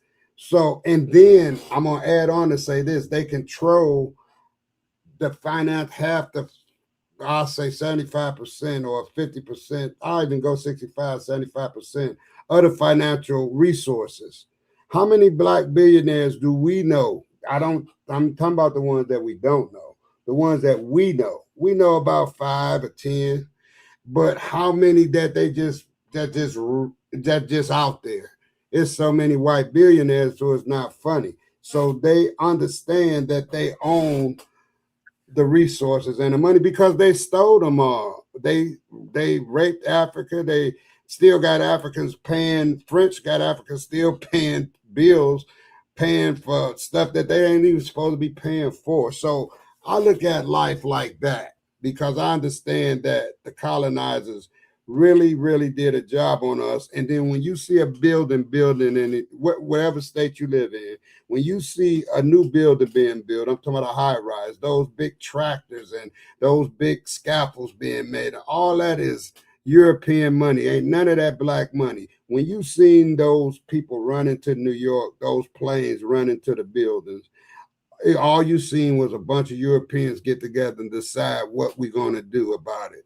You seen about 1 or 2 black faces. So I look at life like that, and I say we pulled ourselves up by our bootstraps, all right, and we are making a hell of a contribution to not only America, to around the world. And I say black people are great that way, but we also, and I love the sister Freedom and them, title of their group, Scrambled Minds, because a lot of our Black people have scrambled minds for the simple fact that we've been stigmatized and we've been held back and we've been redlined and gerrymandered for the last 400 years, and all sort of atrocities, and they still don't want to make good on it. So I have this little chip on my back, but I still like white people. I don't like them as a whole. I don't like the ones don't like me, but I'm not prejudiced. When I see a white person, I'm like, I'll kill this man. I'm not like that. When I get up in the morning, Paul, I turn every channel. I get up 5, 6 every morning, most of the time 5. Nothing, everything on TV is white shows trying to sell you stuff, white news, everything on Bless I Turn to Dabo, where they got a few, it's all Black station that show Martin and all that stuff all day. But when I first wake up, it's white propaganda floating all through you. When you hear about Trump, it's white. You get, so this thing that I'm living in is a little different from yours because you are more, you're Nepal and you're living your life and your reality. But my reality is I'm a 60 baby boomer. I was born 1960. So I have seen a lot, and I have been down in the riots down in Detroit. We had a race riot. 1968, I was 8 years old. When Martin Luther King got killed, we had to get up at the elementary school and everybody walk out. I done seen a lot of stuff, and I understand through Dr. John Henry Clark and Dr. Ben Jocannon that these people politicized and they took over the world. They made some thoughts of taking over, and they did it. Because Okay, let me downtown say some Detroit. things about me though, because Excuse me. I hear you. I've said this before, so I never tried to mention that. Like it's my world and Oh yeah, no. Let me get this that's out. reality. No. Listen, I don't have a different world than you. No, not like that, I'll Nepal. say Don't it take again. it wrong. My grandfather.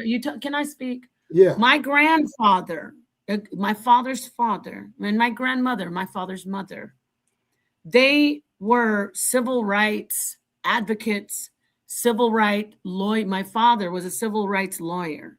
My grandfather served in the House of Representatives Wow, that's for great. 24 years, 12 consecutive terms.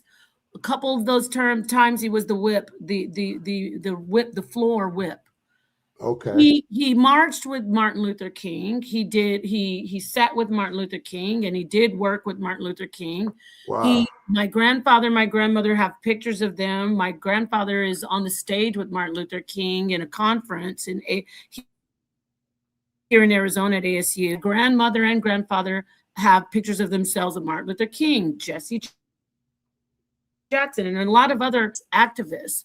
I grew up in a home where that's all I heard from my father about civil rights, discrimination, atrocities that against people, my people, Black, Latino, Native American.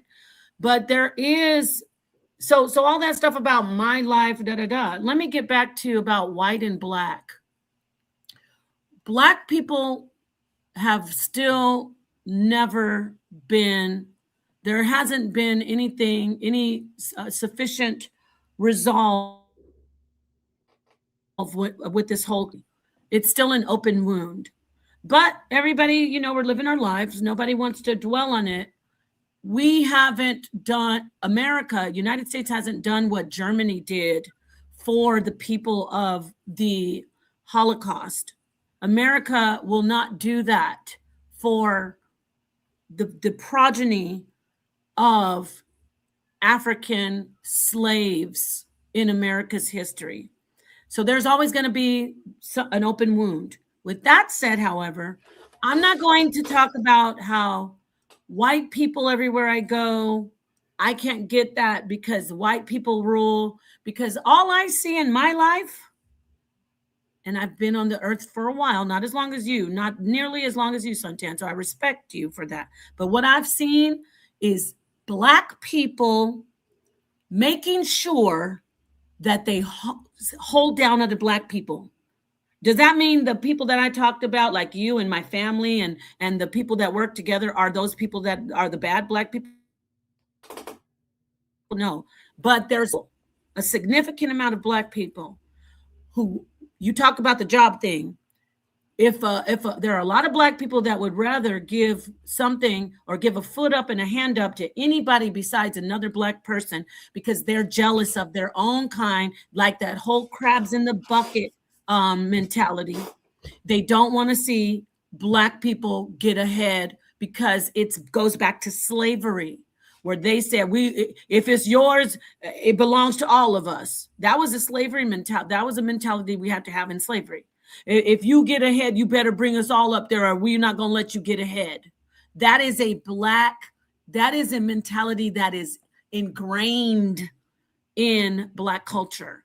And black people will not, they always want to talk about the white man. And I'm not talking about you I'm not just specifically talking about you, Suntan.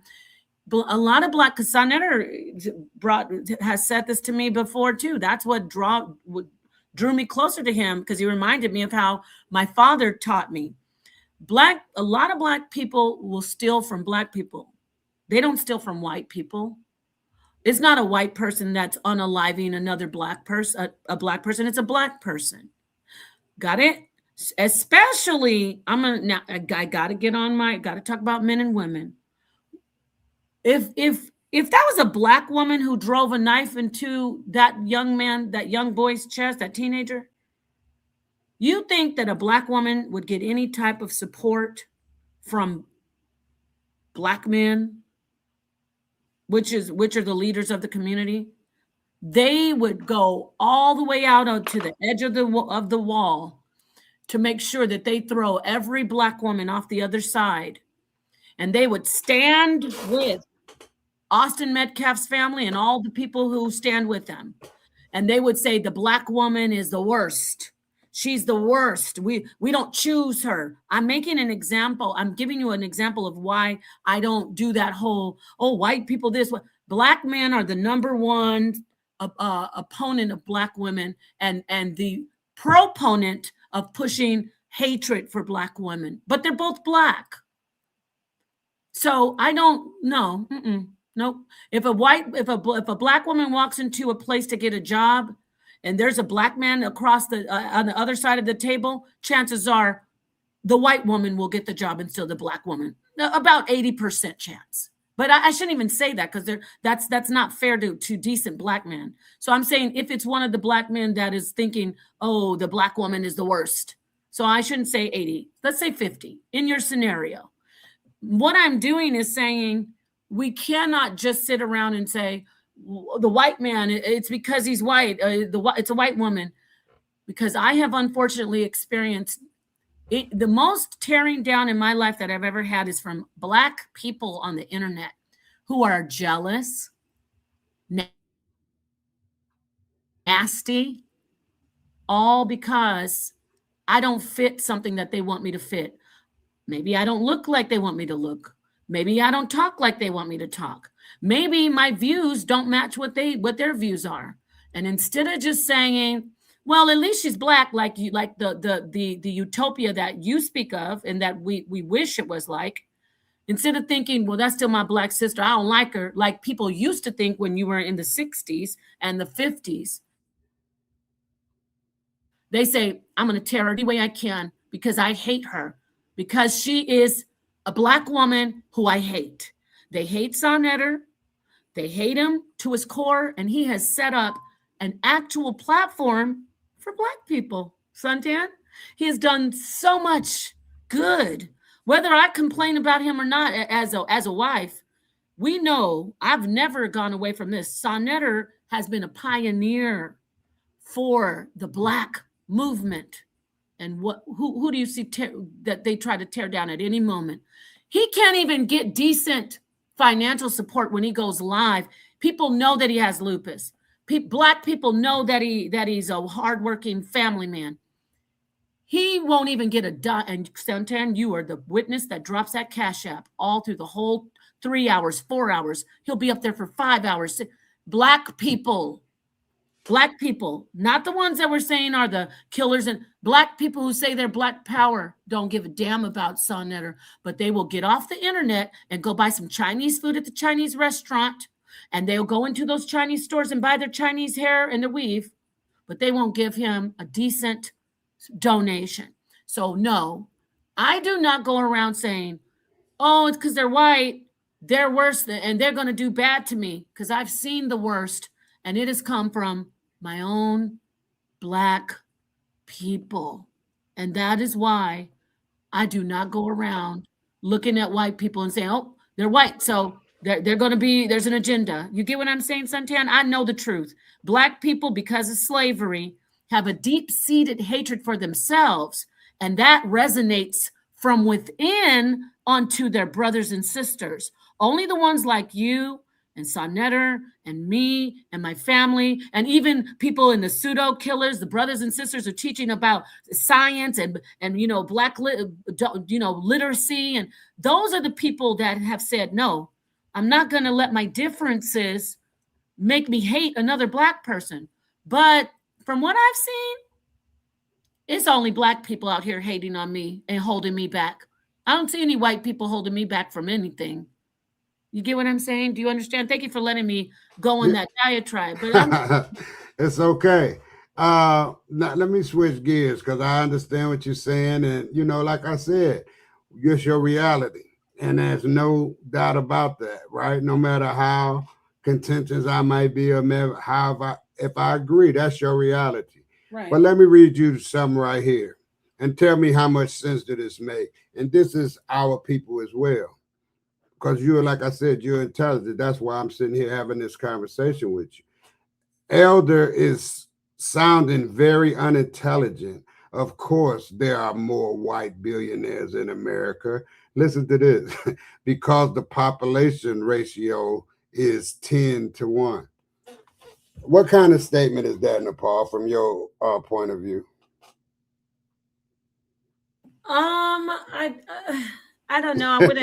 I wouldn't say you sounded unintelligent, number one, but I could see where, somebody wants to have that conversation about numbers. I don't think that it's fair for them to say unintelligent. No, I ain't even worried about that part. I'm talking about their reasoning. And of course, and we already know this, if they numbers to that statement was even different, they still not going to be that the Black billionaires. It's still not. Nepal, I'm gonna leave that alone. I just had to read that to you. But in your regular thoughts, how many Black billionaires can you just think of besides Jay-Z, Oprah, and Michael Michael was one. LeBron James, and we can name, but how many more you think it is besides them that we know in America? Billionaires. Well, and then I'm just gotta leave that alone. But my point is this right here. It's this America has been sanitized to white is right, and you can get a pass with white. You got Italians, you got all kind of different people. If they could pass for white, you know what they put on that census when they ask what are you, white, blah blah blah. You got Chinese putting white there. You got but you know what though? Not to interrupt you, but yeah, Go but ahead. that's a fact because people know. I'm not discounting. I won't deny that there are privileges to being white in America. Oh, of course, around the world, actually. Yeah, that's all I'm Probably saying. not in some places, but I mean, yeah, there's privileges that our people, there's a whole culture of passing in history because so I'm not saying that there isn't I know you're not saying that. no, This guy and saying that. I know I've experienced prejudice, and I'm sure that you've experienced more prejudice than I have because of what you've said. I don't know. To be right. honest, I thought people loved older Black men and they couldn't get enough of. I thought the white America, they seem to embrace older Black people in general, but are there racists out here? Of course there's racists. There's racists out here. I pointed out what Black people do to Black people because there's hateful Black people that try to destroy Black people. There's hateful white people who want to destroy Black people. There's hateful. So we can't just say, you know what I mean? I can't just look at I understand. At this point, Suntan, it's a different climate out here. You are more likely to get robbed and unalived, most high forbid, by someone who is the same race as you, and it will probably be someone who's the same sex as you, because I'm not gonna, black women are under siege over here in civil war with black men. They want to keep talking about the black woman this, black woman that. More black men are killing black people, black women and men, than black women are killing black women and men. I'm not trying to shift the conversation, but my point back to you is you're more likely to get harmed by a black man than you are a black woman,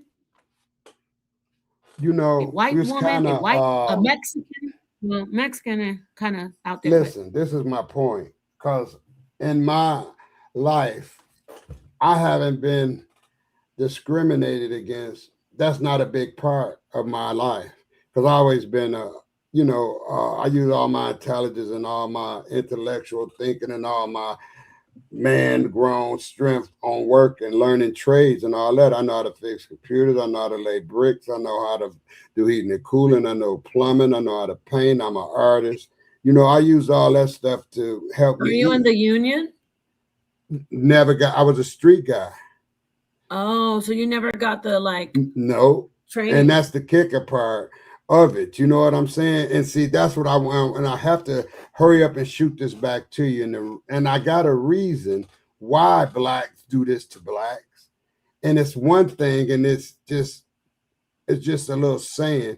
A lot of blacks want to keep up with the Joneses. So if you ever heard that statement, keeping up with the Joneses? Yes, that's why they Okay. say So keeping up listen, with the Kardashians. we've been, listen, Nepal, my little sister, we've been so, we have scrambled minds. I told you I like Sister Freedom, them title. We have scrambled minds just because we've been stigmatized, and we've been this and that and the third all for 400 years that we know of.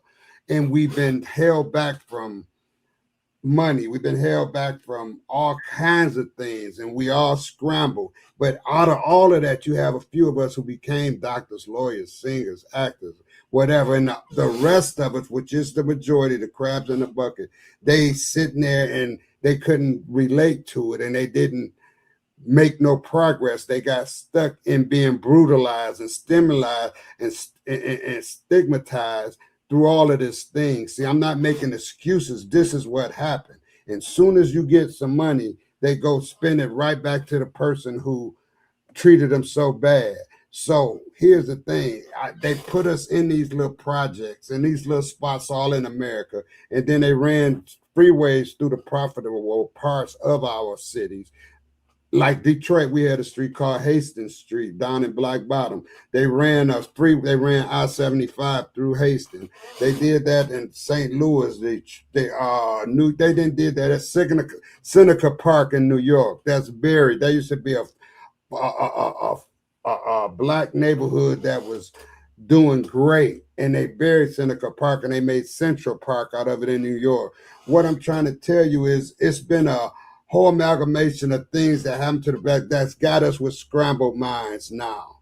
So they see somebody with something and they hungry, they haven't taken jealousy come in and they kill each other, because when we say it's black on black crime, you go to a white neighborhood, it's white on white crime just the same. Mexican is Mexican and Mexican on crime, but our crime is spoken of because of our similar. No. Well, see, No. let me just finish my diatribe. But you gotta be, see, this is, I would never, because you're highly intelligent, I would never say you're ignorant, but I will say that you're not looking at the statistics. Because I'm not. black No, and then look, is, can I say, let me finish this and let me okay, finish go what I'm ahead, saying, because please. I didn't cut you off. No, go ahead. You are right. I'm not looking at no statistic. I'm looking at what my life see and what I read. I'm looking at reality. I'm not looking at no data. I'm not going for the data. I didn't stayed in tough neighborhood. I didn't stayed in high class neighborhood. I know how this thing works. I didn't been, and I'm gonna tell you, this is the great thing about my situation.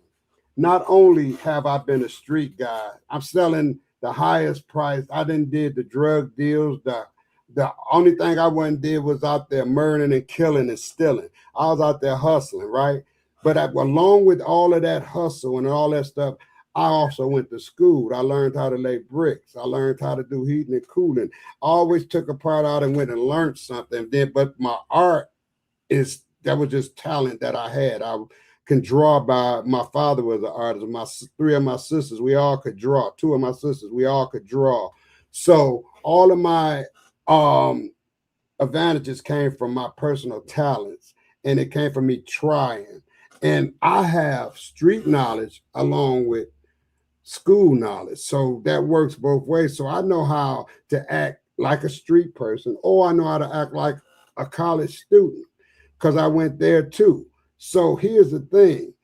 When you get those two, when you live in both of those worlds, you see things from a whole different perspective than somebody who's just a nerd and going to school, or somebody just a rowdy street guy who never tried to learn nothing, just lived off stealing and, being a menace to society. So it's a difference there. But we was forced into menace to being a menace, and they tell us to pull ourselves up by our own bootstraps. And when we did that, they burnt down our cities. When we try to do that, Black men and women have been through so much in over the last 400 years and we still doing good out of all of that. But we got our own people saying that we killers and we hate, and they know what we've been through. Oh, and, wow. So and check this out. At the same token, because we're telling of course, the but truth, you can't take I just want away to show what something real quick. Excuse me. A tune, I think that says Ella. This is exactly, you must have picked up on my wavelength. But I want to address this comment after you park your car, Suntan. It's parked. You go on and say it now. No, this is the thing. I hear you, Elder, and I appreciate you very much. And I'm glad this isn't, we're starkly opposed. There's two poles here. I'm on one side, you're on the other. Just the way this comment says, we make crime cool, sad but true. Absolutely. Absolutely. And can we take it all the way back to the root of not having and then having to try to get it some way, not being able to get it in a legal way? If we go back to the root of it, I'm going way back. I'm going back to, the 20th century, 19th century. Okay. So I'm going way back. However, yes, we had to hustle. And I hear you even saying, and you're a good person. And even Sonetter said he had to hustle. You don't do that anymore. But crime is an issue amongst Black communities, and it's it's intra-cultural. We do crime to each other. We don't do it for fun, Nepal. We sell drugs to each other. We don't do it for fun. We do things to each other. We sell drugs to each other. Nobody has a problem talking about being a drug dealer. It should be so embarrassing. And when you have to do what you got to do, it's not embarrassing. Brother, it is embarrassing. Because if somebody says, well, like if a woman was up here and she said, I used to be a crackhead. Oh my goodness, everybody. Oh, that was embarrassing. Oh yeah, that guy or that girl used to be a crackhead. We'll never let it go. There's a woman in the community who was publicly on the internet and everybody knew that she was a drug addict. I'm going to say her name, Misunderstood. And she cleaned herself up. I think she's like 4 years sober, almost 4 years. She's doing all these good things with herself, but nobody is, not nobody, that's not true. A lot of people are applauding her, but a lot of people, if they ever got into an argument with her or said, that's the first thing they'll say, oh, you crackhead. However, look at this, everyone, in our community, I'm talking about our community with the comment. If there was a drug dealer who says, I used to be a drug dealer. Who else was selling drugs everywhere? Yeah, I was hustling. I was doing drugs, selling drugs. In the community, if someone got in an argument with that guy and said, You old drug dealer. That would be like, wah, wah, wah, so what? Everybody be like, and so what? But amongst black people, it's cool to be a drug dealer. It's not cool to be the one who's getting the drugs sold to them, who's suffering, who's actually a type of victim. If there is a pimp on here saying, oh, I was a pimp, I was selling, I was sex trafficking women everywhere. Oh, yeah, I made money. I had all these hoes. Woo, yeah, hallelujah, you're the best. Ooh, I want to be like that guy when I grow up. Woman who actually worked for that pimp says, "Oh, I used to be out there walking on this blade for him. Oh my gosh, she's horrible." But she is a victim of the guy who's exploiting her and trafficking her. Black people, and they all are black. They might have one token Hispanic or white bottom lady or woman on the stroll, but they're all going to be black women. It's all going to be black men. So we love to talk about, oh, well, I used to be a drug dealer. I used to be a pimp.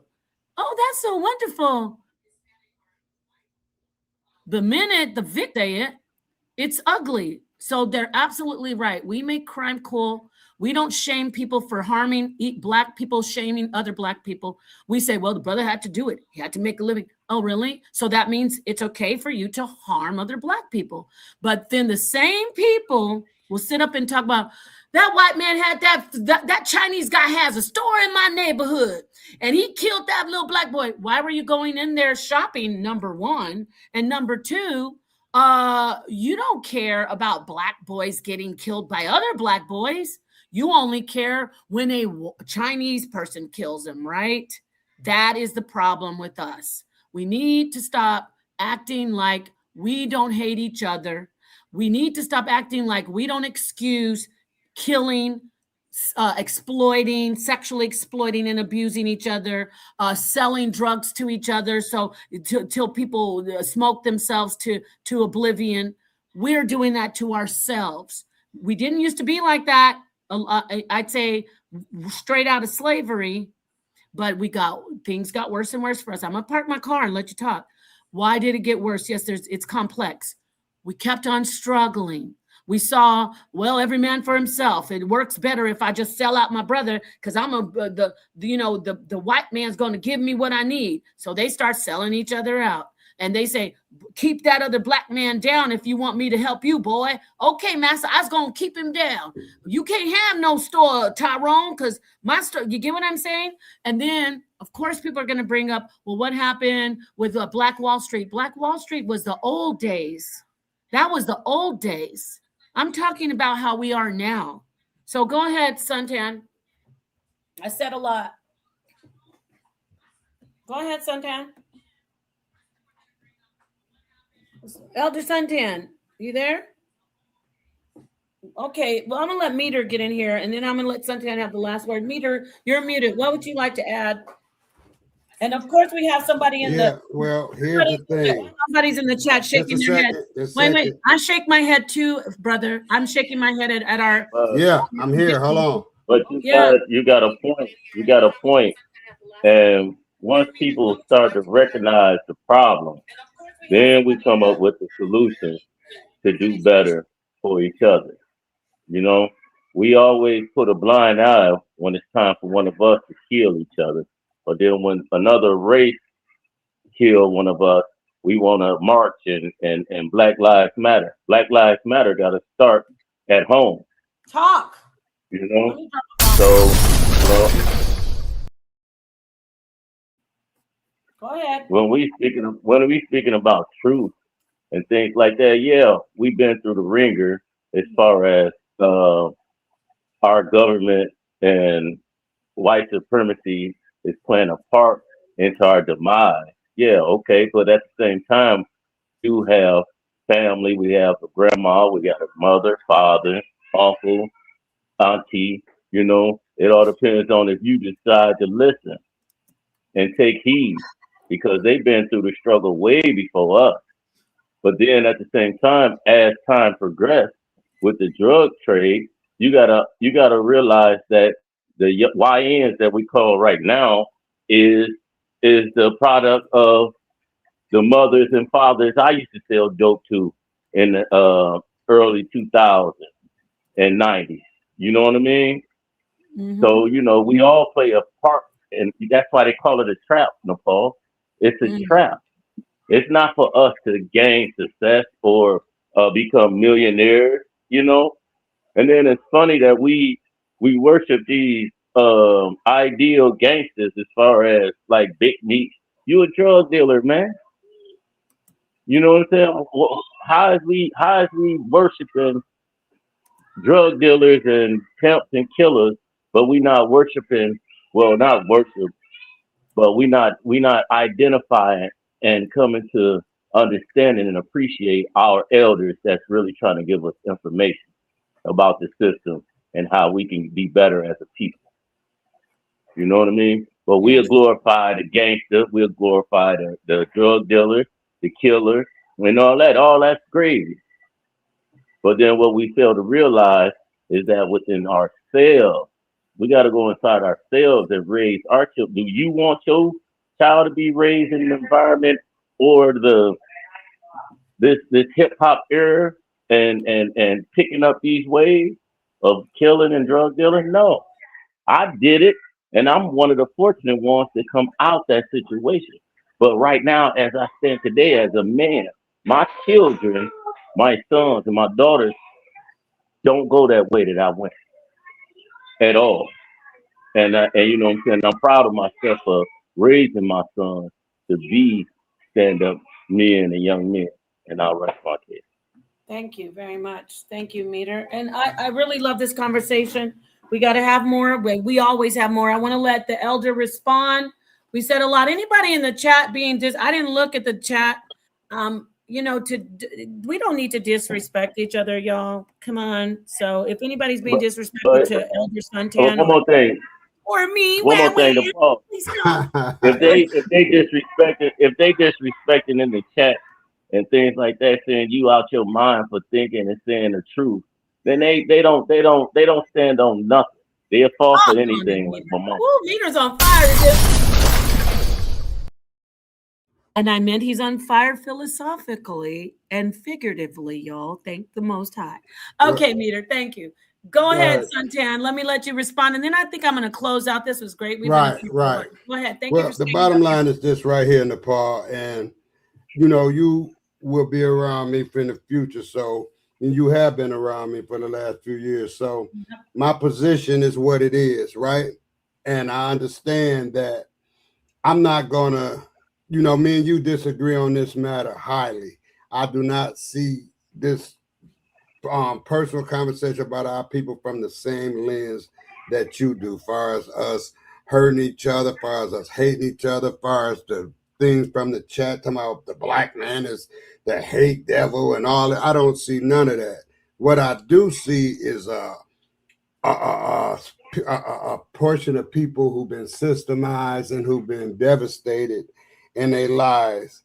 And I see that they made it the best way they can. As far as glorifying drug dealers, it's not they're glorifying drug dealers, they're glorifying money. Money has been withheld from our people for the last 400 years. And like you said, when they left slavery, it wasn't like, okay, I'm finna go and tell on you to get up. When they left slavery, then they made you work. They had all these people in slavery and they let them go. Okay, Emancipation Proclamation. Now they gave them nothing. You can just leave. How you like somebody you don't work for them 20 years, 30 years, and you just don't get a dollar. You just get to walk the road, the cold, with no shoes on, no feet with your little babies, with nothing.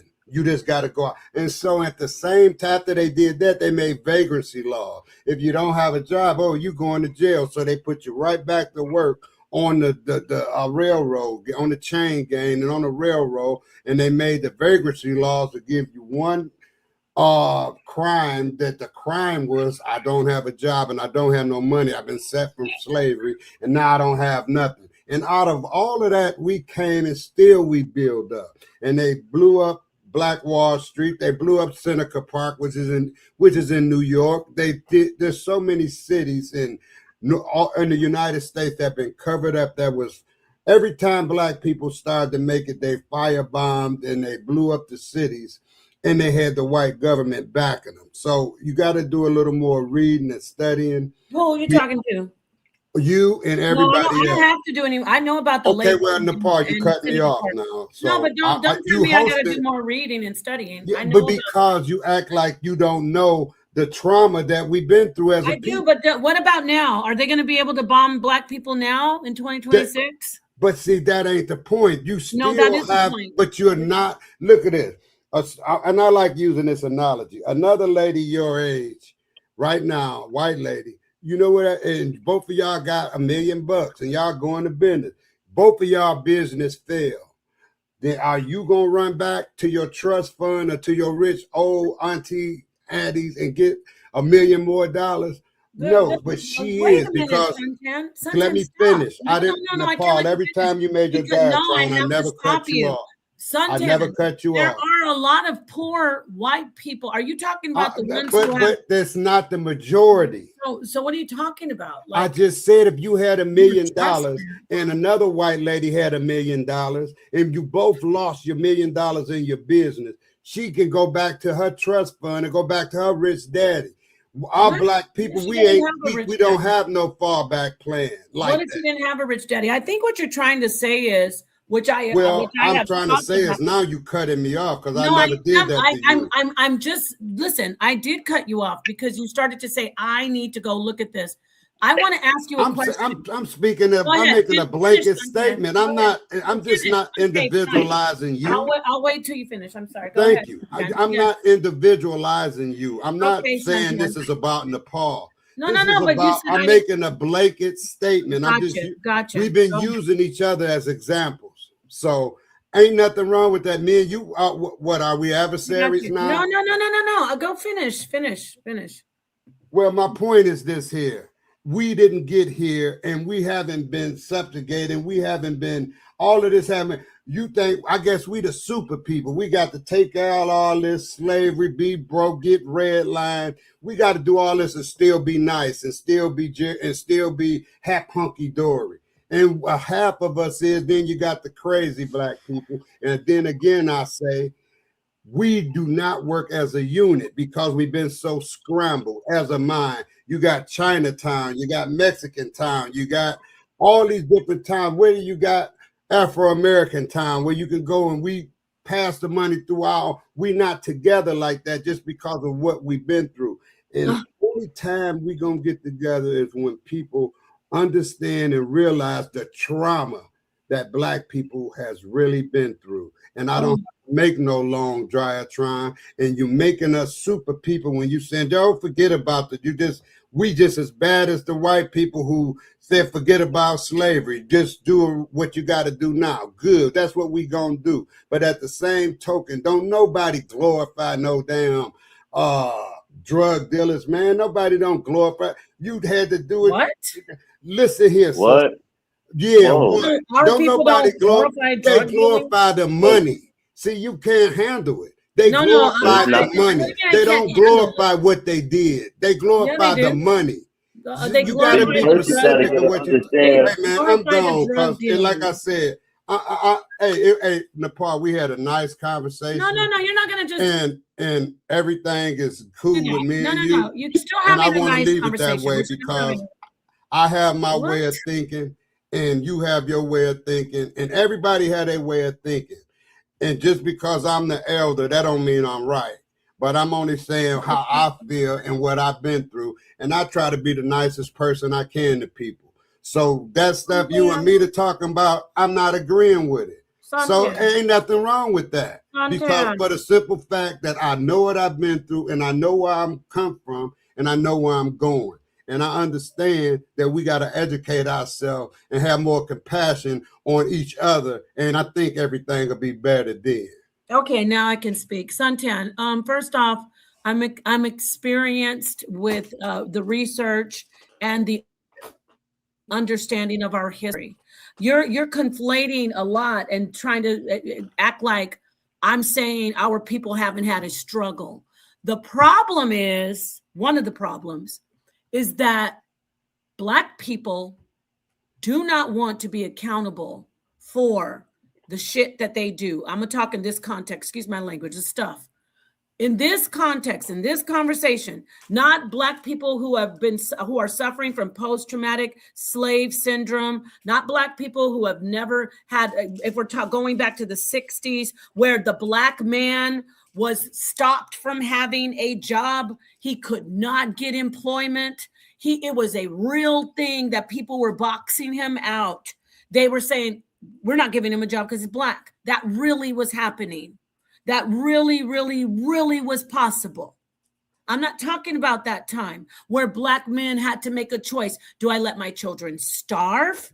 Or do I let Lyndon B. Johnson go ahead and give my wife and my kids welfare, and I kind of just hide under the bed when the welfare inspector worker comes? That was a real issue.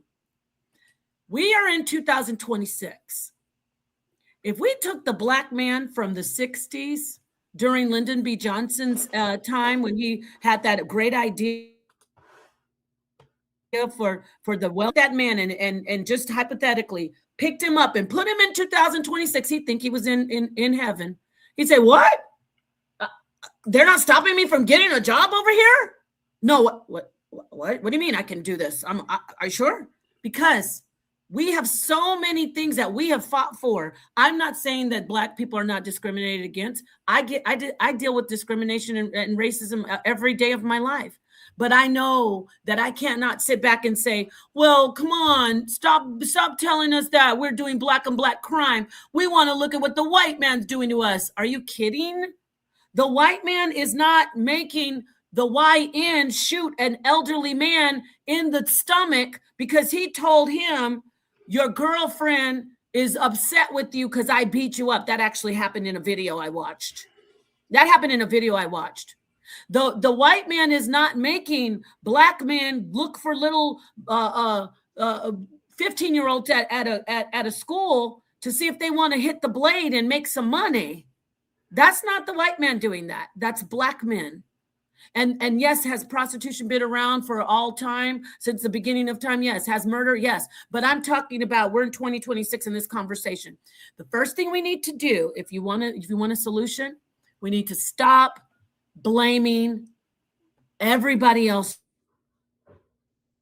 for the shit we're going through, and we need to work on each other. We need to work on each other. In the immortal words of Queen Queasy, she said, we need to stop crying and we need to build our own stuff. I bet you they won't be able to bomb it. Let's do Black Wall Street again. I bet they won't be able to bomb it now. They find another way, and you know what the way is? They use us against us. It's a psychological warfare. There's people like us that are talking about these things, that are, conscious, and we love our people and we're B1, but we still have a mindset within us that everything is the white man's fault. I had to sell drugs because the white man stopped me from getting a job. I had to go rob cars because the white man wouldn't let me get a job. But there's Black people who never robbed anything in their lives, and they live in those same neighborhoods next door to the drug dealer or the thief.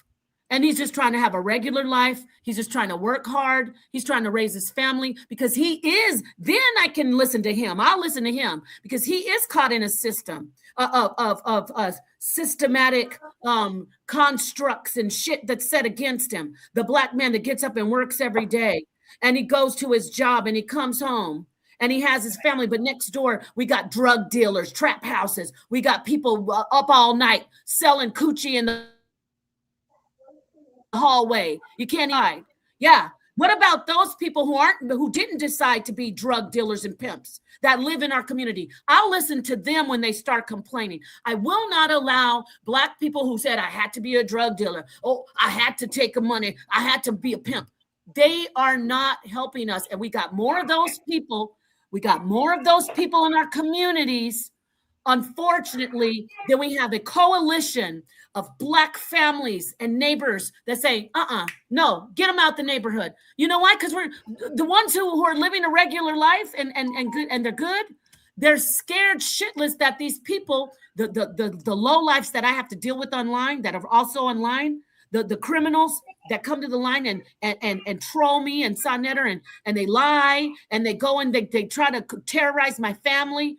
those same people that are the YNs and the drug dealers in the neighborhoods, nobody wants to speak up and get rid of them. Just like online right now, there are so many good Black people that will not stick up for Sonetta and me because they don't want to be targeted by these piece of shit dirt bags that are Black people amongst Black people trying to destroy us. So when we put it into the neighborhoods and we talk about the criminals who with the good Black people who are living at poverty level, but they're working and they want a good neighborhood and they don't want their neighborhood to look like shit. They don't want busted car windows and garbage everywhere. They keep trying to make their yard look good.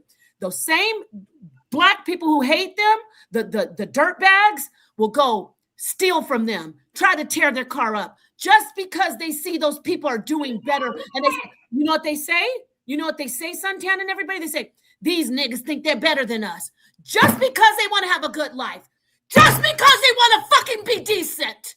So I'm tired of niggas out here telling me I had to sell drugs, I had to steal, I had to do that shit. You're a lowlife and you're bringing down Black people. You got it? I came from a neighborhood where there were a bunch of good Black people, but we had some shit bags. And they were always the ones that were causing problems. But my father grabbed his rifle and did vigilante justice along with my uncles and everybody else. And we drove them out of the neighborhood.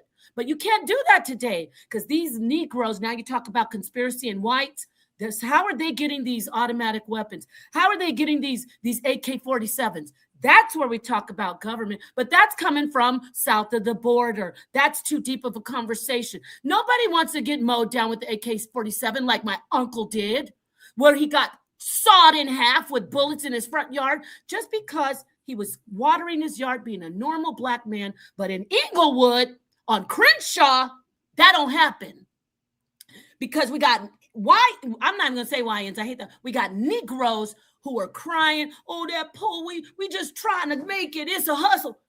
That's the garbage we got to get away from first. Go get a decent job. Make it honorable, like in the 50s and the 60s, to have a job as a janitor. Make it honorable to be a waitress or a waiter and a service person, to pump gas. Don't make fun. Oh, look at this nigga working at the Jack in the Box. Oh, we put that down in black culture. But if he's selling drugs or putting women on the stroll, oh, that guy's a king. That's the problem. That's the problem. I got upset because don't tell me that I don't know. You don't know where I'm. Just because like Jabari said, you think Jabari's from a upper, like living on a hill up in a rich home when he grew up? He came from a Black neighborhood in Brooklyn. I know where I came from. I come from the barrio. I come from a hood, and I came from a decent family with decent other Black people living in there. And there's always a spot in the feast, though. And then you know what? If you don't nip it in the bud right away, they'll start growing like roaches. And pretty soon, you have a bunch of Black people scared to go out to the store after 10 o'clock at night, scared to leave their nice bike outside without bringing it in. Because even when you bring it in, I saw something where a Black man was riding around on his scooter, came into his home with the scooter out of the hood. He was filming himself on Facebook. And two people broke in the house and unalived him and his friend who was eating dinner at the table just because they saw him with that scooter. That's the Black neighborhoods we're living in. We got a lot of work to do. What we need to do first is have brothers, strong men, stop being afraid and start taking care of these neighborhoods and start driving out the drug dealers and the crybabies and the fraudsters and the scammers and all the hookers and all the pimps. Get them out of the neighborhood. I said a lot because it hit home. Because listen, Suntan, you don't know me. You don't know where I came from. You don't know me either. About racism. I know all about drug dealing. I know all about people's. You sound like a woman scarred. No, I'm not a woman scorned. I'm from the hood. Okay, don't make any mistake about it. And I don't like people telling me, well, you don't know this, you don't know that. My father, when I was a little girl, and he was a civil rights commissioner and lawyer, he would do undercover work here in Arizona, and he would go investigate people getting discriminated against. He would go into the business and find out if the business was discriminating against Blacks and Latinos and Native Americans. When the business owners, who were neo-Nazis, found out that my father, that when his cover was blown, that he was investigating for the government, they came to our home and had my father, he stepped outside, they tried to tie him to the back of the truck. That's the way they do it out here in the Southwest, in Texas. They tried to tag him to his death, but my father wasn't playing. My father was a superhero. He ran, got up on the truck somehow by the grace of God, got loose from that damn rope, and he fell off the back of that moving truck. And he was all messed up after that. So don't tell me about what I don't know about Blacks and discrimination and drug dealers and white supremacists. I know all about it. That's not an excuse for Black people to keep crying about how they can't get it right and the white man is against them. And we got to start in our neighborhoods. The Black people are against Black people. Because even when I said that about the white supremacists, they weren't in that neighborhood. People knew who they were. If we got together and drove out all the drug dealers, all the haters, we would be able to reignite, bring back to life such things as Black Wall Street, good Black neighborhoods, nuclear families, a family unit. We would be able to do that. And I promise I will hand the mic over and not say anything else about this. But you, in the immortal words of Sonnetter, you guys have me effed up. Okay? Don't tell me about I don't know this and I don't know that. I know all about it.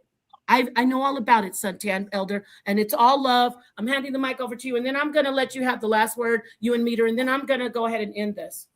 All right, you can end it now. I'm done. Okay, great. Let me ban these niggas in here who are trying to talk to me crazy. I know what I'm talking about. Black people, stop crying for yourselves. Stop glorifying drug dealing. Stop glorifying drug dealing. Stop ignoring Black on Black crime, Black on Black murders until a Black person gets killed by a white person or a Chinese person.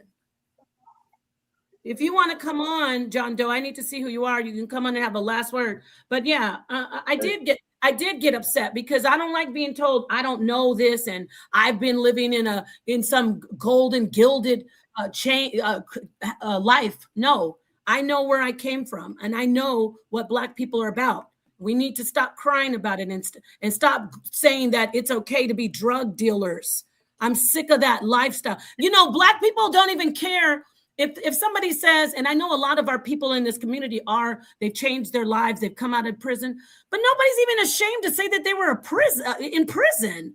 Nobody's ashamed to say that they used to sell drugs. When I was growing up, and Suntan, you're older, it was embarrassing to say such things. Black people were ashamed to say, I'm an ex-con. Black people were ashamed to say, I used to sell drugs. Now it's no big deal. Yeah, I was an ex-con and I killed somebody and I spent. I'm not shaming people who are ex-cons, but it's like it's glorified and it's cool. Like, okay, that's fine, brother. I was ex-con too. No, we have to change this. We have to be ashamed to be ex-cons. We have to be ashamed to be drug dealers. Does that mean that I'm shaming you? No, but we have to stop glorifying it. And like the comment said, we think it's cool. We do. It's not cool. Go ahead, John Doe. And then I'm gonna, yeah, go ahead, Meter. I'm gonna let Meter say something, then I'm gonna let John Doe. Okay. And this isn't against you, Suntan, but it is against the rhetoric about Black people always blaming white people and never wanting to better ourselves and focus on what is really wrong with us. Mexicans, they talk amongst each other like, oh, the gringo, but they get up and they get together and they say, I don't want to kill other Mexicans. Oh, is that a Mexican over there that can't pay for that? Let me pay it. Oh, is that Black people stand in line? I'm in my bag. A Black person will laugh at you. If you don't have enough money, thank God that never happened to me, but I've seen it happen to people. A Black person will laugh at another Black, let's talk about men. A Black man that doesn't have enough money, a Black woman will laugh you to scorn, or anybody, if you don't have enough money at the aisle. Mexicans, Latinos, especially Mexicans, will pay for them. I'll get it. No, it's no problem. I get it. No te preocupes. Like, don't worry about it. That's the problem with us. That's one of the many problems with us. Go ahead, Meter. So I want to hit the little point about slavery. When we said that America was built off our back, when slavery ends, the Caucasians, they didn't know how to build anything. How you think Black Wall Street came to? Because we still had the skills, we still had, you know, unity and everything. We wasn't just drug dealers and pimps right off the top. They, yeah, uh, right. So they needed help still. We were in construction, and you know. But what I'm trying to say is this. All right, I was me personally. I'm a pillar in my neighborhood. You know, I'm one of them ones. Why they say, you know, back in the day, yeah, I did things. You know what I'm saying, as far as gang activities, which I'm not proud of, and which I don't pass down to my sons or daughters. But at the same time, I stayed in my hood and I kept it real with my younger brothers, my younger guys that's coming up. Hey man, this is what it is. Man. This is not what you know. ABC. This is what's gonna happen. So charge came up on me three. It happened like 3.5 years. I had to do weekends in jail, but then not. Well, let me take it back. Within my neighborhood, we are family orientated. We have like 6 families, and we all together. I'm talking about uh, aunties, uncles, my mother, and they mothers went to school. My granddad and they granddad, all the way down to us. You know, so we like a big family. But then at the same time, we got into the gang culture, which if you can look it up on the internet. Yeah, you know, as the indictment's been rolled down um, between a lot of us. But I'm gonna get back to what I was saying. I was doing weekends, and you know, where I'm from, we more just dealing with ourselves, and we don't like outside nothing. So y'all keep that stuff outside. Whatever y'all do, don't bring it to our neighborhood. You keep it over there, in your neighborhood. So, but I got the chance to meet a lot of young brothers that was just facing so much time. I'm talking about they was like real. They haven't even have a chance to fall in love or know what love is about. They facing murder charges, this and that, this and that. I'm talking about. I'm literally in the holding thing with these guys, and they just lost. And I just got to tell them, talking to them, and it's like, "What you think, OG?" I'm like, "Man, you know, all I could tell them is you'll be all right, you know, if you just, you know, but then if you get up out of this, I was just really trying to educate them get out of the situation that they're in, which they don't want to return back to this situation. Look at this place, man. This ain't nowhere where you want to just spend the rest of your life in. I'm talking about this for man, it's for real. These young dudes is just at alarming rate, just doing stupid stuff, just out of spite, just senseless, and losing their lives over nothing. And you know what? We call it football numbers. These boys is getting football numbers over petty crime. You know what? Because they niggas. Mm-hmm. They don't care about giving a nigga Thank a you. 100 years over something petty. But then where's the education? Where do see like myself, advocate? I like to go out to my neighborhood and speak to my boys like, yo, this is what it is. Where's the education? What do you do to give back to the community? You gonna have some rough knuckleheads that really don't care, but then you can save a lot of lives if you just say something, especially if they look up to you. And I'm one of the ones that they looked up to. My name, these young dudes call themselves my name. They named after me. Meter. All over, man, on different sides of town. And then I'm like, what? What? Am I proud of that? No. They glorifying the wrong side of me.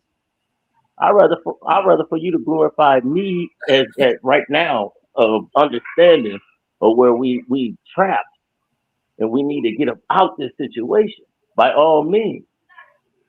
You know what I'm saying? I don't care about no sides of towns. I don't care about no gangs. That's just like religion. Right. We Excuse have to me. stop. We have to stop caring. You can be whatever you want to be. All we got to do is just show a little respect to each other and go forward. You Thank can you. be a Muslim. You can be a Hebrew Israelite. You can be a Christian. You can follow the uh, uh, um, Kemet tradition. You can be an atheist. If we just show each other a piece of gratitude, a piece of understanding and just love and respect. If we carry our traditions truly the way it's supposed to be carried and look at each other and say, you my brother, you my sister, and I love you, and we're gonna go forward. We won't look at each other no more as enemies. Thank you. Because Thank you, then Meter. now All right. we can't blame the white man now. You can't blame the white man now. Exactly. Now we gotta pull up our bootstraps and we gotta put this on our shoulders and carry it. Exactly. I let my friend. Thank you so much. We're going to hear from John Doe. I want to make this clear, though. Suntan is a respected elder in the community. I respect Suntan. Hey, I look at. We're not. This isn't an echo chamber ever. We never have an echo chamber. I have my position and where I come from, and I appreciate his position. But I'm going to address anything that feel very passionately about. I'm going to address it the way I address it, and it was nothing against Suntan. It's about the entire community, not just Suntan. In fact, Suntan was just speaking what he thinks is going on, and I spoke what I think is going on. And then I want to say this comment right here. Napa, my people get mad. First off, who are your people? You're just a couple letters on the screen. Okay? You're just some letters on the screen. My people get mad because you say these racial sounding things. You sound like a fool. And you're telling me that I'm not black, basically, because you happen to know that I have Dominican side. My father was 100% black, whether he was Dominican or basically Dominican, Haitian, French Creole, my grandmother. I don't care what you say. It's all a boat stop, number one. But I do not ever turn against my heritage. I love my heritage. I'm multicultural. I love it. I love my mom's heritage. My grandfather is a child of a slave and a slave master on my mom's side. Your turn. See, you can't talk about my people because you're damn sure not trying to say something about me being Dominican and Latina, Afro-Latina. You know how many slaves were children of slave masters that are black people today? If we're talking about slavery, so take several seats with that dumb comment, and thank you for being here. Why don't you hit the like button and hit the Cash App that Suntan is dropping if you want to be here and support so much your people. Let's see you support Sonetter and all the work that he does for you over the years. My people are so-called African American. So are mine. My people are African American too. And they're also Native American, and they're also Afro-Latinos. I'm multicultural. I have Haitian roots. Okay, so enough about that. Peace, John Doe.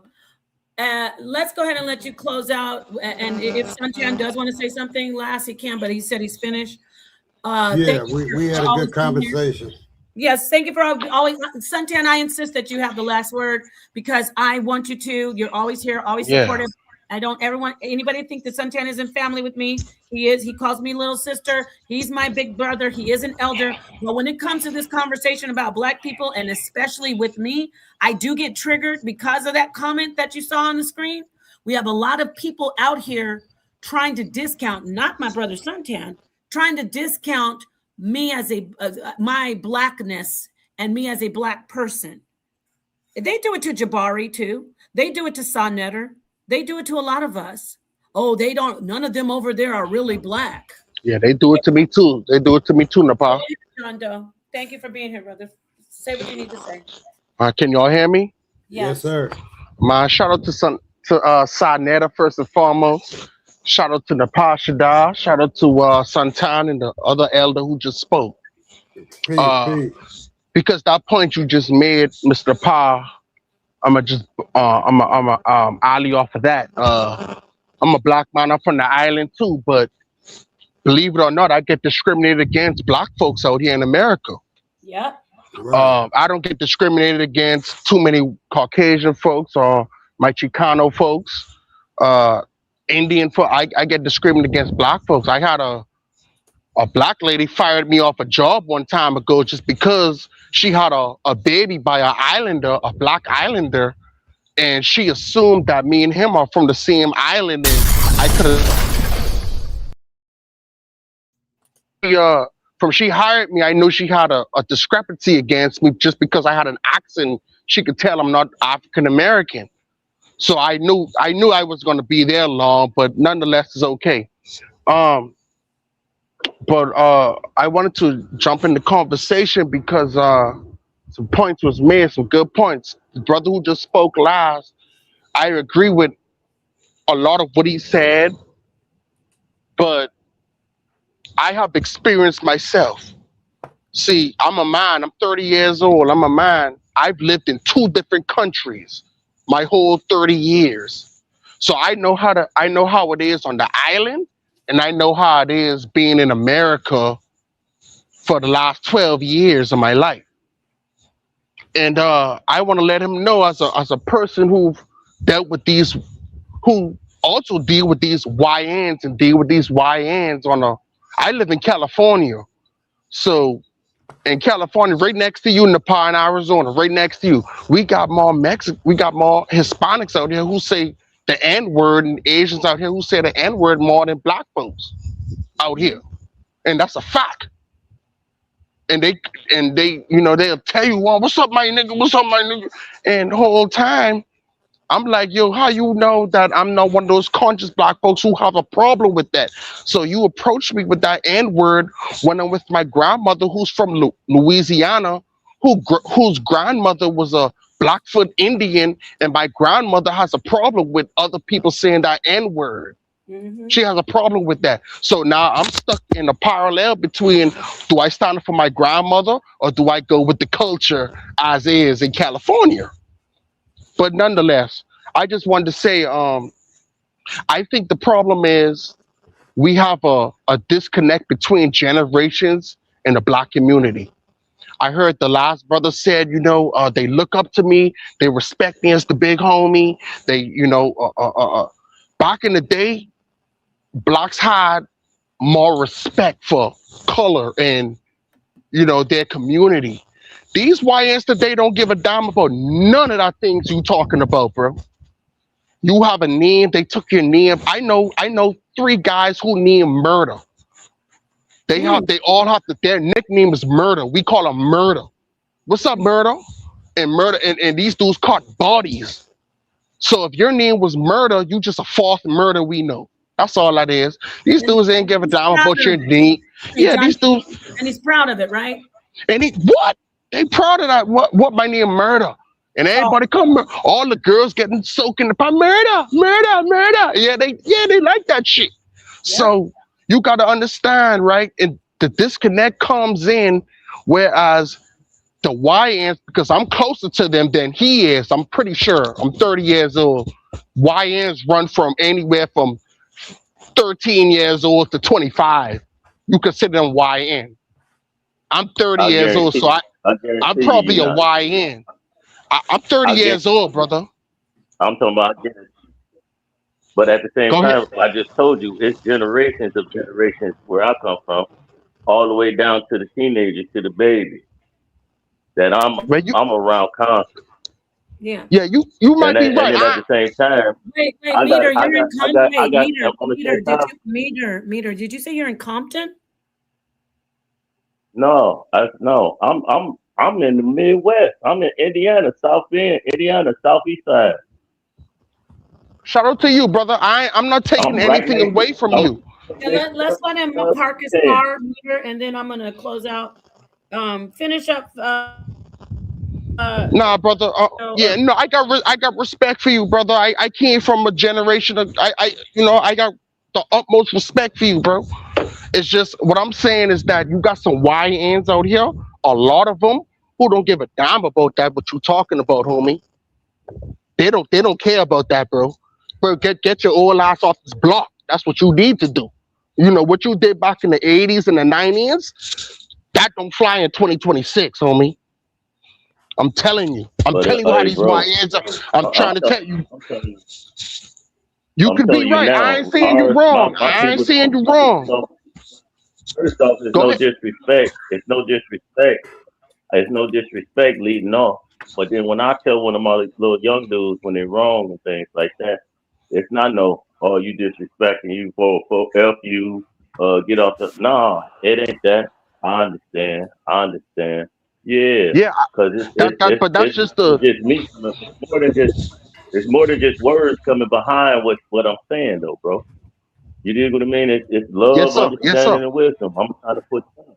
No, it's not me saying, "Oh man, I'm gonna do this to you, little dude. If you don't do this, no." You understanding you when you hands on with your They people, ain't got you that get a certain. understanding, big brother. That's what I'm telling you. They don't got that understanding But you got, brother. They don't got that understanding. These that's dudes out over here, there. they gonna pull a pistol on you. You know, That's understand over what's there. the understand? I'm talking about. Oh, I'm talking about. I'm 48 years old, bro. Yes, sir. Shout out to And you, not sir. one. Now I'm talking about. Now one of us. It's only been one incident. That's like 30 years ago. Of an Hey, incident Nepal, of I'm about to killing go. I'm about to yeah, go. let's close each it other. down. Everybody, excuse It me, ain't Meter. none of that, man. We don't. I We don't. Yes, We sir. don't. appreciate We Yes, don't. sir. Shout out to you, sir. shout out I to ain't mean no everybody disrespect. who joined. I appreciate Meter and of course John Doe of coming in. I always appreciate your ad and Suntan. I appreciate you. You know you do, you know I do. Right. I did get a little bit upset because mostly it was something that I'm used to people kind of. You're not saying you were doing it, but when people are like, "Well, you don't understand the pod because you're not really black," and you That's bad. so that's where that came from. Nothing. You're always super kind and awesome and respectful. And I love to build with you and I want to build more with you. It's just the whole thing when people do that. So I'm gonna let you have the last word, brother Suntan, because you deserve it. And yeah, Yeah, you know this is the toughest environment. yeah. Hey, listen, everybody. We're not going to always agree, and you know that's just the gist of it. We're not going to always agree. So we learn off each other, right? But the bottom line is this, man. Let's just keep living and learning. How about that? That's all we got to do. And if you got a higher side where you can go pray about it, that's what I think, we should do. And we make changes by physically making changes, and mentally making changes. Like me, hey, Nepal, I'm at the point now, arguments and debating, them two different things, but I try to do neither one. I try to just have the conversation and, I'm not going to press nothing. I'm not going to debate nothing. That's why you never see me debate. But I will listen. I like to get people point of view. So that's good. And let's keep living and learning, y'all. The Paul, we see you tomorrow. You got to crank up another show. You know, that you got to do another show tomorrow so we can keep our people in tune and intact. But that's not like tomorrow say, nah, wait. Now let's have another show if you can. You know, you gotta let's do another one. yeah, let's do another one tomorrow. You know what I mean? Let's do another one and let's close out with this. Everybody get your tickets. I know that our regulars will be there, but I Right. want to see the people who always come in afterwards. Oh, I missed a debate. What can I see it, Saw? Can you play it back? No, you better get your Nah. tickets. It's July 7th. Excuse me, July 11th. It will be these two titans, these giants, facing off in person. Limited seating if you're going to be there. I saw you, Peace Brother Lon, your queen, Nicole, Miss Nicole. But if you're going to be there, you better get there, get your ticket, and be there early. Doors open at 3:30.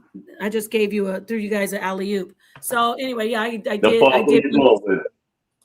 I'm actually neutral. I can't really say either way, even if I wasn't a part of the production, because I will be a part of the production. But this is, I can't decide. This is going to be, Suntan, you said right. This is going to be a learning moment, right? Right. You know it, Nepal. Just think about it and all the stuff we're going to pick up.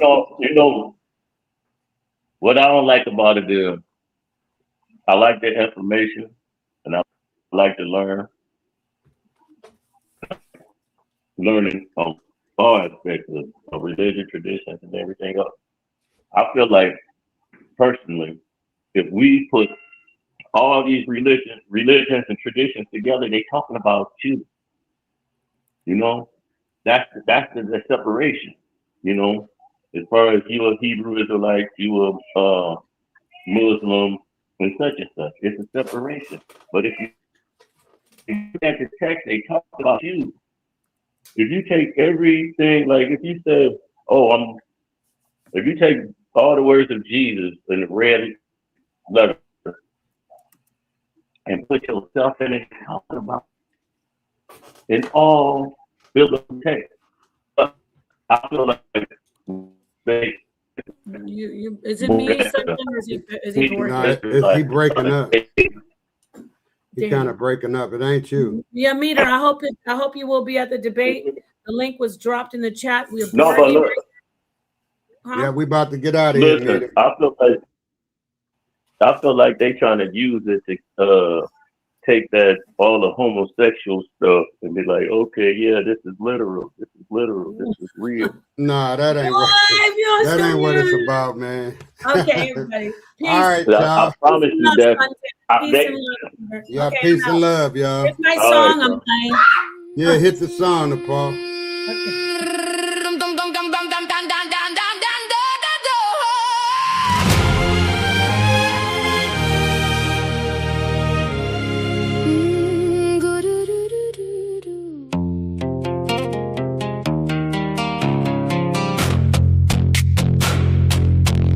Good looking now, keep getting clout. This is what it's about. We love teaching. There is no time. They programmed your mind. Construction blind. We not sleeping. Come join the love, come join the fun, and call it education. Let's get profound. Let's uncover all of the deep arcane things. Good looking out. Good looking out. Good looking out.